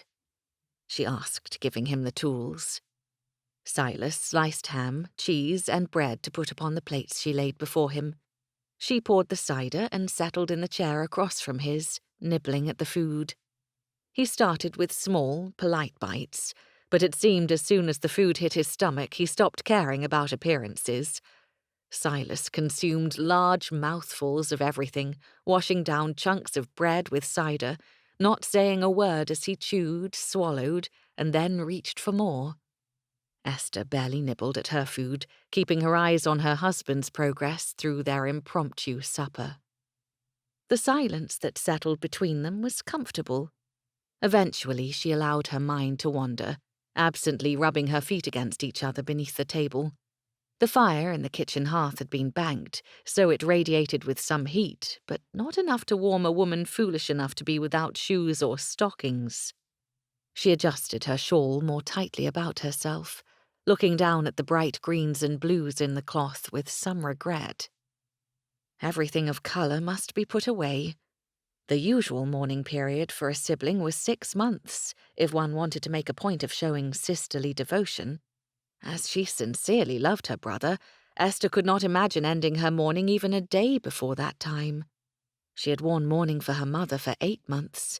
Then Diana insisted she put it off and go to school until she came out. "Is there a reason for that rather bleak look upon your face?" Silas asked. "Besides the obvious." He ducked his head slightly, looking up at her most contritely. "I am sorry. I spoke without thinking."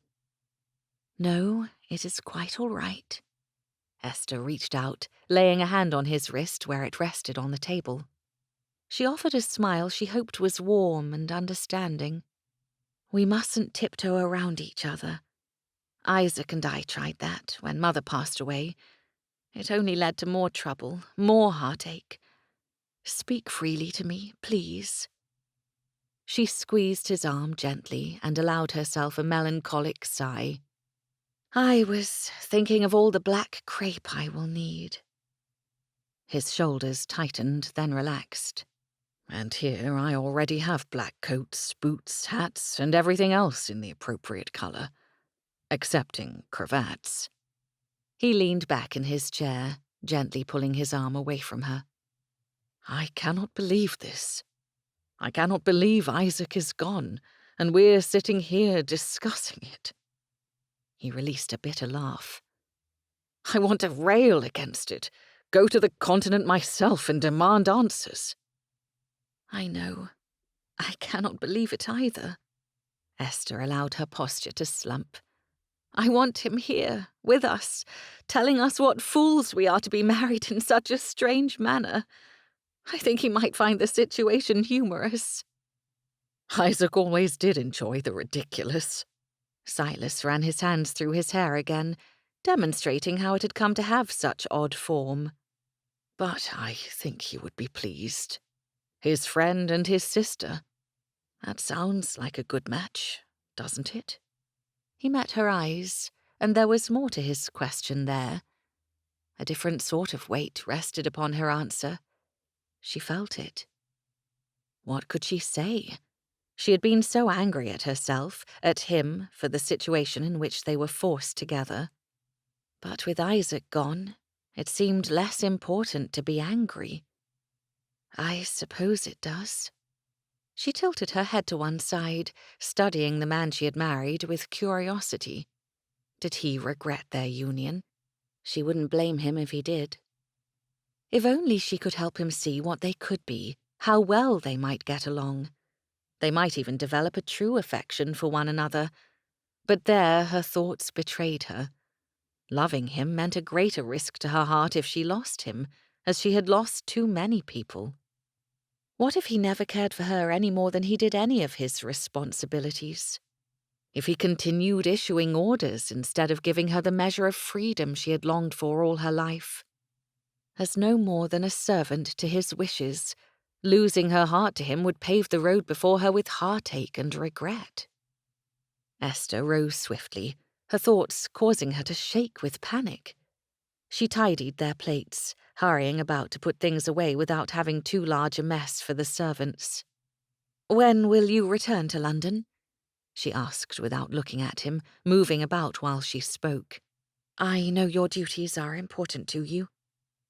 "My duty to my wife currently supersedes my duty to Parliament," he answered, a sigh underscoring the words. The sigh jabbed at her heart. Was she such a terrible burden? "Very well. If you will keep me apprised of your plans, I would be grateful." She closed the pantry door and turned down the lamp, leaving them with only the candle for their light. "For now, you must see me to my room, and then you must sleep too. Facing tomorrow will be easier if you have rested." Silas stared at her, as though not comprehending her words. Then he stood, albeit slowly, and offered to take her arm.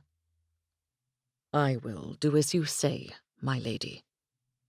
Would he come to his senses and stop bowing to her demands?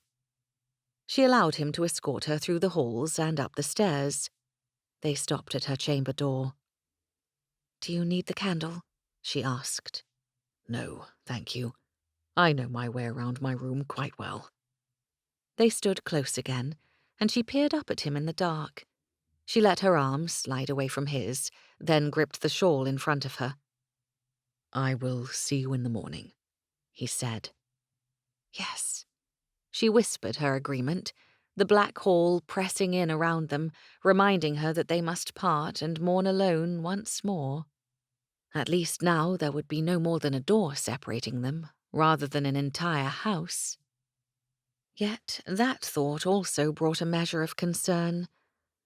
There was only a door between them, a door easily opened, and the man before her had every right to step through into her bedroom. But not soon. Certainly not this night, she hoped. "Esther," he said, his voice low and almost hoarse. Her heart careened against her chest in a most unsuitable manner at the sound of her name. "Thank you for taking care of me this evening." Then, before she could think to react, he leaned forward and pressed a kiss to her cheek. It ought not to have been all that different from his hasty goodbye weeks before, yet it was. And it left her tingling from the top of her scalp all the way to her cold, bare toes.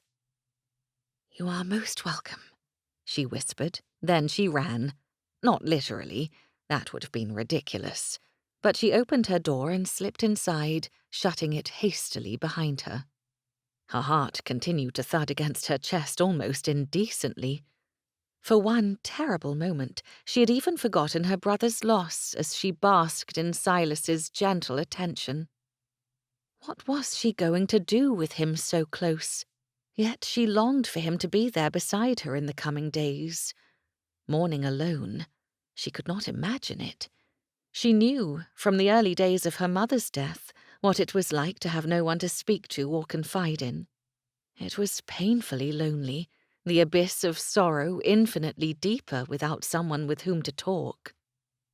When she and Isaac had their row, for that was what it had taken to break down the barrier they put between each other, they had finally begun to heal. "Oh, Isaac, why did you have to go to war?" she whispered to the darkness. No answer came. Chapter 18. As sleep hadn't been expected, it somewhat surprised Silas to wake with a bleary sort of dawn streaming through his window. He sat up in his bed, rubbing at his dry, aching eyes. A weight in his chest, heavy as iron, made breathing somewhat difficult. Isaac is gone. His friend had marched away to war and would never return home. There were a handful of people in the world Silas trusted and would swear to loyally stand by through the trials of life. To lose one of them, for it to be his first and closest friend, dropped him into a deep, dark pit of loneliness. Silas closed his eyes, attempting to shut out the bleak despair. A memory wavered in his mind, a vision in white and green, a glowing candle. Esther. At once his thoughts flooded with her gentle care of him the night before.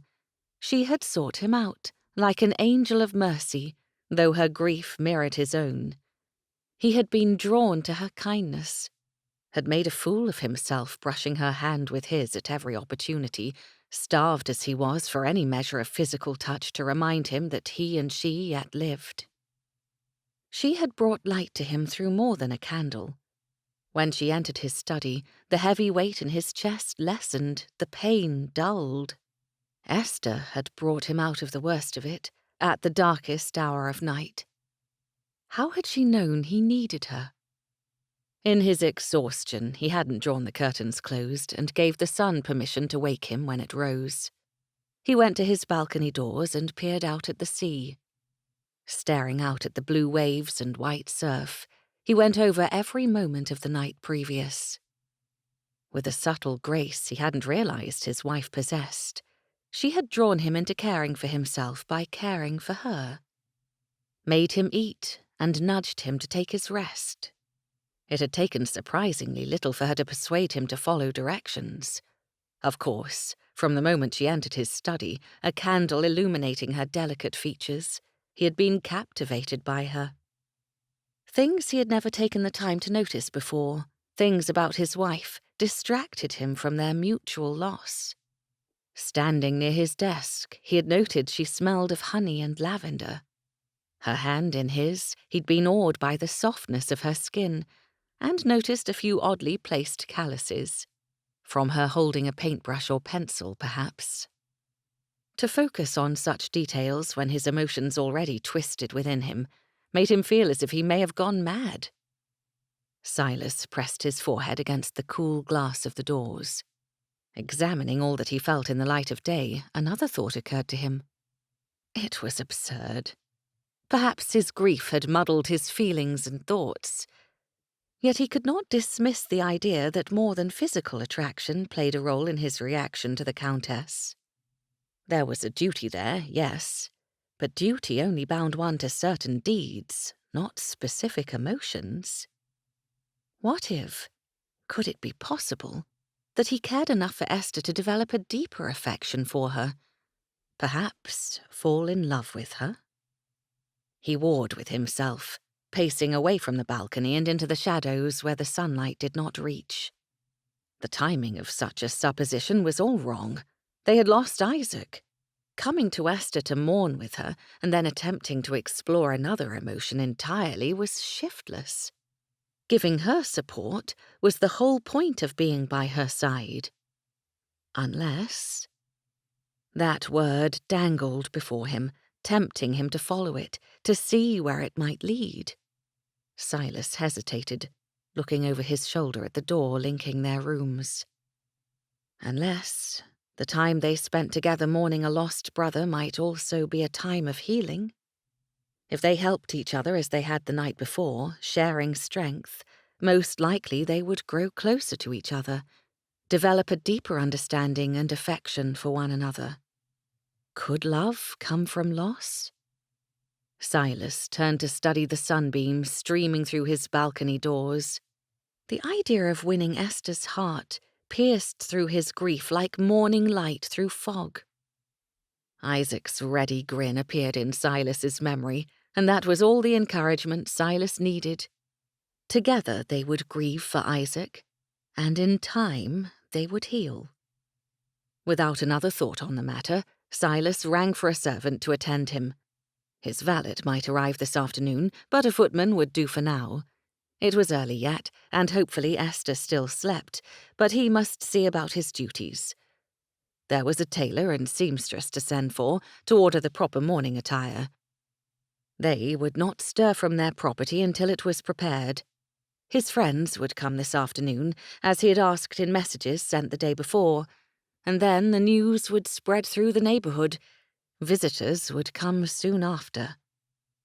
Before he worried about any of it, he would take his wife for a walk. From that moment forward, Esther must come first in his thoughts and in his heart. The idea of being with her lightened the weight upon his chest still more. With purpose, Silas could face the day ahead. Not a single dream disturbed Esther's sleep. She awoke slowly, reluctantly, knowing there was something she must face when she began the day that she had rather forget about. And then it came upon her again, like a wave crashing against her and sweeping her legs out from under her. Drenched in sorrow, Esther rolled into her pillow and cried anew for her lost brother. It did not take long for her tears to dry up and her head to ache. She rose and went to her wash basin, peering into the mirror hanging above it. Her room was dim, yet she knew she was paler than normal. After splashing water upon her face, she rang for Mary. There would be work to do, and she must make certain the Earl ate breakfast rather than continue starving himself. That meant no tray and no hiding in her room. But that was for the best, as she had determined the previous night. Mary came into the room at a slow, almost reverential pace, keeping her eyes to the floor. Was this to be how everyone acted around Esther, as though they walked through a tomb instead of a house? She would not allow herself to break from this loss, though she had been bruised by it. Isaac had always left her behind, told her she was not old enough to play at his games or converse with his friends. In death, he left her behind again, but as a woman fully capable of seeing to all that needed to be done. "I am going down to breakfast," she decreed, then looked at the clock upon her dressing table. If it were noon, her proclamation would be somewhat silly. It was only 9 o'clock in the morning. "Has his lordship woken yet?" "Yes, my lady. He's been downstairs since the sun came up. I'm supposed to bring a note up from him with your tray, but with no tray." The maid broke off and reached into her apron pocket, withdrawing a folded sheet of paper. She offered it to Esther with a curtsy. "Thank you. Please lay out my things while I read. I know I haven't any black, but there is a dark blue that will do for today." Esther lowered herself to her dressing table, while Mary threw back the rest of the curtains, then bustled around to lay out Esther's things. Unfolding the note, Esther did not know what she expected. Instructions to remain abed, something of a more serious nature. Maybe he wished to thank her for the previous night's meal. She peered down at his tidy writing. Familiar after all the letters she had received from him in the time he had been away. A letter a day. "Esther," it began, which was already quite different. Normally he addressed her as my lady in writing. "Will you do me the honour of accompanying me on a walk, if the weather holds?" He signed it with his name, written without the flourish he used when signing his title. She read the words over again, trying to make sense of the request. Answering him with a note of her own seemed rather silly when she might just find him and agree. Mary came to help with her hair, styling it simply, leaving no limp strands but not taking the time to curl it with tongs. It was all piled and tucked artfully at the top of her head, then framed by a black ribbon Mary had found. After seeing to the necessary tasks of hair and clothing, Esther opened the drawer at the top of her bureau and tucked Silas's note away with all of his letters. Why she had kept them all, she did not entirely know. To see them all there, folded neatly, each bearing his writing and most with his seal, Esther had to smile. If nothing else, the man she married was a faithful correspondent. What had he thought of her artwork? Had it entertained or irritated him? She supposed she might ask, since the two of them were under the same roof once more. She left her room and took a few steps down the hall when she realized she wanted to respond to her husband's note in the usual manner. Why shouldn't she? They may as well make a tradition out of it. Changing course, she went down the long halls from the family wing to her sitting room full of her work and supplies. When Esther opened the door, she froze momentarily. Her eyes went at once to the spot where she had stood when Silas told her the news of Isaac's death. Grief, in its mysterious way, washed over her again. It pulled her deeper. She turned her way toward the couch where Silas had held her as she cried. That pulled her out and reminded her of why she had entered the room in the first place. A walk. That was what Silas wanted. She had the answer already painted, in layers and layers of colour. The path leading to the birch trees, shimmering with a gentle glow she had imagined rather than seen in truth. The light was from the spring of her childhood, not the dull grey skies hanging overhead of late. The painting was too large to fold, nor did she particularly want to harm it with creases. Esther rolled it instead, then looked about to find something to secure it. Ah, a bit of blue ribbon was in a book she had been reading. Without a thought, she slid the ribbon from between the pages and used it to tie up her painting instead. Esther glanced about her hideaway, at the many half-finished projects, the containers of brushes and colours, and sighed. A sitting room really was no place for all the mess she had dragged inside of it. Withdrawing from the room, Esther retraced her steps to the main stairway again. She passed a footman in the hall and stopped him. "Peters, will you take this to the Earl?" "Yes, my lady." He accepted the rolled paper without hesitation and went on his way, likely to the servants' staircase, which was really more ideally suited than the grand steps she used on a daily basis. Esther rubbed at her eyes, wishing they would stop aching and filling with tears alternatively. Then she went down the ornate staircase and to the dining room. Word must have travelled to the kitchen through Mary during her trip to secure her reply to Silas. The buffet, though not laden as heavily as normal, had a selection of tempting foods upon it, including her favourite jams and rolls. The thoughtfulness of the staff with so small a thing, when they knew how her heart must ache, touched her. Still, she could not bring herself to fill her plate completely. She needed something in her stomach. The sweet scent of fresh jam, the softness of fresh bread did not hold its usual allure. Even her favourite foods were dull and bland when her mind continually turned to the memory of her brother. How could it be true that he would never sit across a table from her again? Esther's fork clattered to her plate when a sob unexpectedly took her breath away. Thankfully, Mary had tucked several clean handkerchiefs about Esther's person, up sleeves and even in her bodice. If Esther kept crying as she did, however, she would use up her entire stock in a single morning. When she had better hold of herself, Esther sipped her lukewarm tea and left the table, ready to go in search of Silas. She stepped into the hall at the same moment he did. They both stopped, staring at one another. His handsome green eyes studied her openly, perhaps looking for evidence of their late night, or else finding the proof of her tears shed moments before. Since he made no secret of his perusal, Esther studied him with the same level of intensity. The shadows beneath his eyes were not as pronounced as they had been the night before. His jaw looked as though he clenched it, somewhat uncomfortably, and it was clean-shaven again. All in all, he appeared more presentable. Of course, wearing a coat and cravat made him immensely more put together than he had been last evening.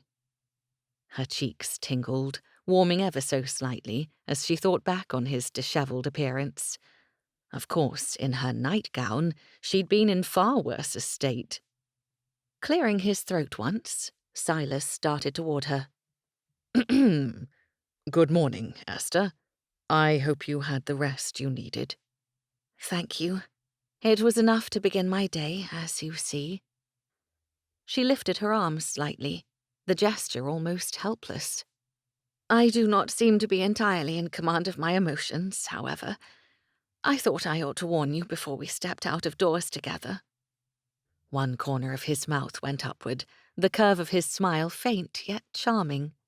I am glad I interpreted your message correctly. Truly, Esther, your talent is remarkable. Not really. Uncertain of his continued stare, she turned her attention to studying the folds of his cravat instead. Watercolours are not exactly seen as fine art, nor are charcoal drawings and pencil sketches. I have tried my hand at oils, but they are far too fickle and demanding. The touch of his fingers on her chin surprised her into looking up again, as he doubtlessly intended. It is a talent, my lady. Please do not belittle it. I looked forward to receiving your art. I studied each picture carefully, trying to determine your mood and your mind when you created it. Receiving something from you was my favorite part of each day. Her heart, tender and bruised, gave a pleasant sort of thump at the praise. Thank you. That is most kind of you to say.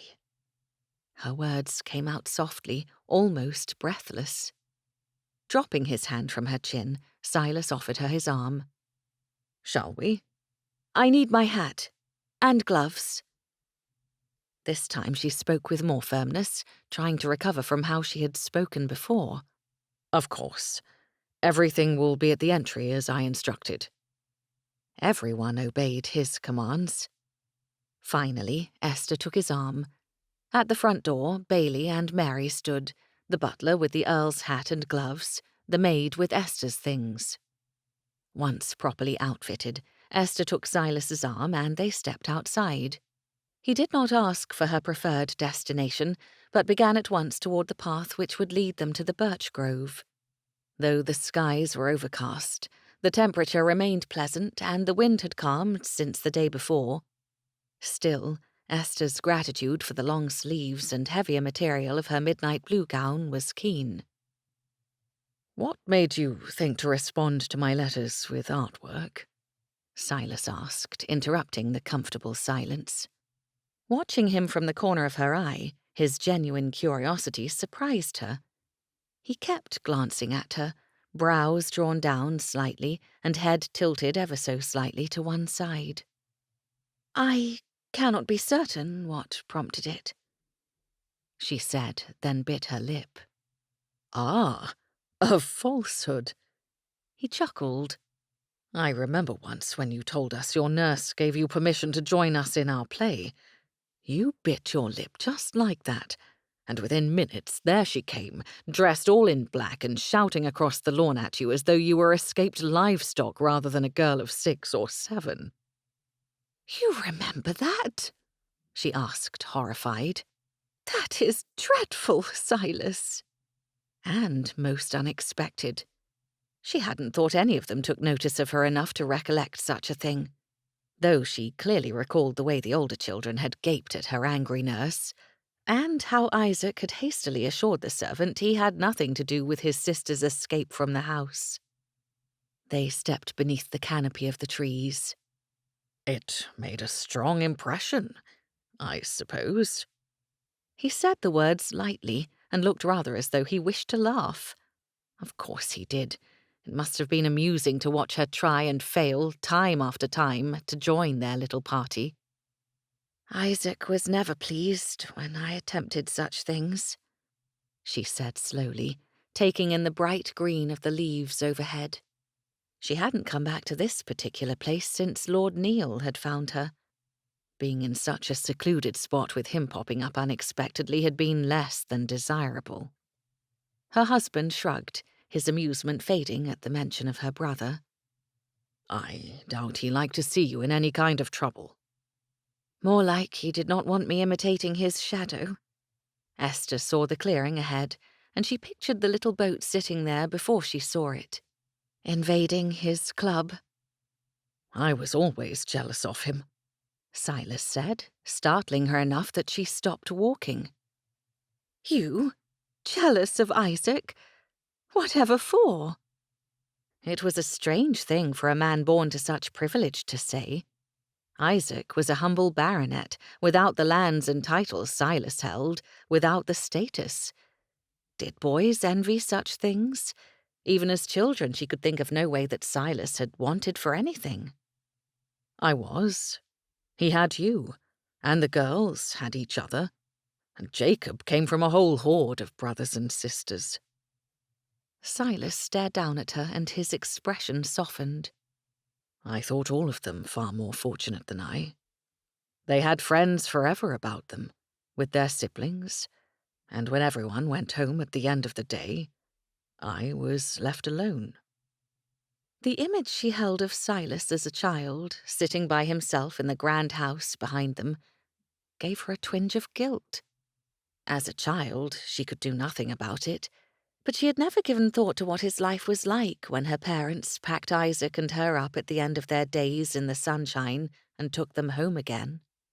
He hadn't even had parents to speak to, his only company a cantankerous grandmother. "We were not always close, you know," Esther said, trying to banish the cheerless scene from her imagination.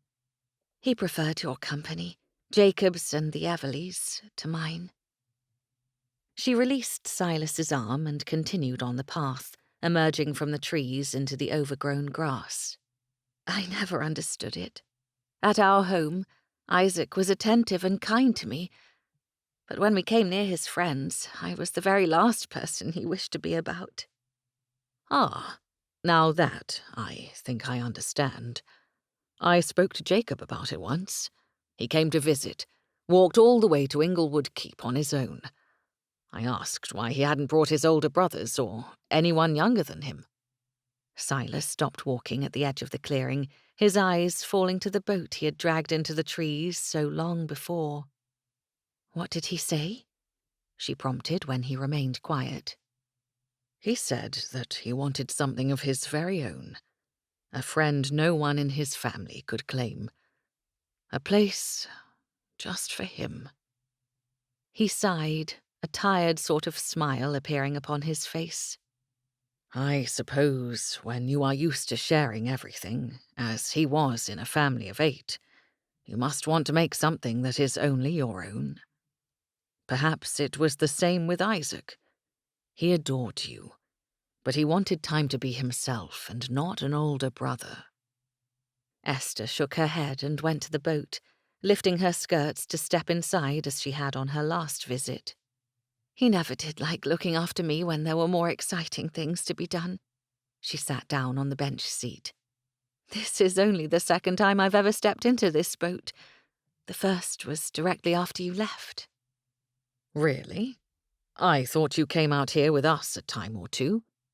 Silas stepped close to the boat and knelt by its side, inspecting the faded writing. The Silver Birch Society. I forgot we called ourselves that. For several summers. It was the very worst thing to do, making a club when I could not join it, she said with a prim tone. I always thought when I was a little older I might be inducted in, but by that time you had all changed your interests to horseback riding and fishing. It seemed silly to remember that childhood injustice when she had married one of the boys she always followed after. With her brother gone, she would never shadow him again. We ought to induct you now, Silas said. Kneeling as he was by the boat next to her side, she looked downward into his handsome face. The expression he wore, the gentle smile and raised eyebrows, made her skin tingle as it had when he kissed her cheek. The sensation of being looked at in such a way pleased and startled her. She had been noticed by someone who mattered. Tucking her skirts around her more carefully, using it as an excuse to look away from her husband's kind eyes, Esther forced a laugh. That is most unnecessary. We are all grown men and women. It doesn't matter any more. He hummed. A short sound she could not be sure signalled agreement with her. Then he stood and walked around the boat. I ought to have this dinghy sanded and repaired. Whatever for? She asked, blinking up at him in surprise. It will never go on the water again. I know. Perhaps someday there may be other children who wish to play upon it. His matter-of-fact answer surprised her and brought a blush to her cheek. What children could he be speaking of if not theirs? Esther smoothed her skirts, wishing she had a way to keep her hands busy, or that she was not sitting in order to wander away from him without it appearing obvious she had no wish to broach the subject of children with him. Not yet. Silas had finished circumnavigating the boat. He held his hand out to her. Would you like to see something else we brought out here? I've just remembered. I wonder if it's still there. His grin brightened with obvious excitement. Relieved the subject of children had been dropped as swiftly as he brought it up, Esther placed her hand in his and allowed him to help her step out of the boat. Did you drag some other sort of vehicle into the trees? A carriage, perhaps? She asked, trying to match his lightness of spirit. No. Something smaller. This way. Silas kept hold of her hand rather than place it in the crook of his arm, his fingers twining with hers as they had the night before. Though they wore gloves, the intimacy of the gesture still sent a shiver through her. Eagerly, he led her between 2 especially large trees, his long legs covering the ground at a pace that made her have to run to keep up. Silas looked back, noticing, and slowed his steps. He offered an apologetic smile and squeezed her hand gently. "Where are we going?" she asked. Not far at all. He took her a few more steps into the trees, then stopped at a pile of stones. It must still be here. Silas released her hand before kneeling on the ground, heedless of the dirt. He started moving the rocks out of their pile all the way down to the earth. The last rock he moved made an odd scraping sound. "What was that?" Esther asked, peering around him. When we formed the club, we decided part of the induction ceremony was to put something of ours in this box and bury it. I think it was Hope's idea. Jacob called it buried treasure, and she insisted it was more important than that. It was for good luck, making certain we would all be friends so long as a box of our things stayed together. She had a whole fairy story concocted around it. He took off his gloves and tucked them into his coat before continuing to unearth a small, battered tin box. Like a boy, rather than a man in fine clothes, he turned and sat directly on the ground, legs stretched in front of him. His valet was sure to have a fit. For her part, Esther bit her bottom lip to hide her smile. It took Silas time to pry the lid off the old container, and when he did, she saw it lined with rust. He put the box on the ground and pulled out a bundle wrapped in a large square of cloth, water-stained, but perhaps it had once been a clean handkerchief. He pulled at the knots and handed the contents, one by one, to Esther. The first thing to come out was a pewter figure, half the size of her little finger, of an owl. That was Grace's contribution, I think. Then he placed a ring with a red stone in her palm.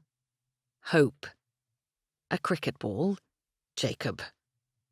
Then Silas hesitated, his hand wrapped around an object he did not immediately show her. He swallowed, then held it out. Isaac's item. A wooden soldier. It was painted red and white, and had been well lacquered, as it had withstood the elements quite well.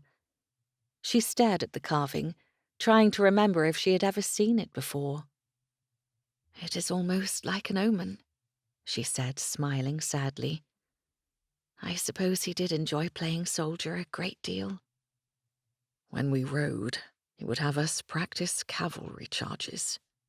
Silas said it almost apologetically, as though taking some of the blame for such a thing upon himself. Esther lowered herself to the ground and put all the items, excepting the soldier, in her lap. She turned the soldier over again, admiring the detail in the little redcoat's uniform. Then she placed it carefully with the other treasures. "What about yours, Silas? What did you put inside?" "Something you may find silly." He took out a leather cord, from which a beautiful spiral shell hung from it. "I found that when I was a boy, and I drilled a hole in the shell, making it into a pendant for my mother. After she passed, I sneaked into her room and took it back." Silas shrugged and averted his eyes, as if he wanted to dismiss the object's significance. "I think it's rather beautiful that you would include it here. It is interesting how well each of these objects represents the people who put them inside." She turned the shell over in her hands as she had the soldier, admiring its perfect condition. Finding undamaged shells on the beach was a rare thing. "I suppose they do reflect on our personalities somewhat. I am terribly sentimental about seashells, you know." Silas spoke with such an even, somber tone that she had to dart a quick look at him before she dared to laugh. Holding the shell necklace up by the old cords, Esther studied him as she spoke. "That isn't what I meant at all. I only meant that you obviously cared a great deal about the people around you, and your friends became your new family after you lost your parents. That is what this box is, a sort of contract among all of you, that you would devote yourselves to each other and the preservation of your friendships." For a moment he stared at her, then let his eyes drift to the shell. "And here I thought we were merely children playing a game." Rather than continue the subject, Esther began to wrap and tuck the pieces into the box again. "This is something special, whatever it may be, and I think we should bring it back to the house. I imagine the others will be visiting soon." "I expect them at 11 o'clock. Silas lifted the box in one hand, standing before offering to assist her to do the same. His bare hand closed warmly over her gloved one. "Without their families this first time. I'm afraid after today I will not be able to hold back others who wish to offer condolences." "Condolences. It is such an empty word," she murmured, clasping her hands before her and keeping her attention on the long grasses. It doesn't seem to matter that all of us have lost someone. When we go about and visit one another, there is rarely real comfort given." An arm around her waist startled her into looking up, meeting Silas's green eyes and the anguished empathy within. "If it is too much for you, if there is something else you need or want, you have but to tell me. Isaac was your brother in truth, but I loved him like a brother too." He spoke with steady conviction, his words wrapping about her heart as his arm had gone about her body. "Thank you." Esther leaned her head against his chest, heedless of the way it bent her bonnet's brim. The physical closeness eased the ache in her heart, even as she warned herself not to grow too attached to her husband. "I do not know what I would do without you. No one else could ever understand." He gave one last gentle squeeze, then offered his escort back to the house. They walked without hurry and without speaking. Esther's eyes roamed the fields and trees, and everywhere she looked she could imagine boys and girls playing, while an even smaller little girl tried to keep up behind them. Chapter 19. 11 o'clock arrived, and as the clock in the parlour chimed, Esther heard the entryway door open. The low voices and footsteps on the marble floors marked the arrival of Isaac's dearest friends. She rose to her feet after exchanging a glance with Silas, who stood at the windows. He offered her the barest smile before coming to stand by her side. The weight of grief had settled upon them again when they returned from their walk, leaving them with little to say to one another. Esther had gone to her room for an hour to rest, and Silas to his study. Though they had not spent a great deal of time in each other's company, she had no wish to wear out her welcome by being forever about her husband. He already seemed to think her a child in need of direction. When the parlour door opened to admit a gentleman and 2 ladies, all of them somehow already wearing black, Esther corrected her posture and prepared to welcome them as graciously as any hostess should. "Good morning," Silas said first, stepping forward and offering a polite bow. "I am grateful all of you were able to come." Perhaps it was nothing more than habit that made him forget the duty of welcoming guests always fell first to the hostess. Esther bit her tongue and sank into a curtsy, quickly adding her own words of welcome.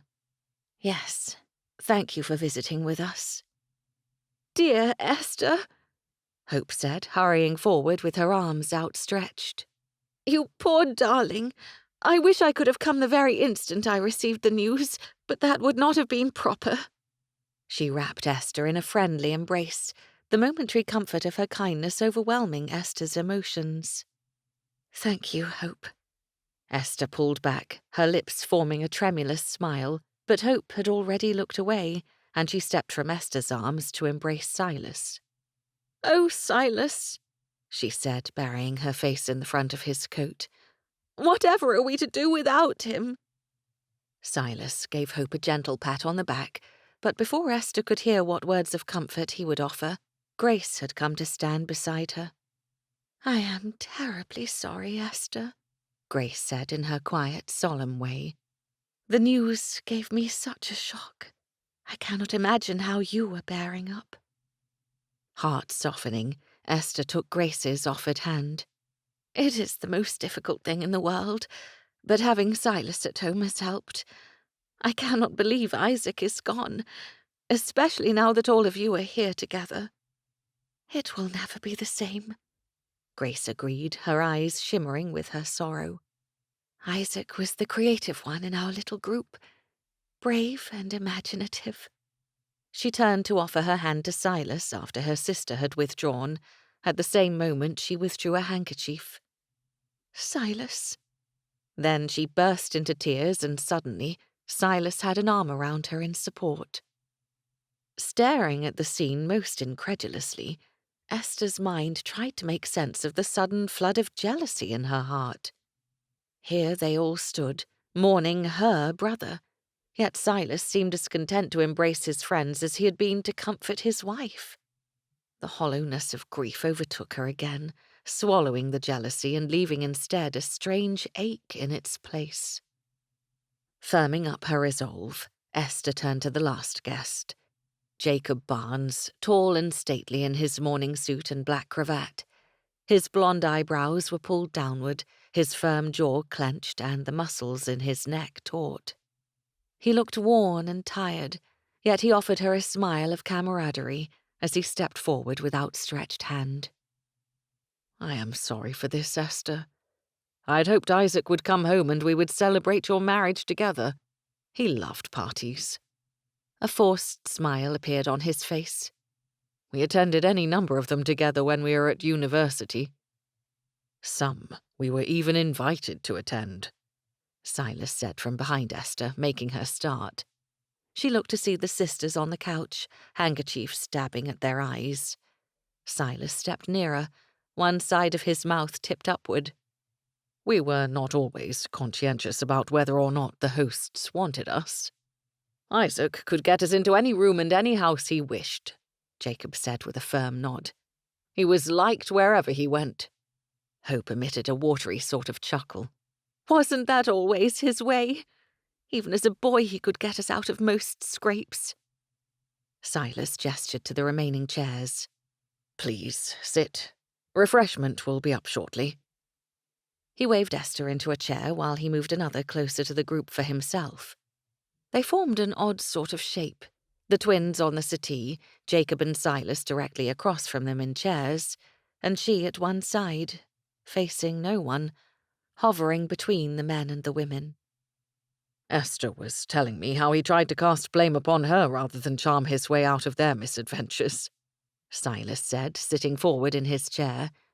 He made eye contact with her briefly, and giving her a token smile before he sobered again.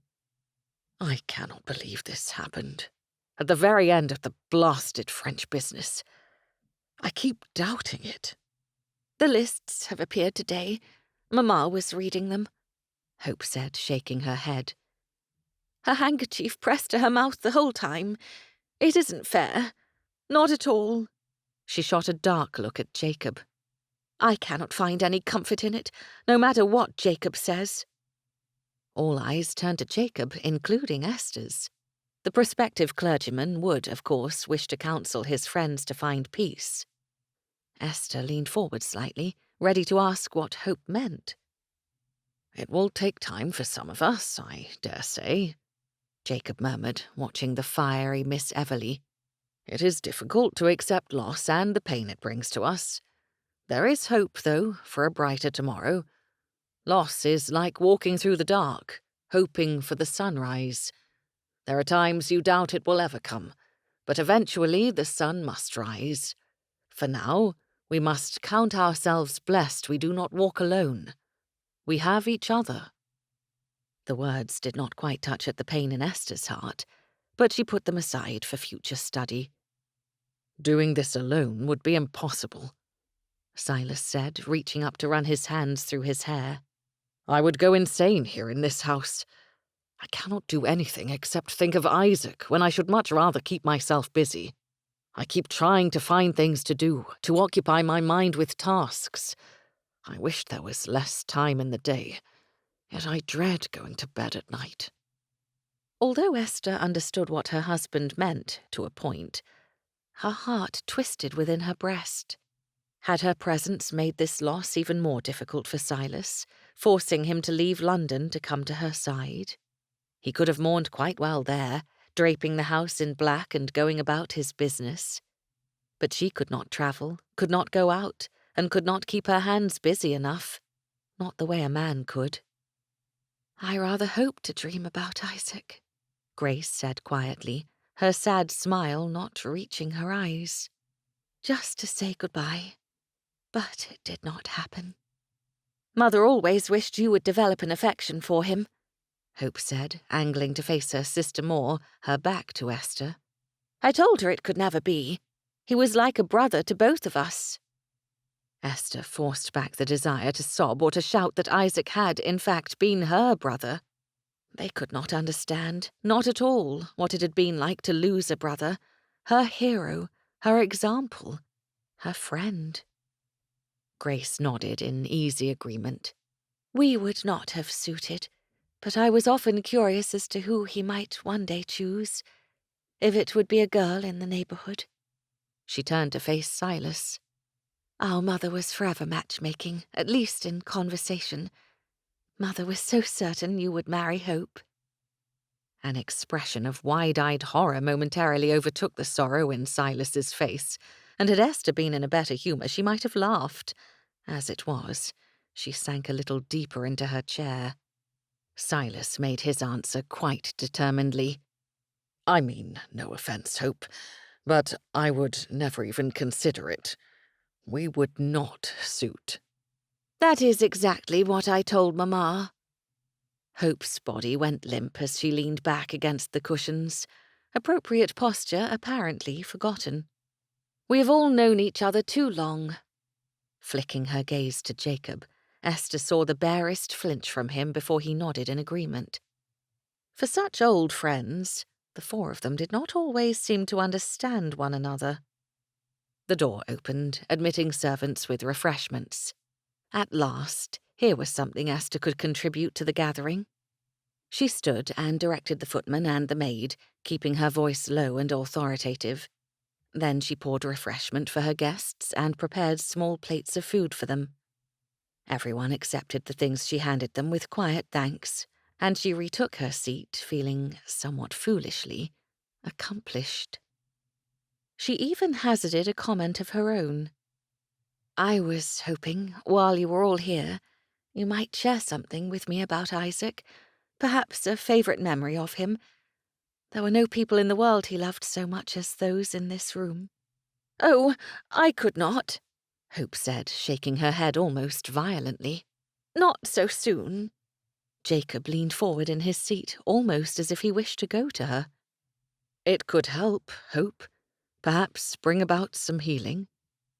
Grace wrapped an arm around her twin, who had begun to cry in earnest. Silas stared at the twins, almost as though he did not see them, and then turned slightly away. Do you remember the box we buried when we formed our club? I found it today, all of our things still inside. He stood, not making eye contact with anyone in the room. I will go and fetch it. He disappeared, leaving Esther to stare at his empty chair. Jacob gave up his seat and crossed the rug to kneel before the twins, offering more words of Christian comfort. Words Esther wished someone would give to her. Grace held her sister, who continued to cry and shake her head in denial of all Jacob said. Esther looked down into her tea, the swirls of steam drifting away from the dirty brown liquid. After a few moments, she put the cup aside and silently left the room. She did not make any excuses, nor did she have any. In the few minutes she had been there, surrounded by people who knew and loved Isaac as well as she did, Esther realized she did not belong. Hope with her angry grief, Jacob with his platitudes, and Grace with her quiet expression of pain, did not want to comfort Esther, nor allow her into their grieving. The situation could be summed up quite simply. They neither needed nor wanted Esther, as they barely knew her. They wanted each other, the familiar faces who had shared Isaac, not his sister. She took the back stairs to avoid Silas, tucking her hurt further into her heart, and made for her upstairs sitting room. Her drawings, her art, would give her a place to release her emotions. Painting had been her only respite of late. There was never anyone to talk to commiserate with. She had held Silas's attention, his compassion, for a day. Somehow, those few hours had made her think she held more than that. A wish that she might mean more to him had dared to appear, like the faintest lines of a sketch. Esther pulled an apron over her clothes and flung the curtains open, then the windows, trying to let in light. She dragged a chair beneath the window and found charcoal. Hastily she began to scribble, broad swaths of black appearing on her paper. She wasn't even sure what she drew, but the act of slashing across the paper in wide arcs was somewhat freeing. She covered the whole paper in black, Her hand and sleeve streaked with the charcoal too, but created nothing. She wadded the paper up and tossed it directly out the window. A breeze caught the loose ball and banged it against the wall before letting it drop to the ground below. Standing, Esther looked out the window and downward, where the paper rested in a heap on the ground. Something about seeing that paper, free and alone, where it should not be, pulled at her heart. Again she tried to draw, this time purposefully thinking of her brother's face. But it wasn't right. She'd drawn the eyes she knew from his boyhood, and that was not what she wanted. She threw that paper out the window too, tried again, failed, threw the paper out. A sob tore from her throat. Why did everything have to be so difficult? Why didn't anyone see how much she hurt? Esther wrapped her arms around herself, heedless of how dirty she was from her drawing attempts. She glared at her paintings, seeing them for what they were, wastes of time. What good did a watercolour painting do anyone? What was the point of them? She took one which depicted the stormy sky and sea, walked to the window and compared it to the reality before her. Rain clouds were moving in, sweeping across the water. Her painting was nothing like what she saw. She dropped the painting out the window. The weight on her heart lightened. She took up another painting of the fountain in the garden. Who cared about fountains and gardens when one had but to step outside to see the real thing? That painting fell from the window and into the bushes too. The door behind her opened as she lifted another painting from the mantel, this one of a bird who kept visiting her balcony in the mornings. Esther looked over her shoulder, her mind pulled from her destructive task just enough that she cringed. Silas, what would he think of her strange display? He stared at her from the doorway. "What are you doing in here?" he asked, sounding confused. "Our friends are downstairs. I thought you might like to see them go through the box." "Friends?" she said, her voice hoarse with all the emotion she had kept at bay. "They are your friends, not mine." She turned her back on him and marched to the window. "And you walked out. I did not think anyone would miss me." "I only meant to retrieve—" "Esther, what are you doing?"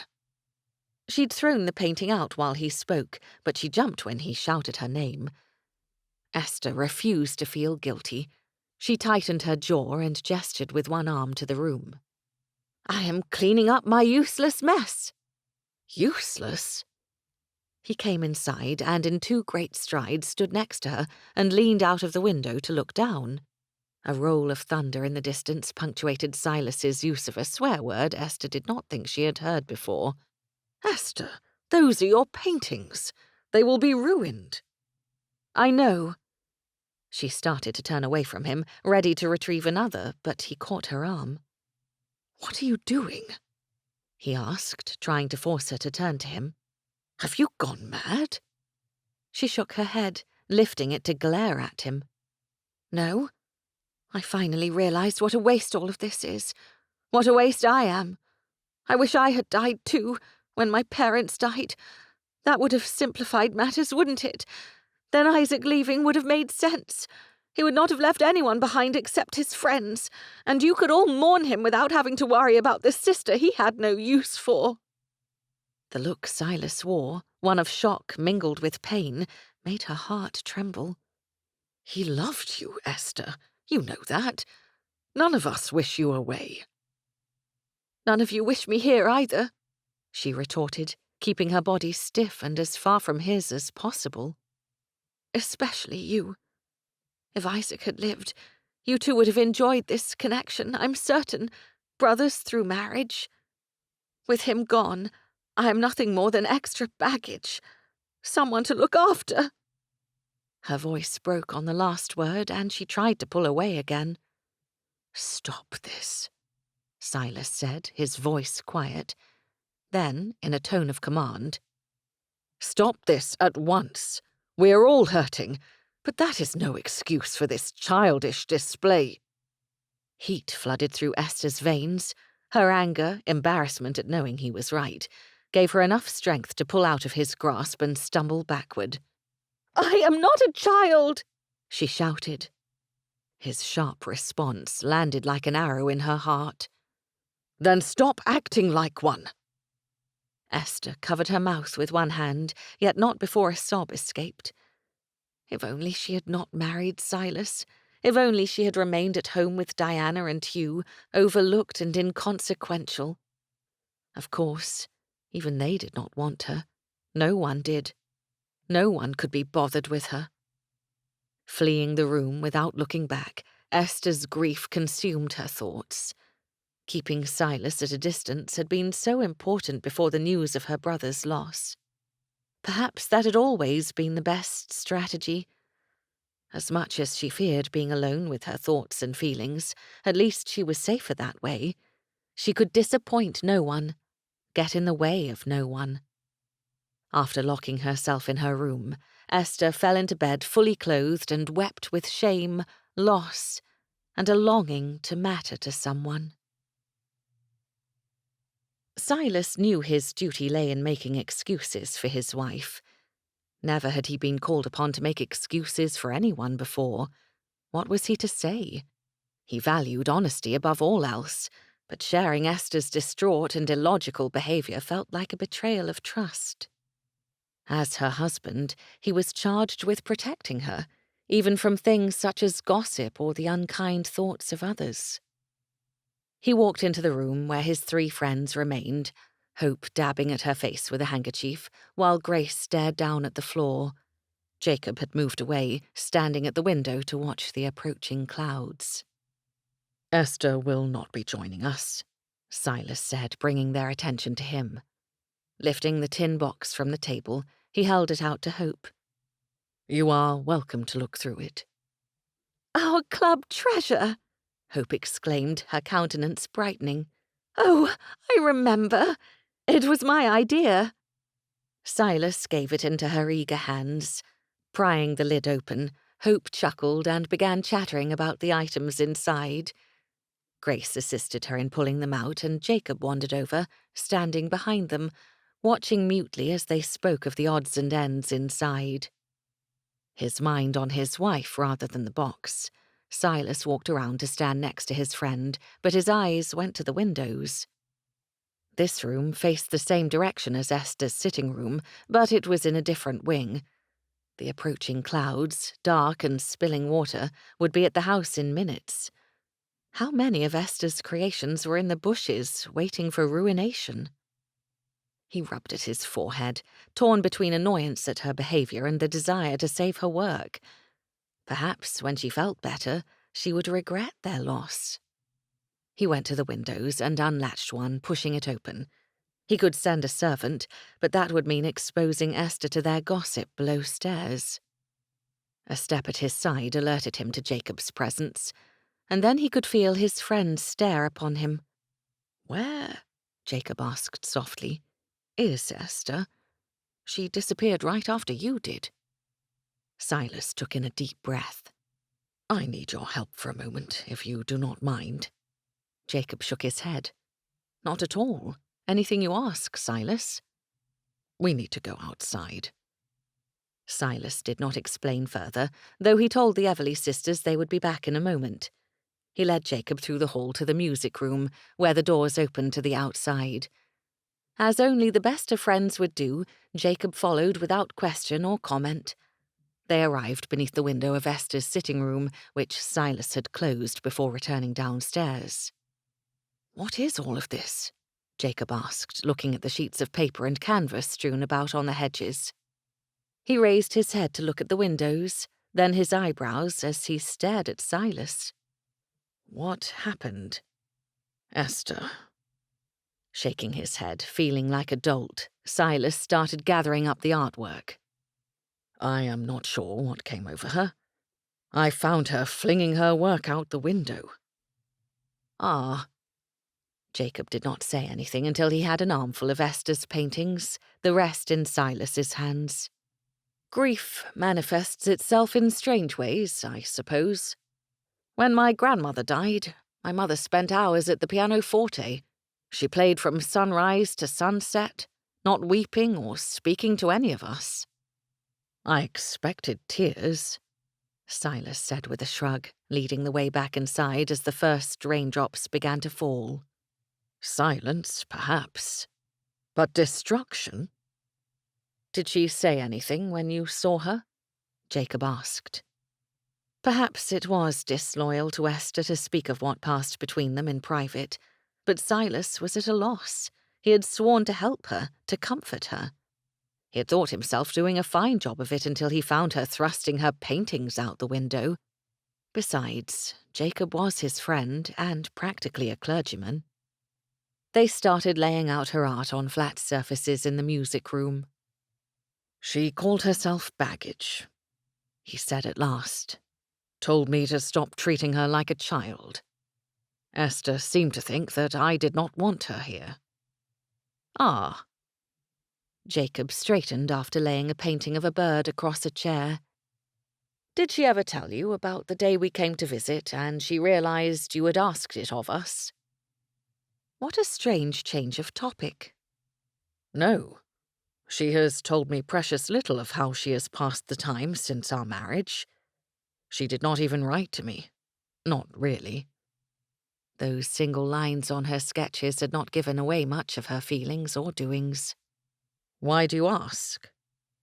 Jacob released a weary sigh and his jaw tightened for a moment. "It did not please her. I thought, at the time, it wounded her to know we came at your behest and not due to any attraction her company held for us."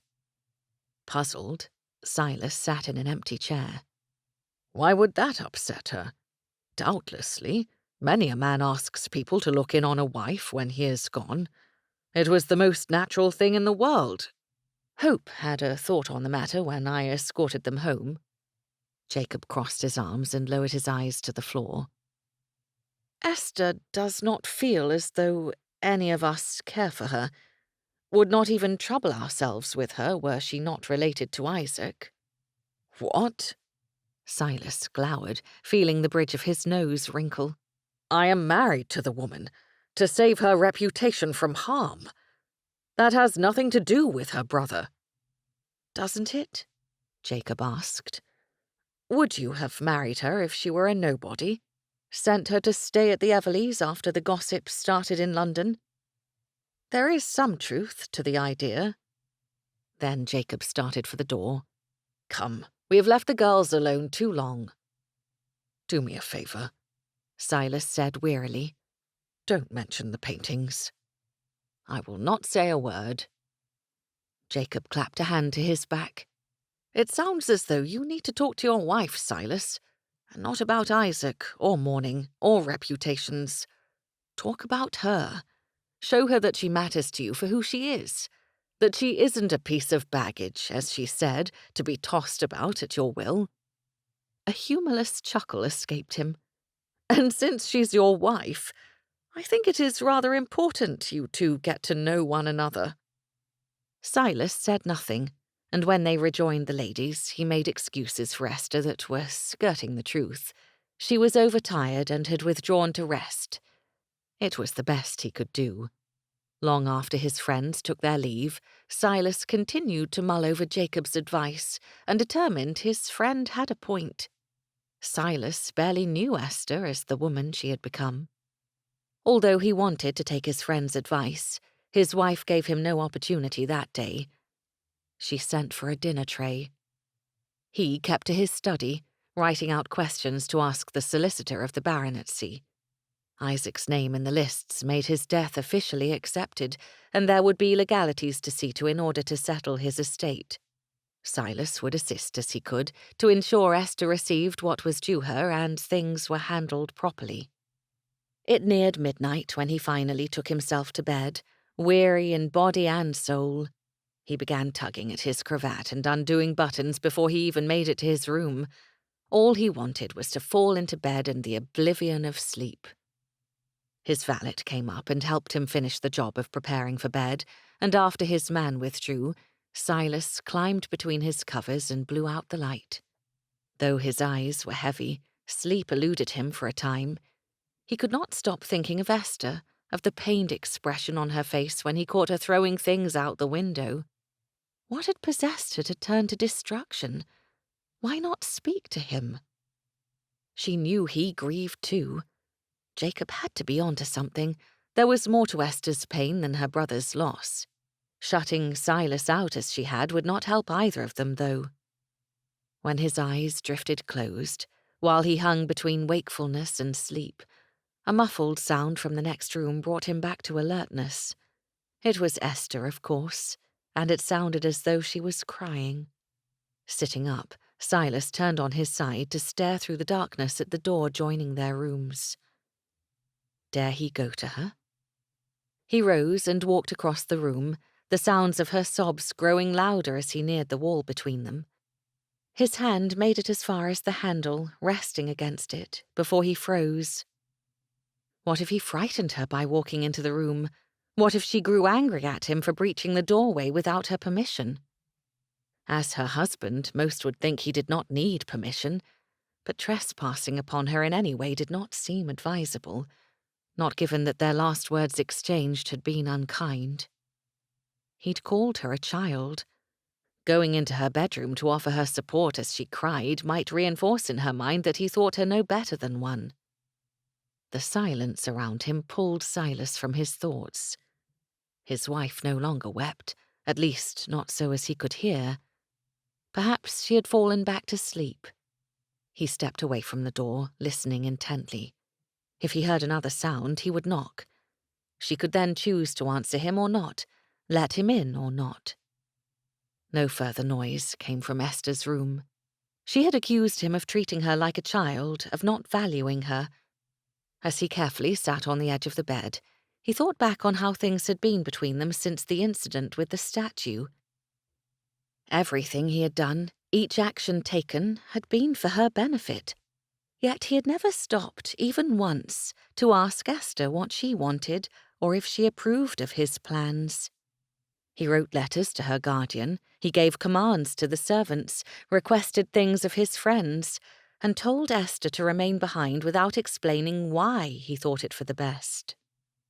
Used to doing as he pleased, accustomed to being obeyed, Silas had not considered that Esther might have objections or see things differently than he did. And until that afternoon, she had held herself to his high standards, acted with dignity befitting her position as countess and wife. Even then, as Jacob had said, people grieved in different ways. She had not been childish. Pain governed her actions. Remorse filled his heart. While he might know how to be an earl, he had no practical knowledge of how to be a good husband. Esther had put up with his arrogance long enough. He ought to give her tenderness and understanding, and he needed to ask her forgiveness. Silas found it impossible to fall asleep, continuing to listen, in the event she needed him after all. Chapter 20. In Silas's boyhood, he used the size of Inglewood Keep to his advantage in avoiding his grandmother. He had slipped from one room into another when he heard her step, or ducked into a hallway or servant's stair when he knew she sent someone looking for him. As a man in search of his wife, he cursed the size of his ancestral home. Esther had not come down to breakfast, and when he asked, he learned she had left her room. Waiting an hour at the table, in hopes she might come looking for him, proved fruitless. It seemed he must go on the hunt for the missing countess. Her sitting room was empty except for her forlorn and rejected paintings. He checked every common room and then decided to search the gardens. Though the skies were grey, no rain had fallen yet. Perhaps she had even walked in the direction of the beach. Hadn't she told him she enjoyed walking along the sand? He took the time to pop a hat upon his head and pull on gloves. Then he went out of doors with the singular purpose of finding his wife. That afternoon, the seamstress was to come and measure Esther for morning gowns, and he had determined to find her and speak with her before then. Halfway down the garden path leading to the beach, the breeze brought a snatch of conversation to him. "Know how you must be feeling," His hackles rose. Silas knew Lord Neil's voice well, having been exposed to its taunts and sneering commentary for most of his life. His mind reached back to the day he had arrived home, finding Lord Neil with his wife in the library. He had never bothered asking what the younger son of a peer was doing in their house. He had nearly forgotten the matter altogether. Apparently, Lord Neil made it something of a habit to visit Silas's wife. Grinding his teeth together, Silas turned in the direction of the words he had heard, listening for more. "Thank you for your condolences, Lord Neil," Esther's voice said, almost a whisper on the wind. "You are a most attentive neighbour." Attentive? Silas's fists clenched as he turned around another hedge. Just how attentive had the offensive lord been to Esther since her arrival? "My lady, we have known each other so long. Please, do call me Neil." The slimy eel. What was he doing, attempting to put himself on familiar terms with another man's wife? Silas stopped walking, surprised at his own temper freezing him in place. He barely heard Esther's reply over the sudden rush of blood in his ears. Esther's tone was firm, her words clipped. "That is too familiar, my lord." The relief that filled him was irrational, but Silas discarded that thought and instead took the last steps around the hedge obscuring his wife, the interloper, and the garden's largest fountain from view. "Esther," he said, relishing the use of her name perhaps more than necessary. "Here you are. I have been looking for you to ask if you wish to take a walk with me." His eyes flicked briefly to Lord Neil, and then back to his wife. "But I see you are already enjoying the fresh air." Though she did not appear precisely glad to see him, Esther did cross the little courtyard to his side at a quick pace. "Thank you, my lord, but I have had my fill of the outdoors this morning. I think I shall retire to the library for a time." Her eyes briefly met his, then she passed by him, leaving the scent of mint and flowers behind her. Silas watched her until she went around the hedge, disappearing from view. Then he met Lord Neil's haughty stare, but he did not say a word, listening as Esther's steps faded away on the paving stones. When he could no longer hear her, and Lord Neil's smirk grew too wide, Silas spoke at last. "Lord Neil, I will speak bluntly, and I ask you do not mistake my meaning. I have never liked you, not as a boy and not as a man. Truthfully, you remind me of an eel, slippery, slimy, and always on the hunt to make trouble for those around you. So understand me when I say this. You are never to set foot upon my land or in my home again." The irritating lord drew back, almost as though Silas had thrown a punch rather than words in his direction. A sneer curled the man's lips. The Earl gave him no time to answer. "And furthermore, if I ever hear of you speaking to my wife again, even if it is so innocuous a subject as the weather, I will call you out. Do I make myself clear?" Lord Neil stared, his face pale, for a long moment. Then he put his nose in the air and squared his shoulders. "Abundantly. Though I think your wife is capable of finding her own friends." Silas stepped forward, and it pleased him when Lord Neil flinched at the movement. "Oh, the Countess is immensely capable and certain to find friends wherever she may go. But we both know, Lord Neil, that is not your intention here. I will not see her hurt by you or anyone else. Now, get off my land." After a brief hesitation, Lord Neil backed away, not daring to look away from Silas. He exited the fountain's courtyard. It was difficult to tamp down on the elation he felt at ridding himself of that particular pest. Silas let out a sharp breath and then made his path to his wife. They needed to talk, and that she had hinted where she might be found indicated she might think the same.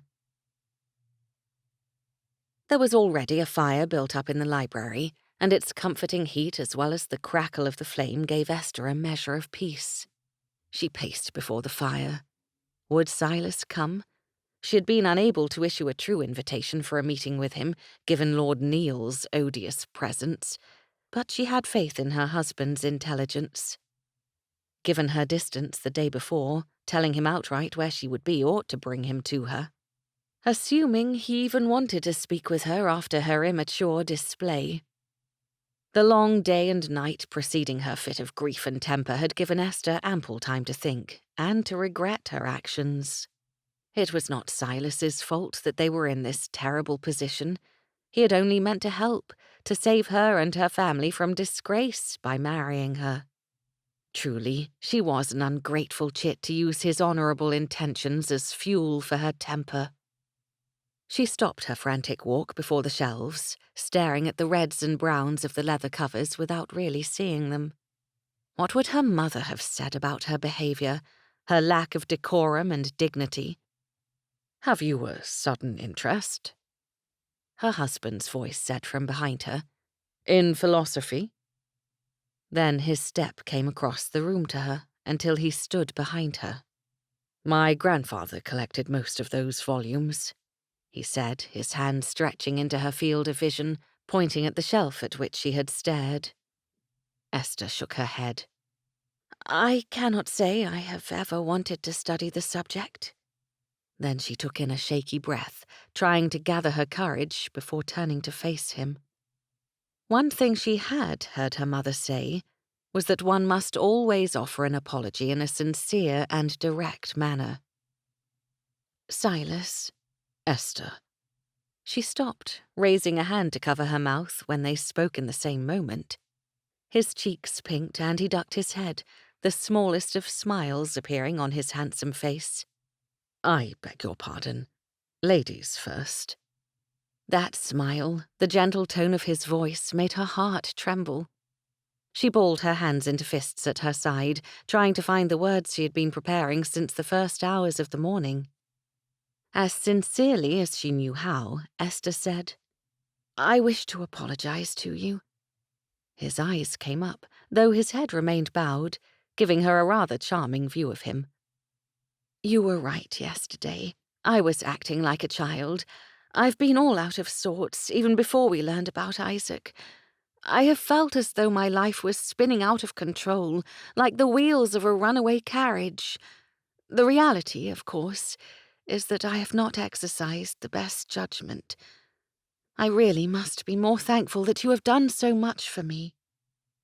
His dark eyebrows drew down and wrinkles appeared in his forehead.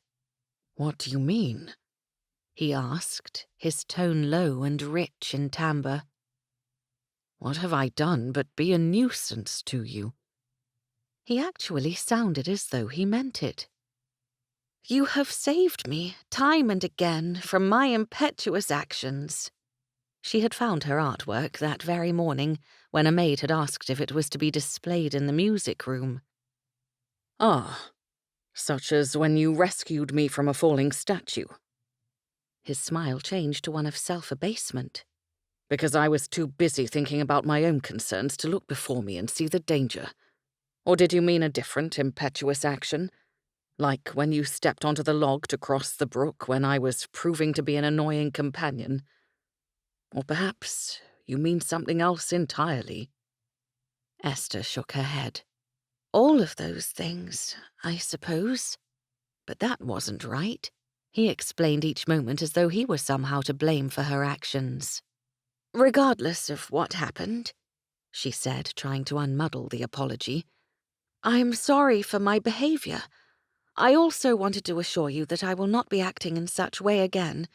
Yesterday, walking out on your friends, was inappropriate." "Not at all. We are all mourning, Esther. As you told me not long ago, those who are in such a state need not excuse themselves." He spoke kindly, as though what she had done was no more than forgetting a handkerchief or using the wrong spoon for her soup, a minor mistake. Why would he not allow her to acknowledge her failings? "Silas," she said, waving a hand before her in a helpless manner. "Please, do you not understand? I wish to change. I wish to make amends." His smile turned gentle, and he caught her hand in both of his. "Esther, will you sit down with me for a moment?" He tugged her toward the couch nearest the fire, releasing her to gesture to the furniture. "Please?" Flummoxed, Esther sat down, folding her hands tightly in her lap. Had she somehow bungled her apology, as she had everything else? Silas sat next to her, turning toward her so that their knees nearly touched. "My dear wife, your apologies are not necessary, though I thank you for them. We are understandably out of sorts, and I think that has led to some confusion for both of us." She shook her head. "I do not understand." "Precisely." One corner of his mouth went up, and she smiled, albeit weakly, in return.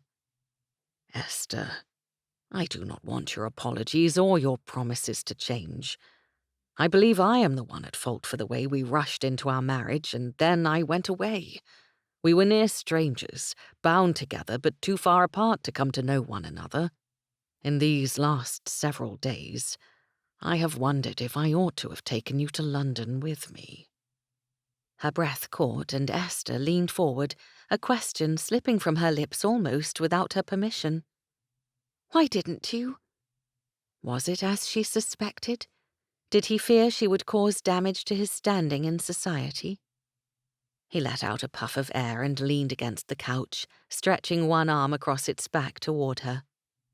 "Because I did not want to expose you to the cats of the ton. Our marriage came so swiftly after the gossip and rumors. I knew there would be slights offered you, and people attempting to expose you to all of society as something you were not. I could not let them get to you, Esther. I wanted to protect you until the interest surrounding our unusual arrangement died down." He met her eyes, his earnestness tugging at her heart. "But I did not explain this to you, nor ask what you thought of that course of action. I am sorry, my dear Esther. I think of all the times I should have discussed things with you." His words trailed away, and he shook his head, his expression turning contrite.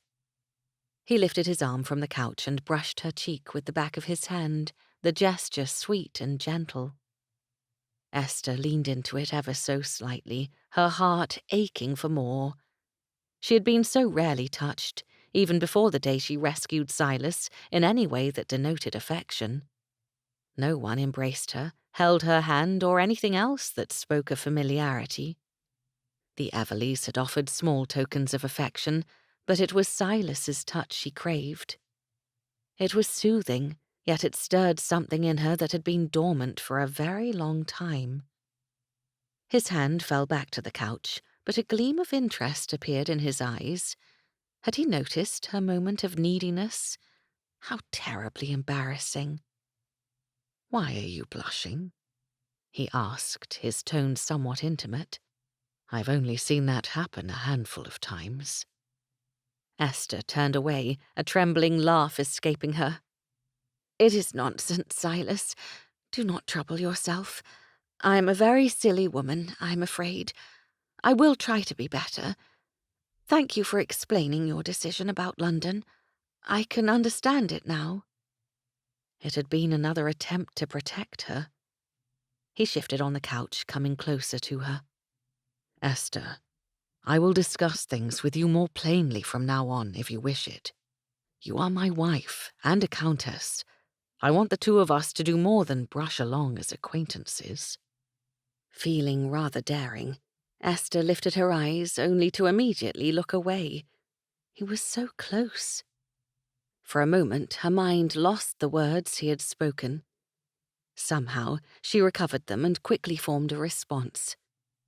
"What is it you want, Silas? I have agreed to be your wife, and I will do my best as countess. But what—" His hand was on her cheek again, then his fingers slid beneath her chin, gently guiding her to look upward again. "Esther, I have been alone most of my life," he said quietly. "My friends have been my only companions. the people I have trusted with myself. But they all leave at the end of a visit, going to their own homes and families. You are different." His thumb caressed her cheek, and she could hardly believe she heard his words over the loud pounding of her heart. "Am I?" she whispered. "You are my wife," he said, "the companion of my life, for however long it may be. You are my countess, a woman wielding my authority and my reputation. We are the beginning of a new family." He swallowed, and she saw his attention lower to her lips momentarily. "With our marriage, you became the dearest person in the world to me. I am sorry I did not make that clearer from the beginning. You matter more to me than anyone, as a wife should to a husband." His words soothed her heart, but at the same moment she felt the lack in them. He had not given her his heart, not really. He spoke of a connection between them, of course, that was sacred and permanent. Marriage, but not love. Esther should have rejoiced that he left love out of it, given how much risk her heart would face should that word ever rise between them. But it was already too late. How could she resist loving him? And one day she would lose him. That was the nature of life. Her heart ached at the idea, and she could not face it, not when she was already bruised from Isaac's loss.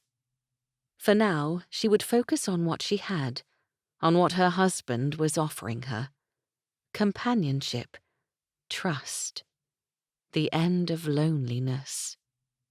She leaned closer to him, tipping her chin up and gazing at him in what she hoped was an inviting manner. Silas. She spoke his name with all the tenderness she could not express. It was enough. The hand at her jaw cupped her cheek, and he closed the distance between them, his lips meeting hers in an ardent kiss. Esther's whole being felt simultaneously like she might float away, yet anchored to her husband. His other arm came around her waist, pulling her to him. Yet she fell, as she had once fallen into the sea from a dock, her feelings closing in around her as the water had, pressing upon her until she thought she might drown. She came away from the kiss, pulling in a deep breath laced with his scent of cinnamon and pine. He leaned his forehead to rest against hers, his breathing as ragged in her ears as her own. He brushed another kiss against her lips, briefly, and then cradled her against him. Esther moved into his arms instinctively, though her mind shouted at her to put distance between them. It was too late for her. Esther was falling in love with her husband. She had admired him in her childhood, so perhaps this deeper devotion had grown naturally from her youth. Silas Riley, Earl of Inglewood, would soon possess her heart, even if he did not know it. Chapter 21. Nothing had ever felt as right, as wonderful as holding Esther, his wife. A beautiful, vivacious woman with a knack of surprising him with her spontaneity and her temper. After kissing her in the library, feeling at least a new physical connection with her, it surprised him when she withdrew further into herself. He had expected something more in line with what one read about in novels or saw in plays. He hoped that single, blissful moment might pull down whatever walls still prevented them from coming to an understanding with one another. Instead, Esther grew quieter. When the seamstress had arrived to take her measurements, Esther disappeared with hardly a word, not to be seen again for the rest of the afternoon. Had he offended her? She had seemed so willing, so eager for his kiss. She joined him for dinner, darting quick glances at him and blushing madly every time. Her sudden shy behavior put him in mind of the girls in London during their first season, the girls too shy and modest to make spectacles of themselves. The girls who had never been courted, but stood at the edges of ballrooms watching the proceedings with wide eyes and hope that someone might notice them. Silas had once made it his duty to escort such ladies through a dance at least once, but soon realized women with that particular nature found him intimidating. Perhaps his wife faced a similar problem. Going from acquaintances to married to what he hoped would prove an affectionate relationship, all within the space of a month, would rattle anyone. The course of their relationship was quite backward in nearly every respect, and there was the gloom of Isaac's loss hanging heavily on both their hearts. Silas cleared his throat, setting down his fork and staring intently at his wife. He saw her throat tighten with a swallow, her cheeks pinking again. "Are you finished, my lady?" he asked. They needed to speak in private, and the footmen lining the walls of the dining room were not conducive to such a thing. "Yes." No witty phrase accompanied her answer. "Good. Would you care to enjoy the fire in the upstairs parlour with me?" He stood and held out his hand, waiting for her to take it, watching her every move intently. "Of course. Thank you." She placed her hand in his and allowed him to sweep her out of the room and down the darkened halls. Her gloved hand did not tremble in his, but nor did it fit comfortably with how stiffly she held herself. Had kissing her been a serious misstep? They entered the formal parlour, a room that perhaps represented neutral territory, as neither of them seemed to spend much time inside of it. He could see no sign of Esther's hand in this room. It looked much as it had for years. It had been one of his grandmother's favourite places to hold court. "We ought to redecorate," he said, looking around with a frown. Esther's hand slipped from his as she walked to the fireplace. He had asked for it to be lit just before dinner, along with a few candles.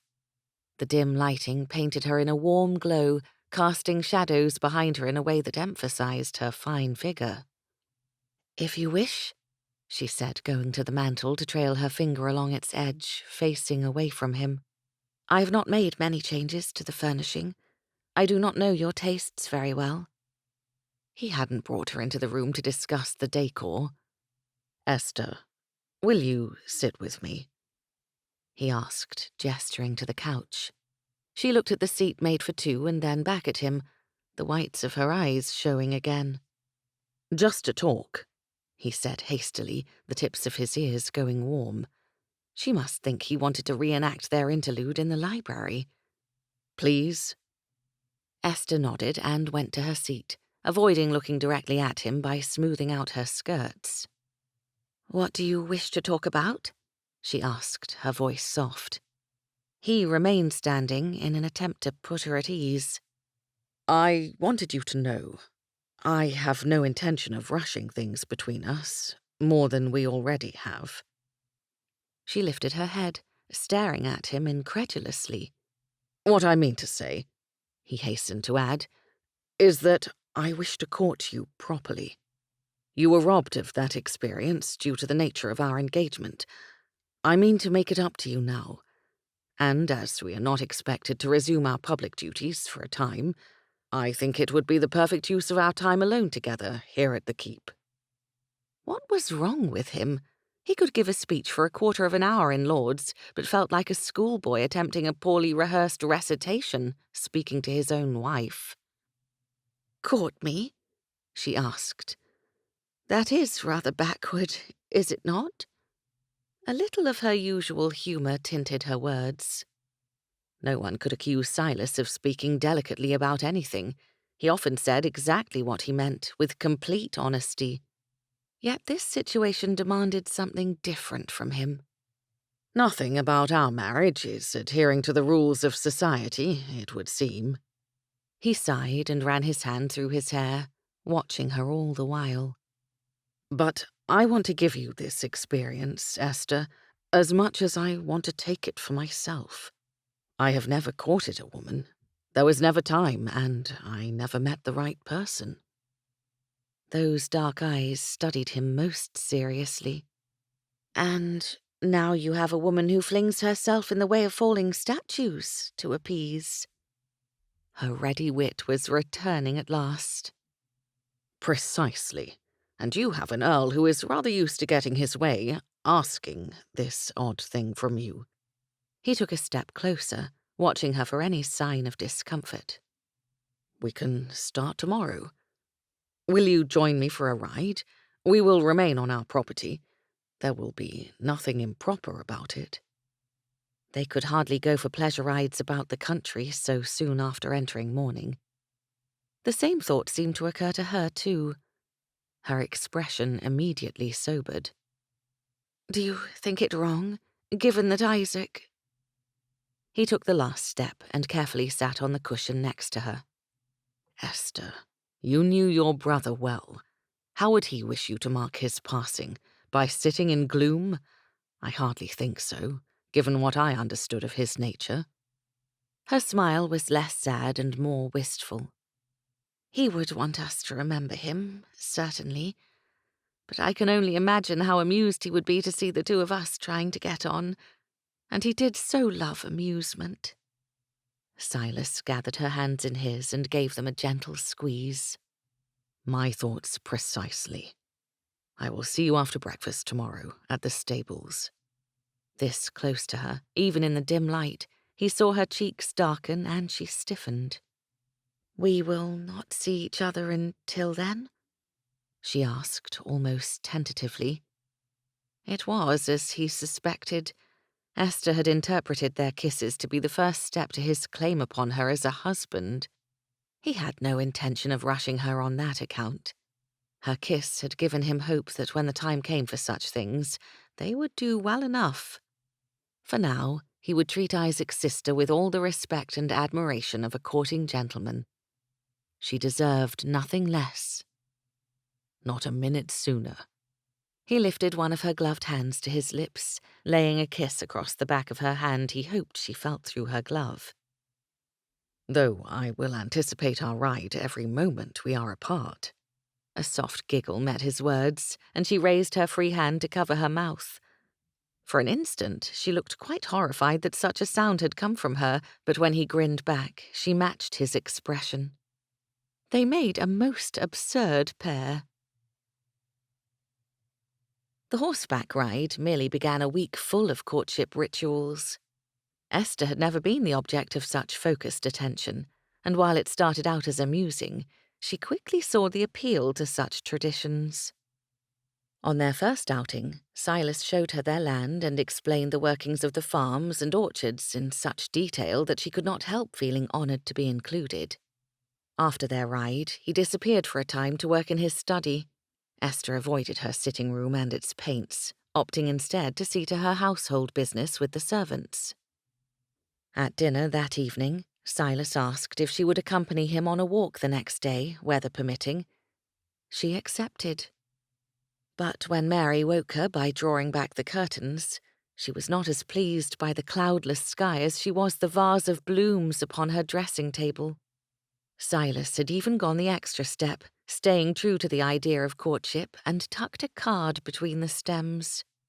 They were flowers from the gardens, of course, and that made the gesture sweeter. I look forward to seeing you today. S. She covered her grin with her hand, though no one but Mary was there to see. The walk was followed by taking tea together, and then he left for his work while she kept another appointment with the seamstress.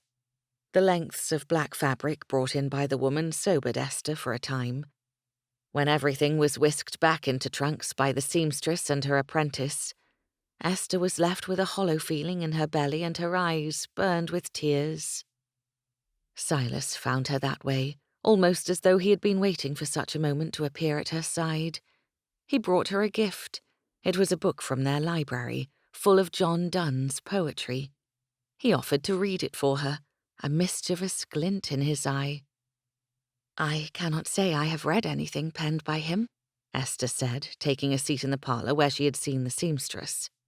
Silas sat beside her, one arm stretched on the back of the couch while he held the book out in front of him. As you were sent to a respectable finishing school, I imagine not. He grinned wickedly, and then proceeded to read to her verses that were both shocking and quite humorous. Where? She asked, laughing after Silas recited a ribald poem criticizing other poets. Did you find these? I cannot imagine such verses being encouraged at Cambridge." The way Silas shrugged and turned another page, reading rather than answering her question, would have been infuriating had he not made her laugh again. She laughed until her sides ached. Silas snapped the book closed and pulled a handkerchief from his coat pocket, offering it to her. "I am thoroughly relieved that you find Dunn as diverting as I do. You know, in later life, he became a priest." Silas waggled his eyebrows at her, a crooked smile in place. "Oh, do stop. A priest?" Esther dabbed at her eyes.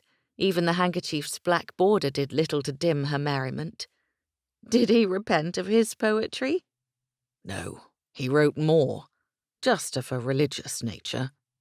Silas leaned back against the couch, leaning his head back. "That is actually how I came across this volume this morning. I was trying to remember a few verses I read many years ago, from one of his more serious pieces." Esther leaned back as well, though it was hardly proper to allow her posture to sag so. "And did you find the poem you sought?" she asked, matching her tone to his. "I did."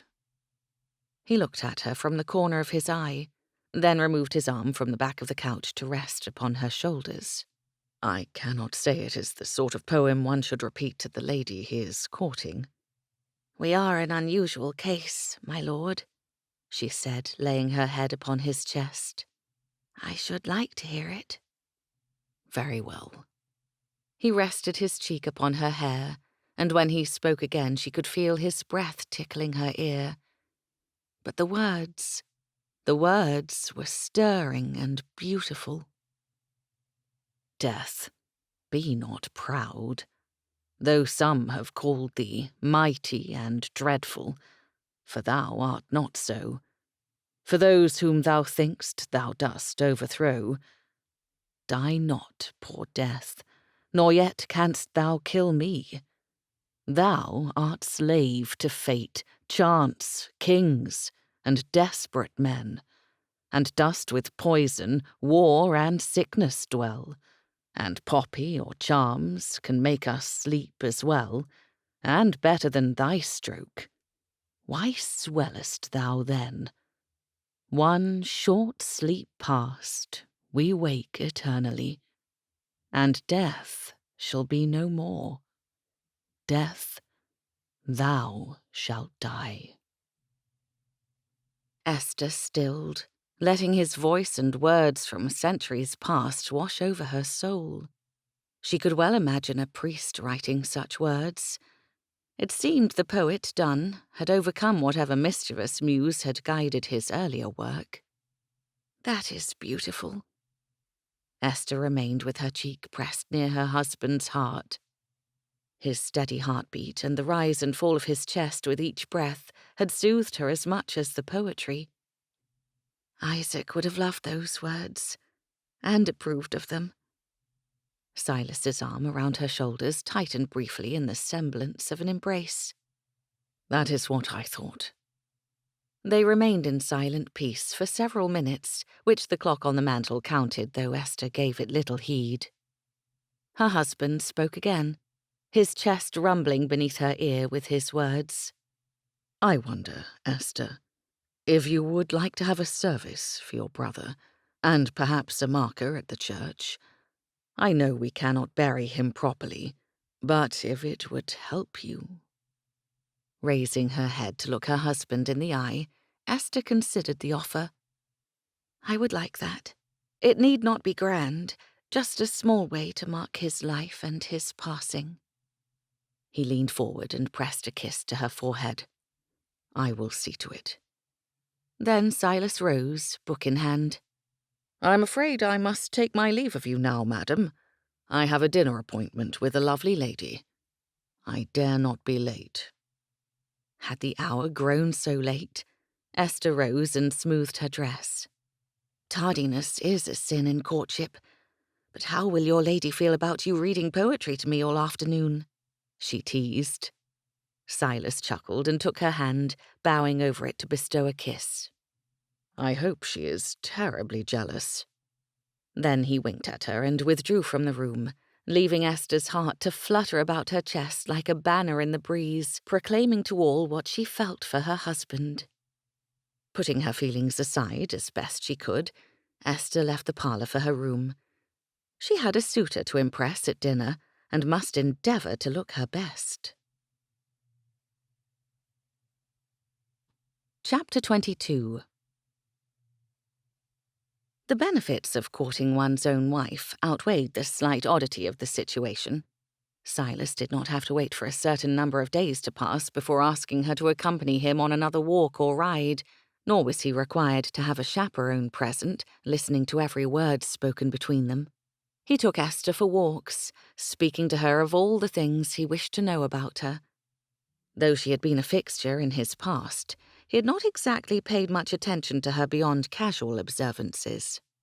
A week passed, in which he learned his wife admired the great artists of the past and had made it a practice to study great sculptures.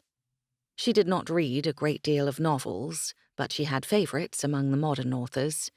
He also discovered that, when she was particularly happy, one corner of her mouth came up higher than the other. When she was particularly sad, her eyes grew darker.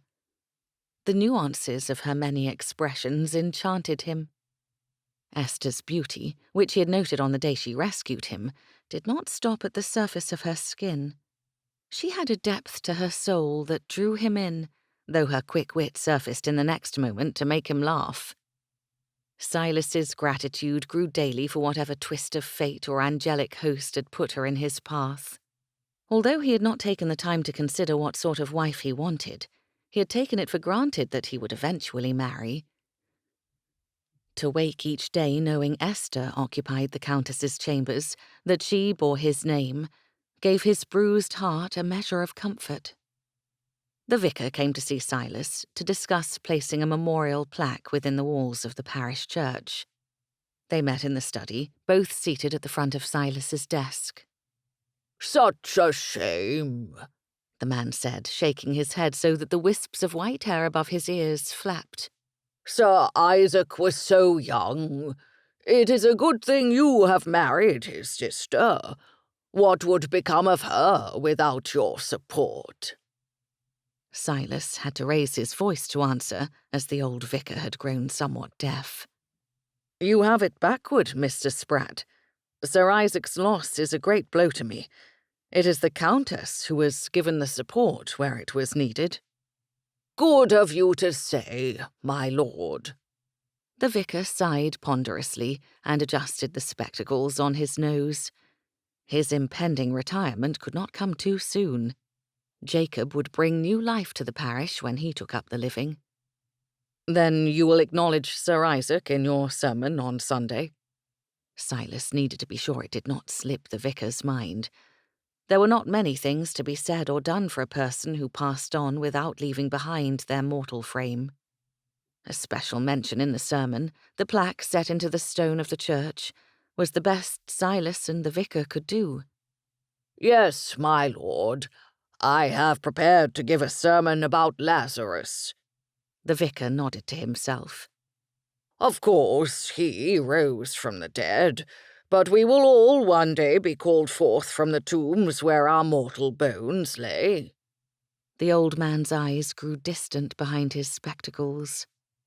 "What a glorious day that shall be." There was nothing for Silas to do but acquiesce. What would he give to see his oldest friend again?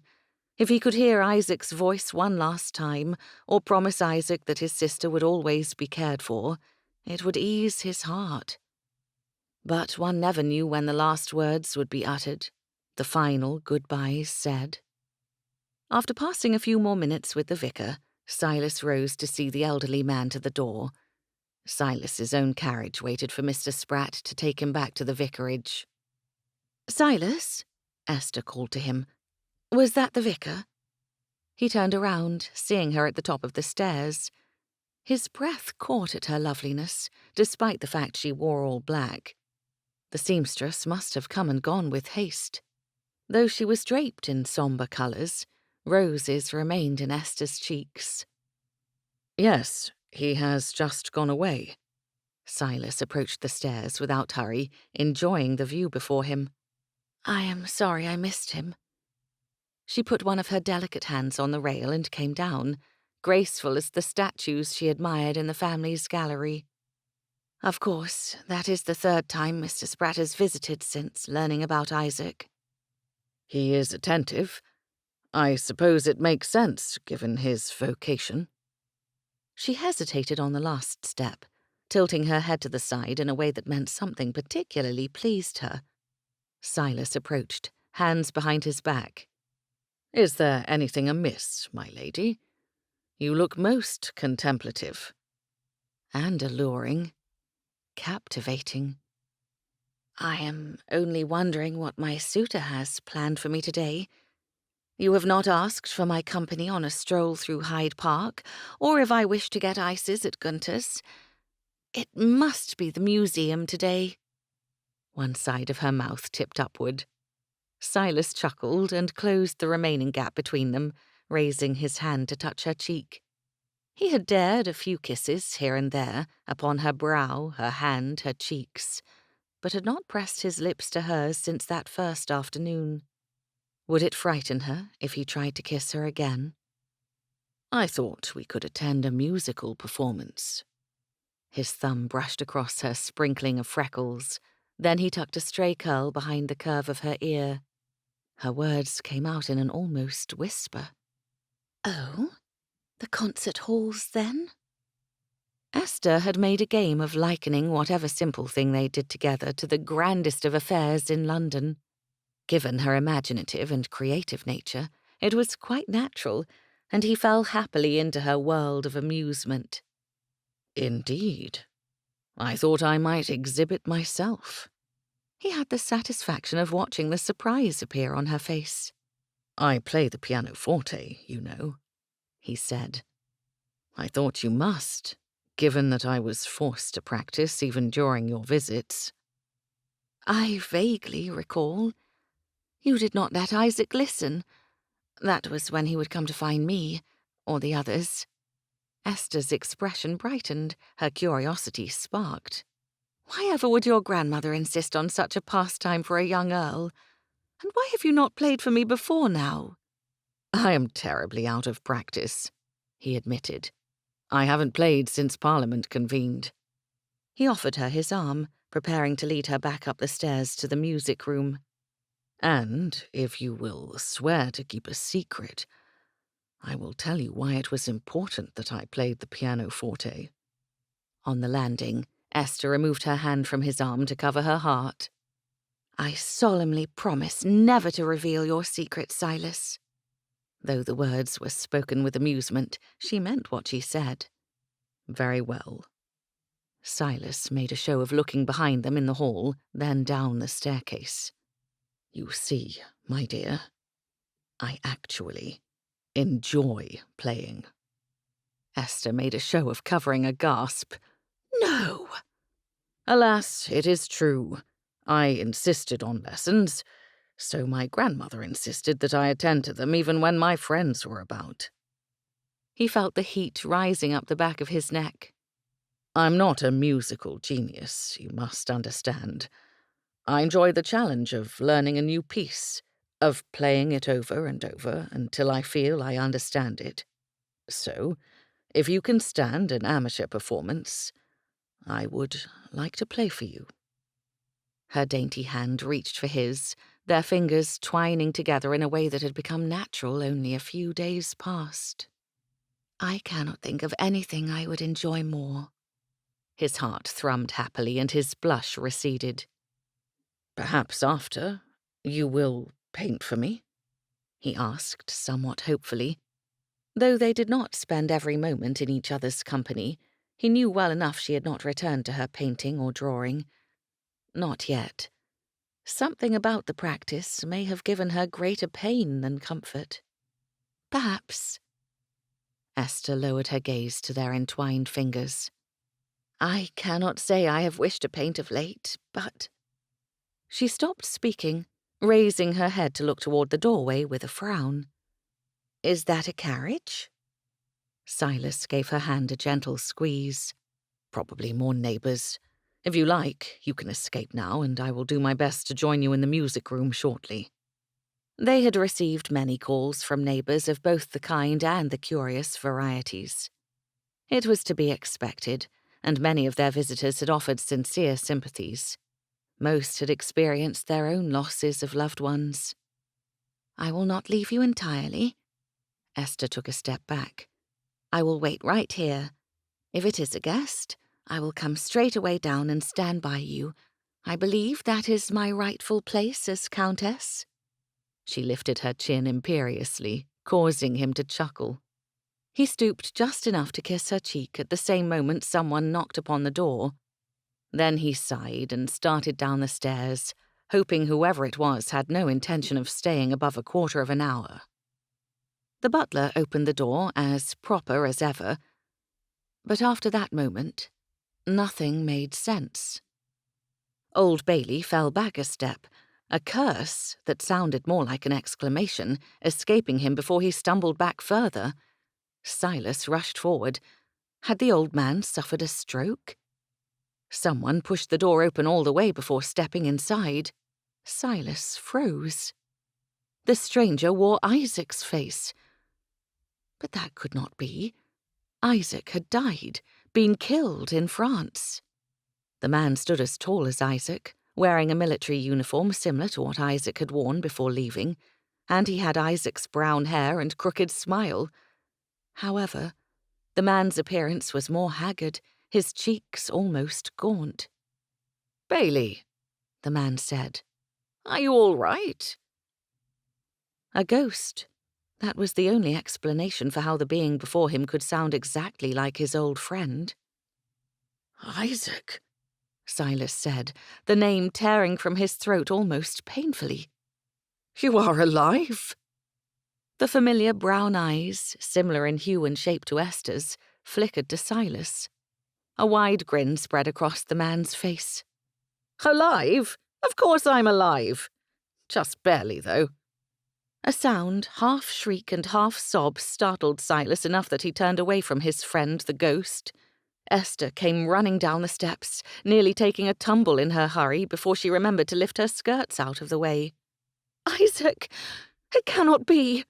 She flung herself across the entryway, her arms going around her brother's neck while she eagerly took in his face. "It is you! But how? Oh, Isaac!" And then she was sobbing into his chest, as hard and as violently as she had into Silas's arms when he had brought her the news of her brother's death. The presumed dead man had the audacity to appear bewildered as he lifted one arm to loop around his sister's waist, looking over her head to Silas with a question in his eyes. "You were reported killed at Toulouse," Silas said somewhat weakly. "First by letter, then in the lists." Isaac's face went pale beneath the tan he had doubtless earned upon the battlefields of Europe. "Killed? I was in a bad way for a time. And Toulouse? That was ages ago. All this time, you have been mourning me?" He stepped back as much as Esther would let him, her tears subsiding into sniffles. "Yes, you horrid man!" She raised her face to study his, the joy in her expression surprising Silas. He had never seen her look that way, like a saint looking toward heaven itself. "We are even putting a plaque in the church in your honor." The slightest smile teased at Isaac's mouth. "Really? I cannot wait to see it." Bailey recovered at last, and he came forward slowly. "I beg your pardon, Sir Isaac, my lord." He bowed and held out his hands. "May I take your things, Sir Isaac?" "Yes, please. And I suppose my trunk ought to be brought in, though I had intended to go to London tomorrow. I can stay here now, since Esther is visiting." He stepped to the side, gently using one arm to disentangle himself from his sister. He took off his hat, then put his hand to his mouth to tug his glove off with his teeth. That was when Silas saw it. Esther's sharp gasp indicated she noticed at last, too. Isaac had to use his teeth because he lacked his left hand. Judging from the way his sleeve was pinned up, most of the arm was gone. The butler paled, but he took the hat and glove without comment and stepped away. It seemed giving in to hysterics more than once in a day was too much for the servant. He walked away quickly. "Can we sit down?" Isaac asked, his voice deceptively light. "I am a returned war hero, you know." "Yes." Esther's hand trembled as she gestured to the study door. "This way." She turned and hurried before them almost as if outrunning what she had seen. But she stopped at the door when a footman opened it and turned back, her eyes large and her lips pressed together. Silas walked behind Isaac, unable to think of a single thing to say. Had he not been thinking, only that morning, of how much he would give just to have one more word with Isaac? The man had appeared, miraculously, and Silas's tongue refused to work in tandem with his thoughts. He had a plethora of questions, one of which was why Isaac thought Esther ought to have been in London. Isaac slowed when he came to his sister standing in the doorway. He reached up to squeeze her arm with his right hand. "Essie, come now. It isn't so bad as all that. I promise." Then he brushed past her into the room. Esther's eyes, wild with confusion, sought Silas's. He stopped next to her too, but he did not pass her by. Silas guided her hand through the crook of his arm. "It will be all right, my dear. Here's home. How can we be anything but grateful?" Her quick nod and pale face did little to reassure him. Having one's brother come back from the dead, no matter how incredible and joyous such must be, was still something of a shock. Esther had to remind herself to breathe when she stepped into the study and Isaac stood inside the room, warming himself by the fire. He stood with the posture of a soldier, his hand stretched to the blaze and his back to them. Alive. Her brother, the last of her family, alive before her. Did it matter so much that he had not returned whole? Not when the alternative had left her in a state of deep sorrow. Not when it meant he could be here with her instead of never being seen again. "I'm assuming it is all right for me to stay the night," Isaac said, turning to glance back at them with a mirthless smile. The dark shadows beneath his eyes and the hollows of his cheeks testified of his weariness. "You ought to know. The doctor said I had not yet recovered sufficiently for travel." Her throat closed up with regret and she looked up at Silas, her heart aching for her brother. They had not moved since closing the door behind them. Standing together at the edge of the room, it seemed all they could do was marvel at the miracle before them. The muscles in Silas's jaw appeared to relax. "You are always welcome in my home, Isaac." Then he drew Esther forward with him, escorting her to the couch. He gave her hand a gentle squeeze as she settled into the cushions. Clenching her hands together, Esther stared with fixed attention at her brother, afraid if she looked away he might vanish. Isaac left the fire to sit next to her, placing his hand over hers. "All is well, Essie. I'm alive. Had I known you were misinformed, I would have crawled back from France the very moment I knew of it." "These have almost been the worst weeks of my life," she admitted, then drew a steadying breath. "To have you home, it is a miracle, Isaac." He released her hands and wrapped his arm around her shoulders instead, pulling her close. Esther studied the lines of his face, the new wrinkles around his eyes, the physical changes jarring her image of him. She had last seen him standing tall in his uniform, stiff and proud, a confident twist to his lips. "I need never leave you again," he said firmly. Then he seemed to recall something and looked up at Silas, then back to Esther. "But where are Hugh and Diana? Are you not chaperoned?" When he directed his look at his sister, his tone changed to something more stern. She laughed in relief. Although never overly protective of her, Isaac had made it clear that he was her defender. "It is worse than that," Silas said as he took the chair nearest Esther's side of the couch. He did not wear his emotions openly. It seemed he had retreated behind his mask of marble in light of their shocking good news. "Your sister and I are married." Isaac's head jerked back, his gaze shooting to Esther's. It would have been comical to see his eyes widen and his jaw hang slack had her circumstances not been the reason for his obvious shock. "Married?" he asked. "I had no idea. How long have you been courting? Why was I not informed?" He released Esther and pushed himself, wincing as he did, back to his feet. "What is going on?" Did he not approve? Esther's stomach turned over and she stared at the carpet. How much less would he approve when he learned why they had married? "I wrote to you weeks ago," Silas said, maintaining his stony expression. "I suppose you never received my letter." "Letters from home can often be lost or misdirected." Isaac lifted his good shoulder and then rubbed his face with his hand. "Forgive me. The carriage ride has left me quite out of sorts. I need rest and my medicine." Cold dread suffused Esther. She sprang up from her seat. "We must see you tended to at once. I will not allow you to be uncomfortable or risk becoming ill.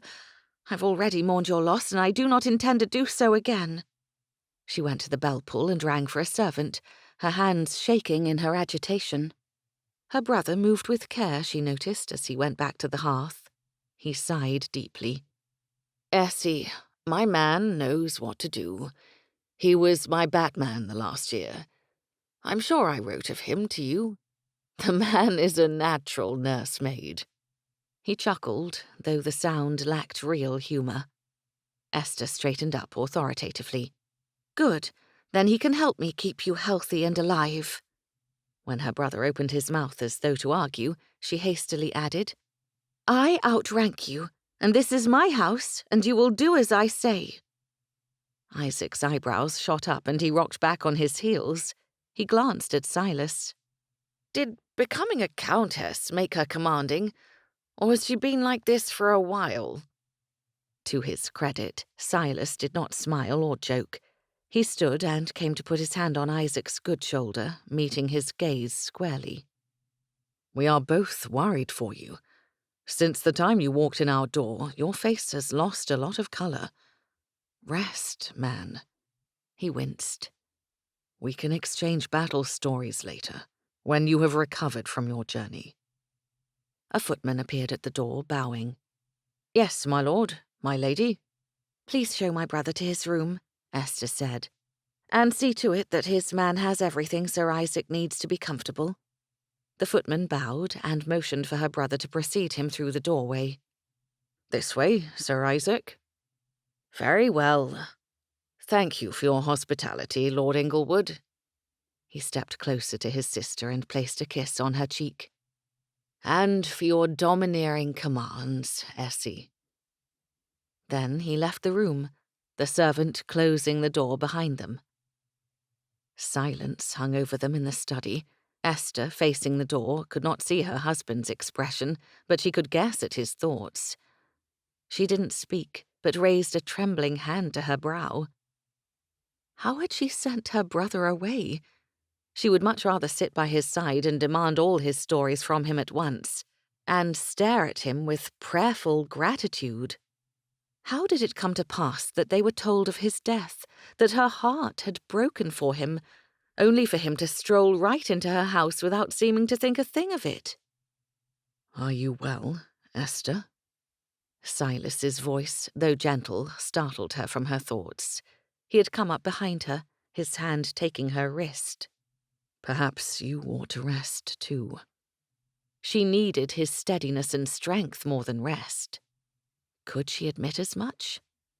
Turning, Esther took the single step separating them and pressed her cheek against his chest. His arms came up at once, holding her to him in a protective embrace. "I cannot believe he is home," Esther whispered. "I want to laugh and cry all at once. But his arm, Silas, an amputation. He should not have travelled. If he falls ill, if there is infection— Hush, my dear. We will not let that happen. I will send for a doctor. He rubbed her back gently, his chin coming to rest upon her head. Perhaps you ought to write to your stepbrother and tell him the good news. Yes, of course. She did not move away, not yet. She could not. As much as she marvelled over her brother's return from the dead, the haunted look in his eyes, the stiff way he moved, gave her the feeling that he had lost more than an arm to Napoleon's war. Esther. Silas's hands left her back to grasp her arms, then he took a step back. When she looked up at him, she could see the tightness around his mouth. The way he held back his emotion and focused on her needs made her give over even more of her heart to him. We will work together to see that Isaac is cared for and return to good health. I promise. He kissed her forehead. I have letters to write, and you do too. Would you like to write them in here? How did he know? How could he sense that being alone at the moment would be torturous? Every second her thoughts would be on her brother, her desire to go to him and interrupt the rest Isaac needed. Yes, if I will not disturb you. Silas's hands ran up and down her arms, his eyes losing focus. I would prefer to have you here, actually. We have delicate work ahead of us, informing others of the news that has shocked us today. He released her at last. Come, we will pull another chair up to my desk. He began the work of arranging the things she would need: a chair, papers, ink, pen, and blotter. Esther moved in a daze to take the seat he offered across from his. Then he started sharpening a pen for her. They passed an hour in near quiet. Occasionally they consulted each other on the wording of a letter and who ought to be informed next, but the only sound in the room besides the crackling of the fire was the scratching of their pens. Giving her mind an occupation also gave Esther a great deal of relief. The more she wrote the news, the more firmly it settled in her mind. Sir Isaac Fox, her brother, lived. Chapter 23. Esther stayed near Silas, even after they completed their letter-writing, and messengers were sent to deliver notes and post the news to those at greater distances. She tucked herself into a comfortable chair with a book of poetry. Attempting to keep her thoughts from running wild, Esther bent her mind upon understanding each and every verse she read. Behind his desk, Silas worked on estate matters and answering correspondence with his political allies. It felt like the whole of the day passed, but 3 hours after Isaac's disappearance to his room, the door to the study opened again. Silas came to his feet, that look of painful concern twisting his features for an instant. Then his face resumed its emotionless facade. Why did he feel the need to wear such a thing with one of his oldest friends present? As used to his open expression as she was, Esther could not help wondering if he did it on purpose. She rose more slowly, taking in her brother's appearance. The rest, short as it had been, had restored some of his colour. He wore a clean suit of clothes rather than the uniform, the sleeve to his coat pinned up as before. "Isaac, please, come in. I will send for some tea and food." She hurried to step outside, knowing there would be a footman in the hall. After relaying her request, she stepped back into the study to see Isaac and Silas standing close, eyeing one another. "You married my sister," Isaac said, bending slightly toward his friend. "Without my permission." Though the words were said in an even tone, they were hardly encouraging. Esther looked from her brother to her husband, a new knot forming in the pit of her stomach. "It is something of a complicated story." Silas shrugged, to all appearances not concerned with Isaac's words. "Please sit down. We will tell you the whole of it." Esther bit her bottom lip and moved to close the door behind her. A sudden crash in the front entryway made her jump, and a flood of voices came at the same moment. "Where is he?" a feminine voice demanded. "For heaven's sake, Bailey!" "Hope, have a care," another answered. "I apologize, Bailey, but we just received the notes." The last voice was Jacob Barnes. Hope, Grace, and Jacob. Of course they would come the moment they knew Isaac lived. Esther took a steadying breath and looked to her husband. Silas stood frozen, his eyebrows raised nearly to his hairline, and Isaac was pushing himself back to his feet from the chair he had barely begun to occupy. It seemed catching up with her brother would have to wait. His friends had come to rejoice with him at his return. Esther tipped her chin up and glided out of the room. "Good afternoon," she called to the group, sweeping into the entryway. Poor Bailey had his arms full of their wraps, gloves, a hat, and bonnets. It appeared they would be staying for a while. "Esther!" Hope called out, moving with such speed that for a moment Esther worried she would be run over. "Your brother, is he here?" She stared at Esther, her gaze somewhat wild. The other two approached more calmly. Taking Hope's hands and removing them gently, Esther spoke the harsh news as gently as she was able. "He is, but there is something you should know so it is not a shock." She looked to Jacob and Grace, thankful for their calmer natures. "He is not whole. Isaac lost his left arm in battle." They stilled, even Hope. Faces turned pale. Esther forced a smile. "Isaac is alive, and he is in the study should you wish to see him. Please, be gentle in your welcomes. He is still recovering." "Of course," Jacob answered for the group, his eyes shining while he bowed. "And congratulations, my lady, on his return." What could she do other than lead them to the study? They were Isaac's dearest and oldest friends. They knew him intimately, had shed tears over his supposed death. It was right that they come and share in the miracle of Isaac's survival as well. He had likely missed them terribly. The whole neighborhood would learn of this event soon enough. Perhaps she ought to arrange some sort of gathering to celebrate. She opened the study door and entered the room, then gestured for her guests to do the same. Hope and Grace held hands. Jacob strode in with confidence. There could be no more wonderful thing, Esther decided, than to see a man greeted by his friends as Isaac was. The love the group shared was unmistakable. There were embraces, not handshakes and bows. The twins kissed her brother upon his cheeks. Jacob dashed at his eyes. Silas stood stalwart and tall, overseeing it all with a smile and his marble mask nowhere to be seen. They laughed while they cried, and Esther watched it all from the doorway, her arms wrapped about her middle. "You gave us a fright, Isaac," Hope said. "Thank the good Lord you are well." Jacob's voice sounded choked with his emotion. "I have missed you." Grace remained quiet, but Esther did not miss the way she reached out to take Isaac's hand. Isaac looked about him at their faces, and she saw for the first time since their mother's death tears in his eyes.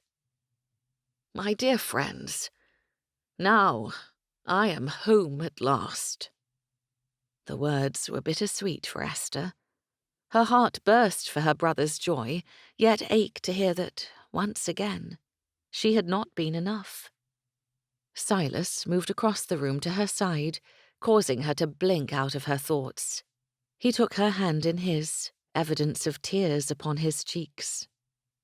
"I think we had better take our guests to the parlor. My study does not have enough seating for all of us." "Of course." She cleared her throat. "Pardon me," she said, loudly enough to draw attention to herself. "Let us go across the hall to the parlor. I think we shall be more comfortable speaking there." Isaac's eyes narrowed at her, and one corner of his mouth crept upward. "You are a fine hostess, Lady Inglewood." He offered Hope his arm. Jacob quickly mirrored the gesture for Grace, and then their little procession went from one room to the next. Everyone kept talking, kept exclaiming over how good it was to be together again. Except Silas. He pulled Esther closer than his escort necessitated and whispered near her ear, "Thank you for sharing him with us." Though she could have retorted that she had little choice, Esther took in a deep breath and nodded. How could she be selfish at this moment? Her brother was alive, though he had not remained unharmed. The joy radiating from him and his friends was right and good, exactly what he needed after the trials and battles he had faced. Never, ever would she resent his friendships again. The people who surrounded him at present had been the first to see to her care when they thought him lost. Their love for him meant they extended compassion and their friendship to her. Though she could not be part of what the 5 of them had together, she might find contentment in being given their consideration and concern. They were soon seated in the parlour, refreshment brought in by the servants, and more food sent for. Isaac took a large chair, and the others hastily moved about so their chosen seats faced his. The couch was moved for the twins, 2 chairs drawn closer for Isaac and Silas, and the last chair for Esther put at Isaac's right-hand side. Silas did that for her, smiling over the back of the furniture as he moved it. "Esther, the place of honor, the right hand of our Lazarus." "Lazarus?" Isaac asked with a chuckle. "Am I that much of a miracle?" "The vicar was prepared to eulogize you with a text from the raising of Lazarus," Silas answered. "He told me about it this very morning." Esther shook her head, the irony of the moment nearly making her laugh. "The story is even more appropriate now." Jacob chuckled and sat back in his chair. "I do hope someone told the vicar about the reversal in the situation. We spent a few hours writing letters, as you must know." Silas sat at his ease, in command of the room, though they had all come to see Isaac. As the leader of their group, Esther supposed it natural for them to look to him still. He was the oldest, held the highest rank, yet it was more than that which set Silas in such a position.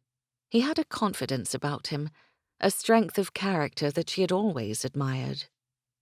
"I went to the Everley home the moment I received mine," Jacob admitted with his customary broad smile. "Hope and Grace were already climbing into a phaeton, pulling bonnets on as they went." Isaac shifted in his chair, looking at each of them in turn. "You need not all have rushed here, though I'm glad you did." Hope gasped from her seat. "Need not have rushed?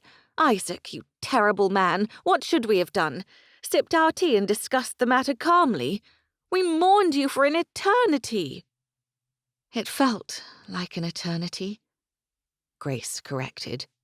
Her gentle happiness was such a contrast to her sister's more dramatic words. "We could not wait to see you for ourselves, to be sure it was the truth." "I think Hope ought to enter herself into the races," Jacob said suddenly.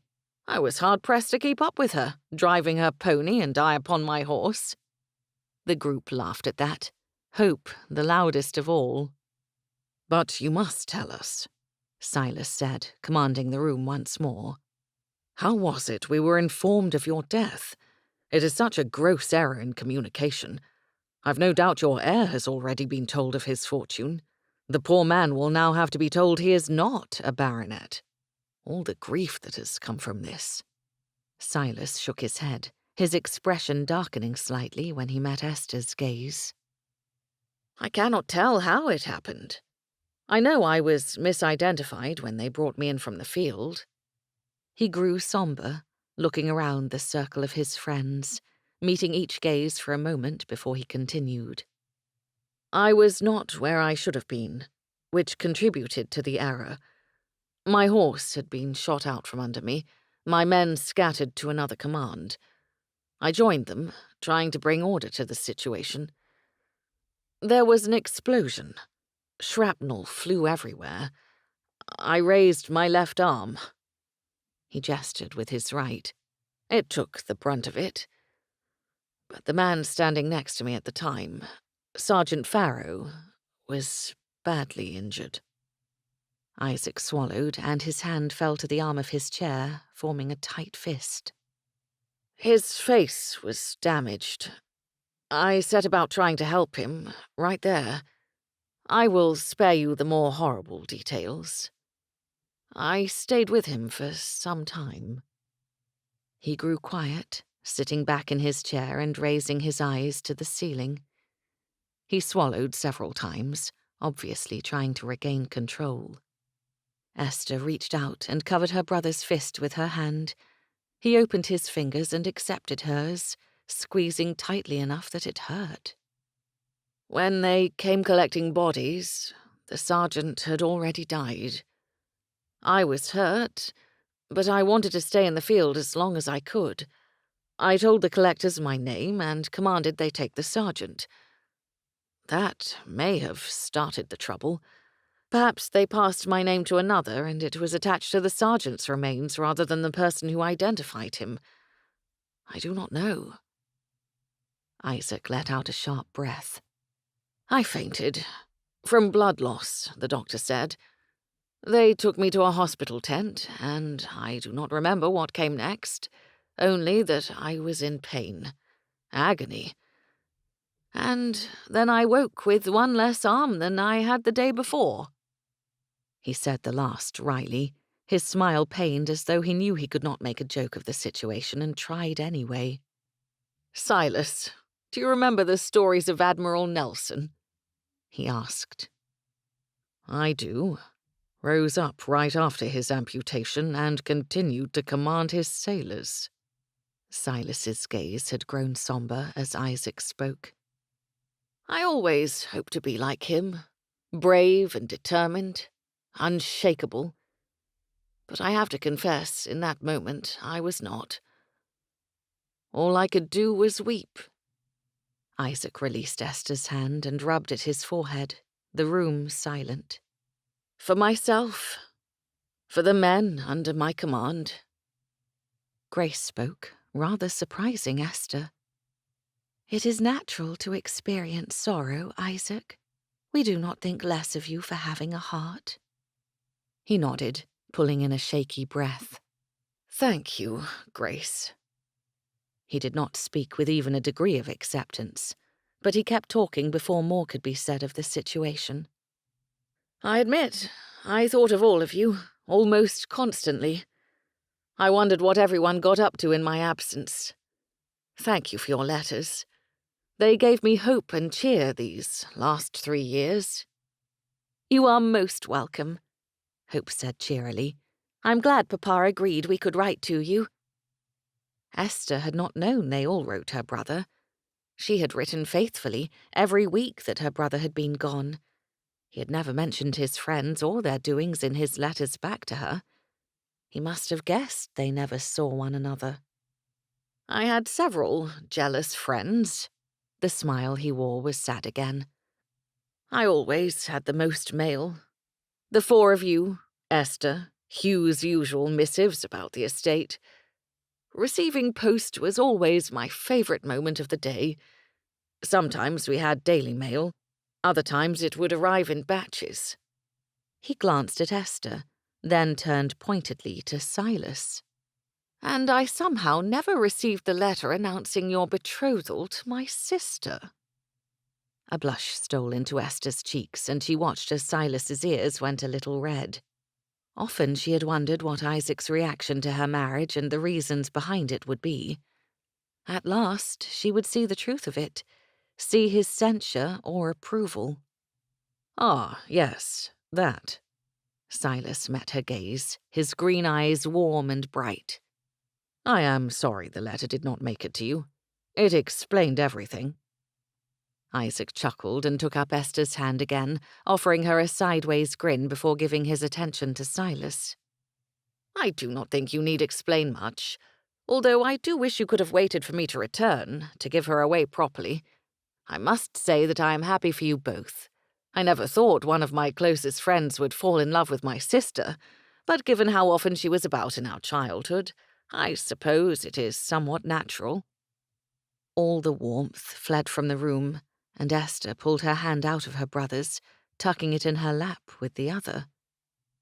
He thought Silas had wed her out of love. No one contradicted him immediately. No one spoke at all. Slowly, Isaac's smile melted away.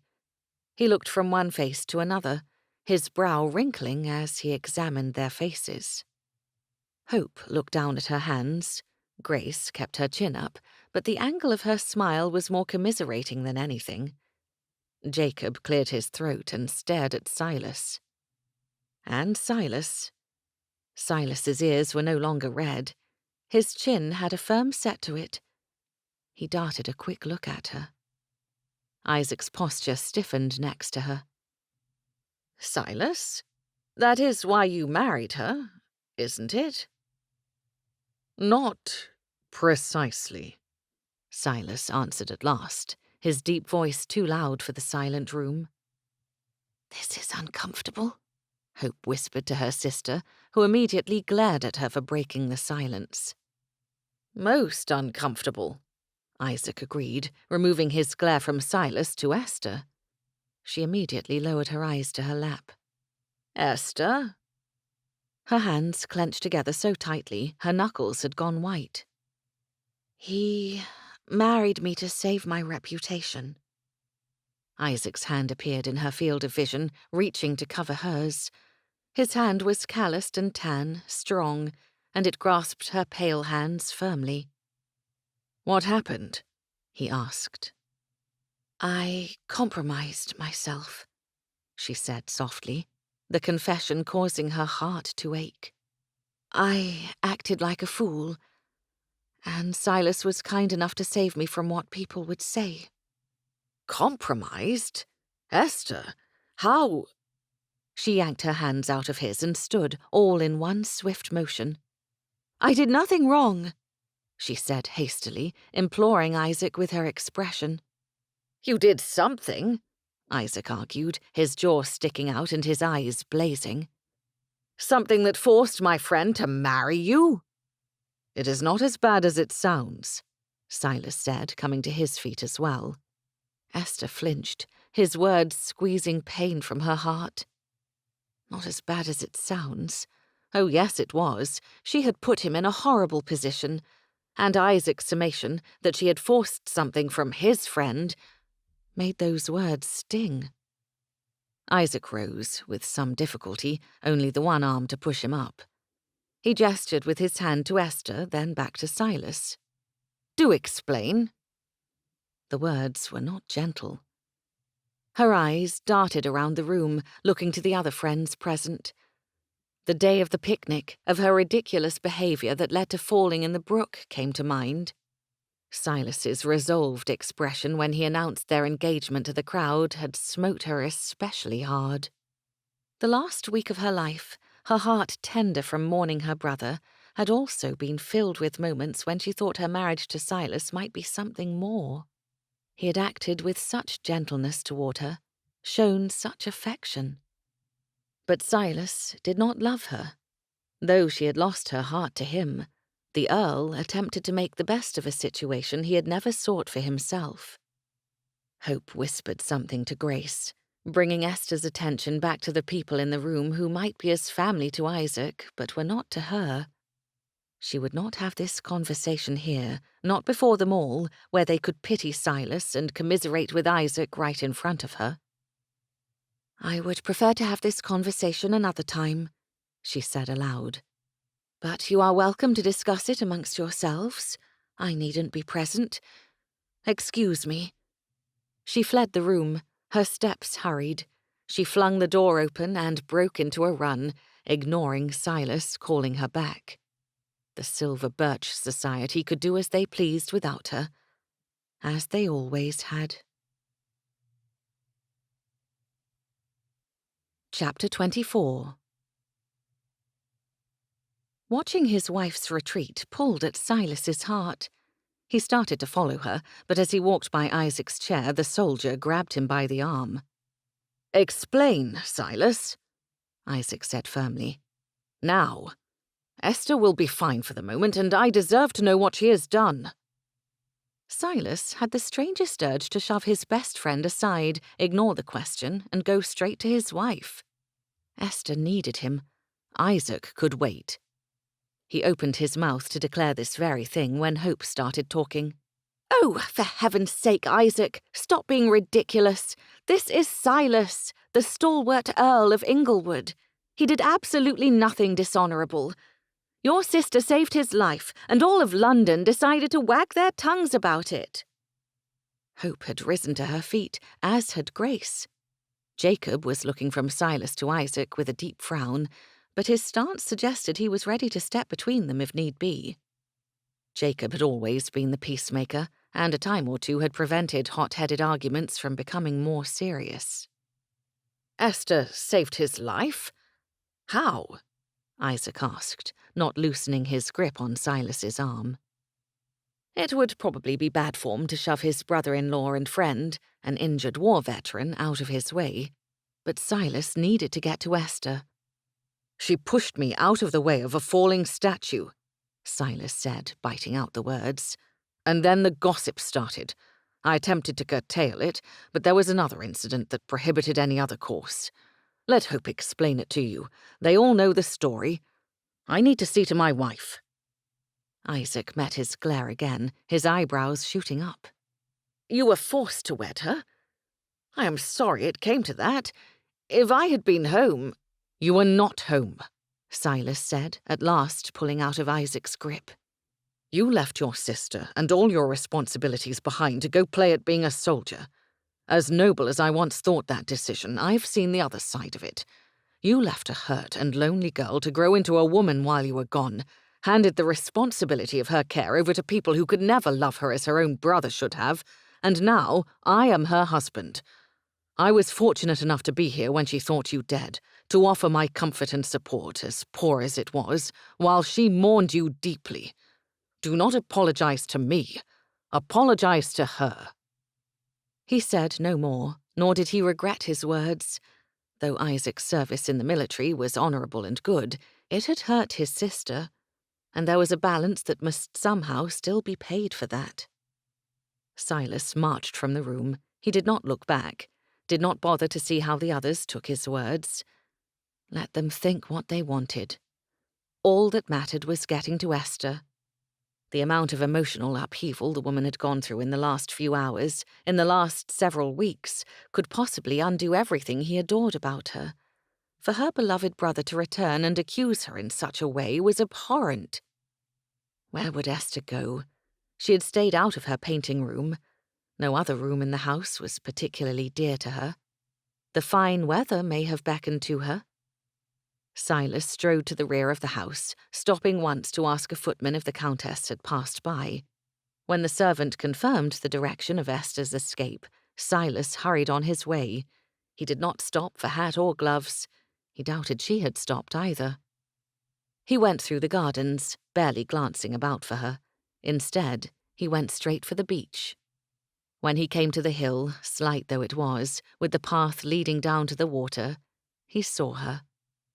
She stood staring out at the North Sea, her arms wrapped about herself, unmoving. The waves lapped at the shore, dampening the hem of her gown where she stood. But she gave no notice to them, nor bothered moving out of the way. When the wind picked up, whipping across the shore to fly in his face, Silas realized he had been admiring his wife from a distance rather than continuing toward her. Seeing her figure standing there, the whole sea before her had affected him. She appeared so lonely, yet there was a strength to her stance he admired. She faced the sea as she faced the world, with purpose and a firmness of character he had come to admire.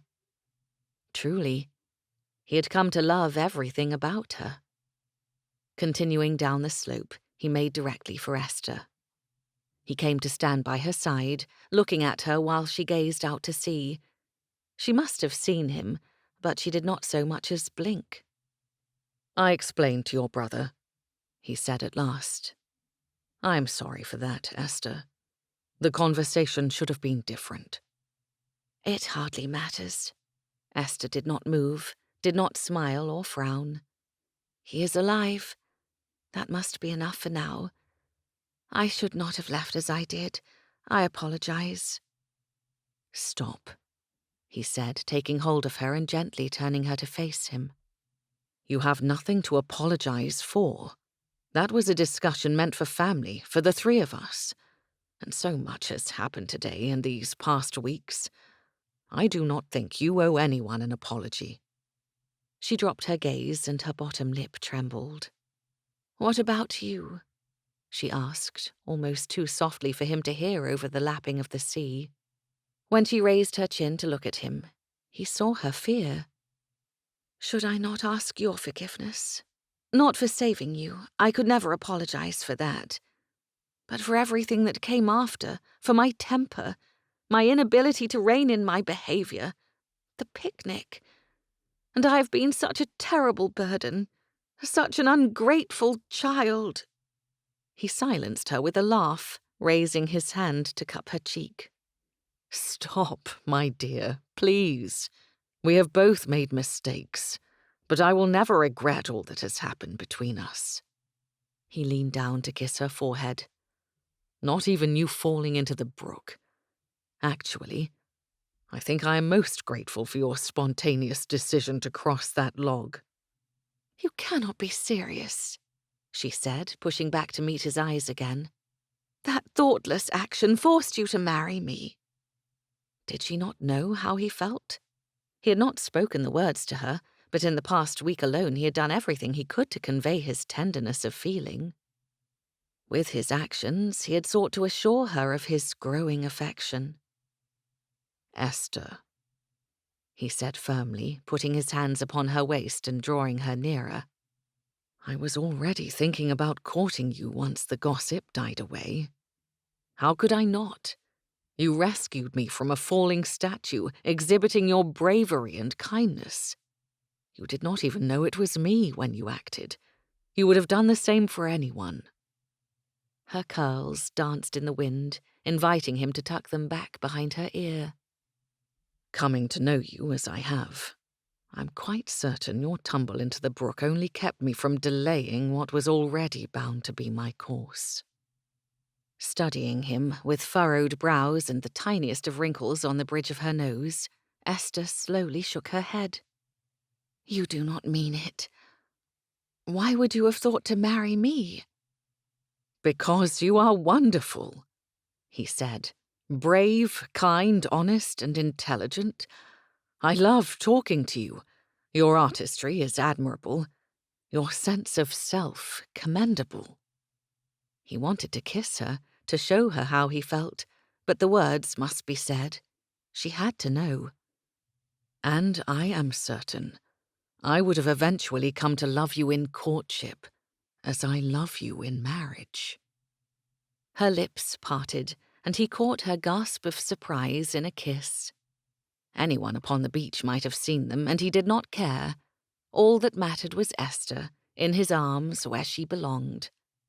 There would be more mistakes along the way, he was certain, but he would never leave her behind again, never leave the important things unsaid. She held his heart in her hands with the same capability with which she wielded her paintbrushes. As they parted from their kiss, he rested his forehead against hers, eyes closed. The water lapped at their feet.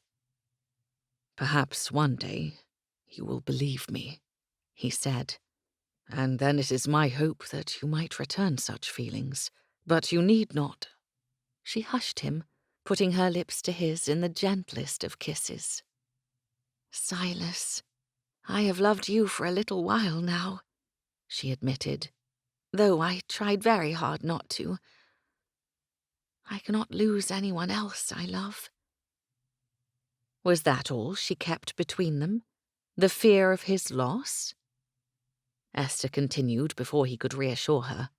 Having Isaac back, after I already accepted I must lose him, has stopped me from fearing it.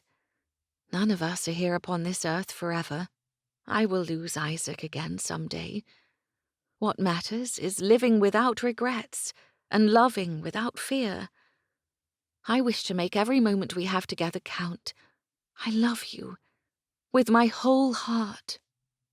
Wrapping her in his arms, Silas held her as close as he could, his heart soaring, and then, with everything in his life at last perfect, a wave came rushing in upon them and completely soaked them to their shins. Shrieking, Esther pulled away from him at the same moment another wave hit. He tried to catch her, but Esther stumbled back and fell into the water. She gaped up at him, while he stared down at her with shock. Then, unable to help himself, he started to laugh. With her nose wrinkling in the most adorable, disgusted manner, she reached her hand up, but the moment he had her, ready to help her to her feet, Esther yanked him downward instead. He landed atop her in the water, another wave crashing over them, drenching them both. They both gasped at the cold water, but then they were laughing again. Silas scooped up his wife, spinning them in a circle as salt water dripped from his hair and face, his soaked coat heavy upon his shoulders. Droplets of water sprayed from her gown, and her curls hung limply about her face. The dignified Earl of Inglewood, one of the most respected members of the House of Lords, only stopped laughing long enough to kiss his bride. When they returned to the house, though dripping wet, Silas decided there was nothing more beautiful than the joyful expression upon his wife's face. Chapter 25. It did not take long to explain things in full to Isaac. Much to Esther's relief, he accepted all that had happened in the time she and Silas had been gone.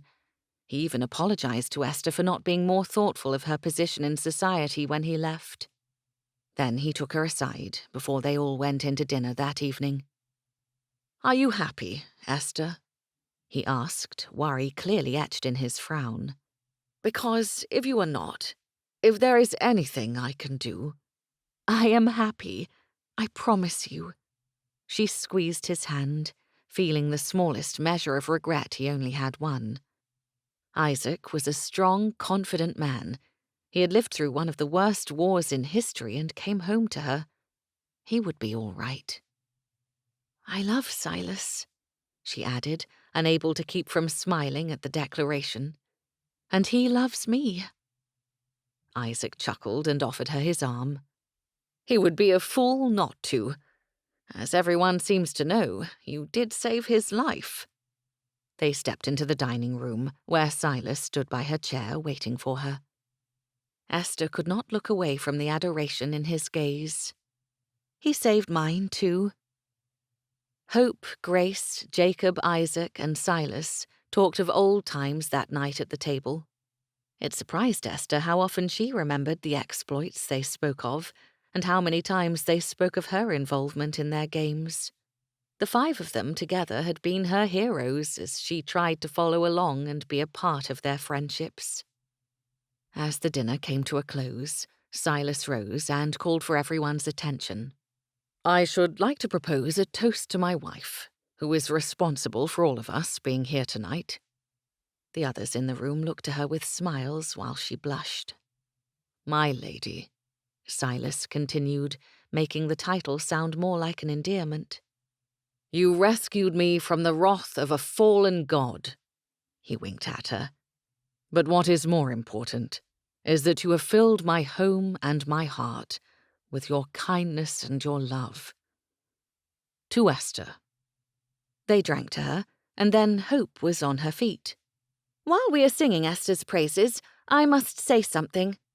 My sister and I have been speaking of all that has happened this spring. It has been most abominable to be apart from all our friends for so long. We have come to the conclusion that we must reinstate the Silver Birch Society. This very evening, in fact." She looked about her with a wide grin.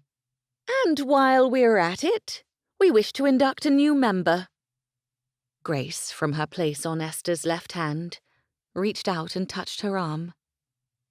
"Will you join our club, Esther?" "Me?" Esther asked, almost laughing. "Surely not. The club is the five of you. You are inseparable. I couldn't possibly—" "You are one of us now," Jacob added from her right. "You must join the club. Silas is right. We're all here tonight because you saved him, and because Isaac is alive. And because you let us stay to dinner even after we ruined your family reunion." Hope sat back down with a blush. "We were rather excited, Esther. It did not even occur to me how important it would be for you to be alone with Isaac for a time." "I could never wish you away," Esther said firmly. "I am Isaac's sister." She grinned at her brother. "But you are all part of his family, too." "That settles the matter, I should think." Silas rose and came around the table to her side. "If we are all family, we are all members of the club. All in favor of my wife, Esther Riley, becoming a member of the Silver Birch Society. Vote now." A chorus of ayes came from the table, including her grinning brother. "The ayes have it," Silas declared. "I think being in Parliament has made him bossier," Jacob whispered loudly, and everyone laughed. "But this is a good idea. We've all been apart for too long. I suppose that is the way of things, now we are grown. As long as we come together after each separation, all will be well," Silas said, taking Esther's hand in his. After their guests left and Isaac retired to his rooms, Esther and Silas went up to the balcony, joining their rooms. They stood together, his arm around her, watching for glimpses of the stars between the clouds. The sound of distant waves soothed Esther's heart. "I've always loved our North Sea," she said, laying her head against him. "As have I." "Silas." "I'm so glad Hermes almost killed you." He chuckled, the sound rising from deep within his chest. "I am glad you were there." He kissed her temple. "And you will always be there to rescue me." "Esther, I was so lonely until that day. I did not even realize how empty my life had become until you filled it." She kissed his cheek. "We will weather all future storms together, my darling. You need never be alone again." Tomorrow, she decided, she would start a new picture of Inglewood Keep for Silas, bathing it in golden sunlight. They would take the painting with them when they went back to London. Parliament was still in session, he was needed there, but they would carry Inglewood Keep with them wherever they went. It was part of their hearts, where they had known each other as children, spent every happy summer moment, and finally fallen in love. Whatever came next, as long as she stood by her husband's side, joy and laughter would accompany them to the end of their days. This has been Rescuing Lord Inglewood, a Regency romance, written by Sally Britton, performed by Marian Hussey. Copyright 2019 by Sally Britton. Production copyright by Sally Britton. Welcome to the Author's Note. I'm Sally Britton, and if you enjoyed my audiobook, please like and subscribe to my page. It's the nicest thing you could do for me. All right, let's talk about this book, shall we? Rescuing Lord Inglewood isn't the first marriage of convenience book I've written, but it was certainly the most challenging. You see, unknown to me at the time I was writing, I was struggling with undiagnosed depression. Despite having a great life, a wonderful family, and loving all the books I wrote, something was terribly off in my personal life. I think that something comes through in Esther. After publishing this book, I was contacted by dozens of readers, perhaps hundreds at this point, all of them women, all of them reaching out to say that they saw themselves in Esther. Several of them struggle with anxiety, depression, postpartum depression, PTSD, and so on. While I didn't consciously write Esther with any of these traits in mind, I am grateful that so many have connected to her. Conversely, the most critical readers of this book have said that Esther is immature, whiny, selfish, and self-centered. That's fine, of course. They're welcome to their opinions, as all readers are. But my impression of these readers is generally that they haven't struggled with the things that Esther goes through. Esther is a woman of her time. Her reputation is everything. She is dependent on the men in her life for protection and care. She has grieved the loss of both parents, a step-parent, and then felt abandoned by her brother when he left for war. She is very much on her own, living in a household where she is treated kindly, but is often an afterthought. She does her best to please the people around her. She has a kind heart and a generous spirit. All she's ever wanted, in fact, is for other people to want her around. I think anyone who has ever felt left behind by friends or family, or by the circumstances of their life, will understand that feeling. After Esther's marriage to Silas, despite her hopes to be a good wife and someone Silas depends upon, he abandons her at his country estate. She is again left alone. Does that make her sad? Of course.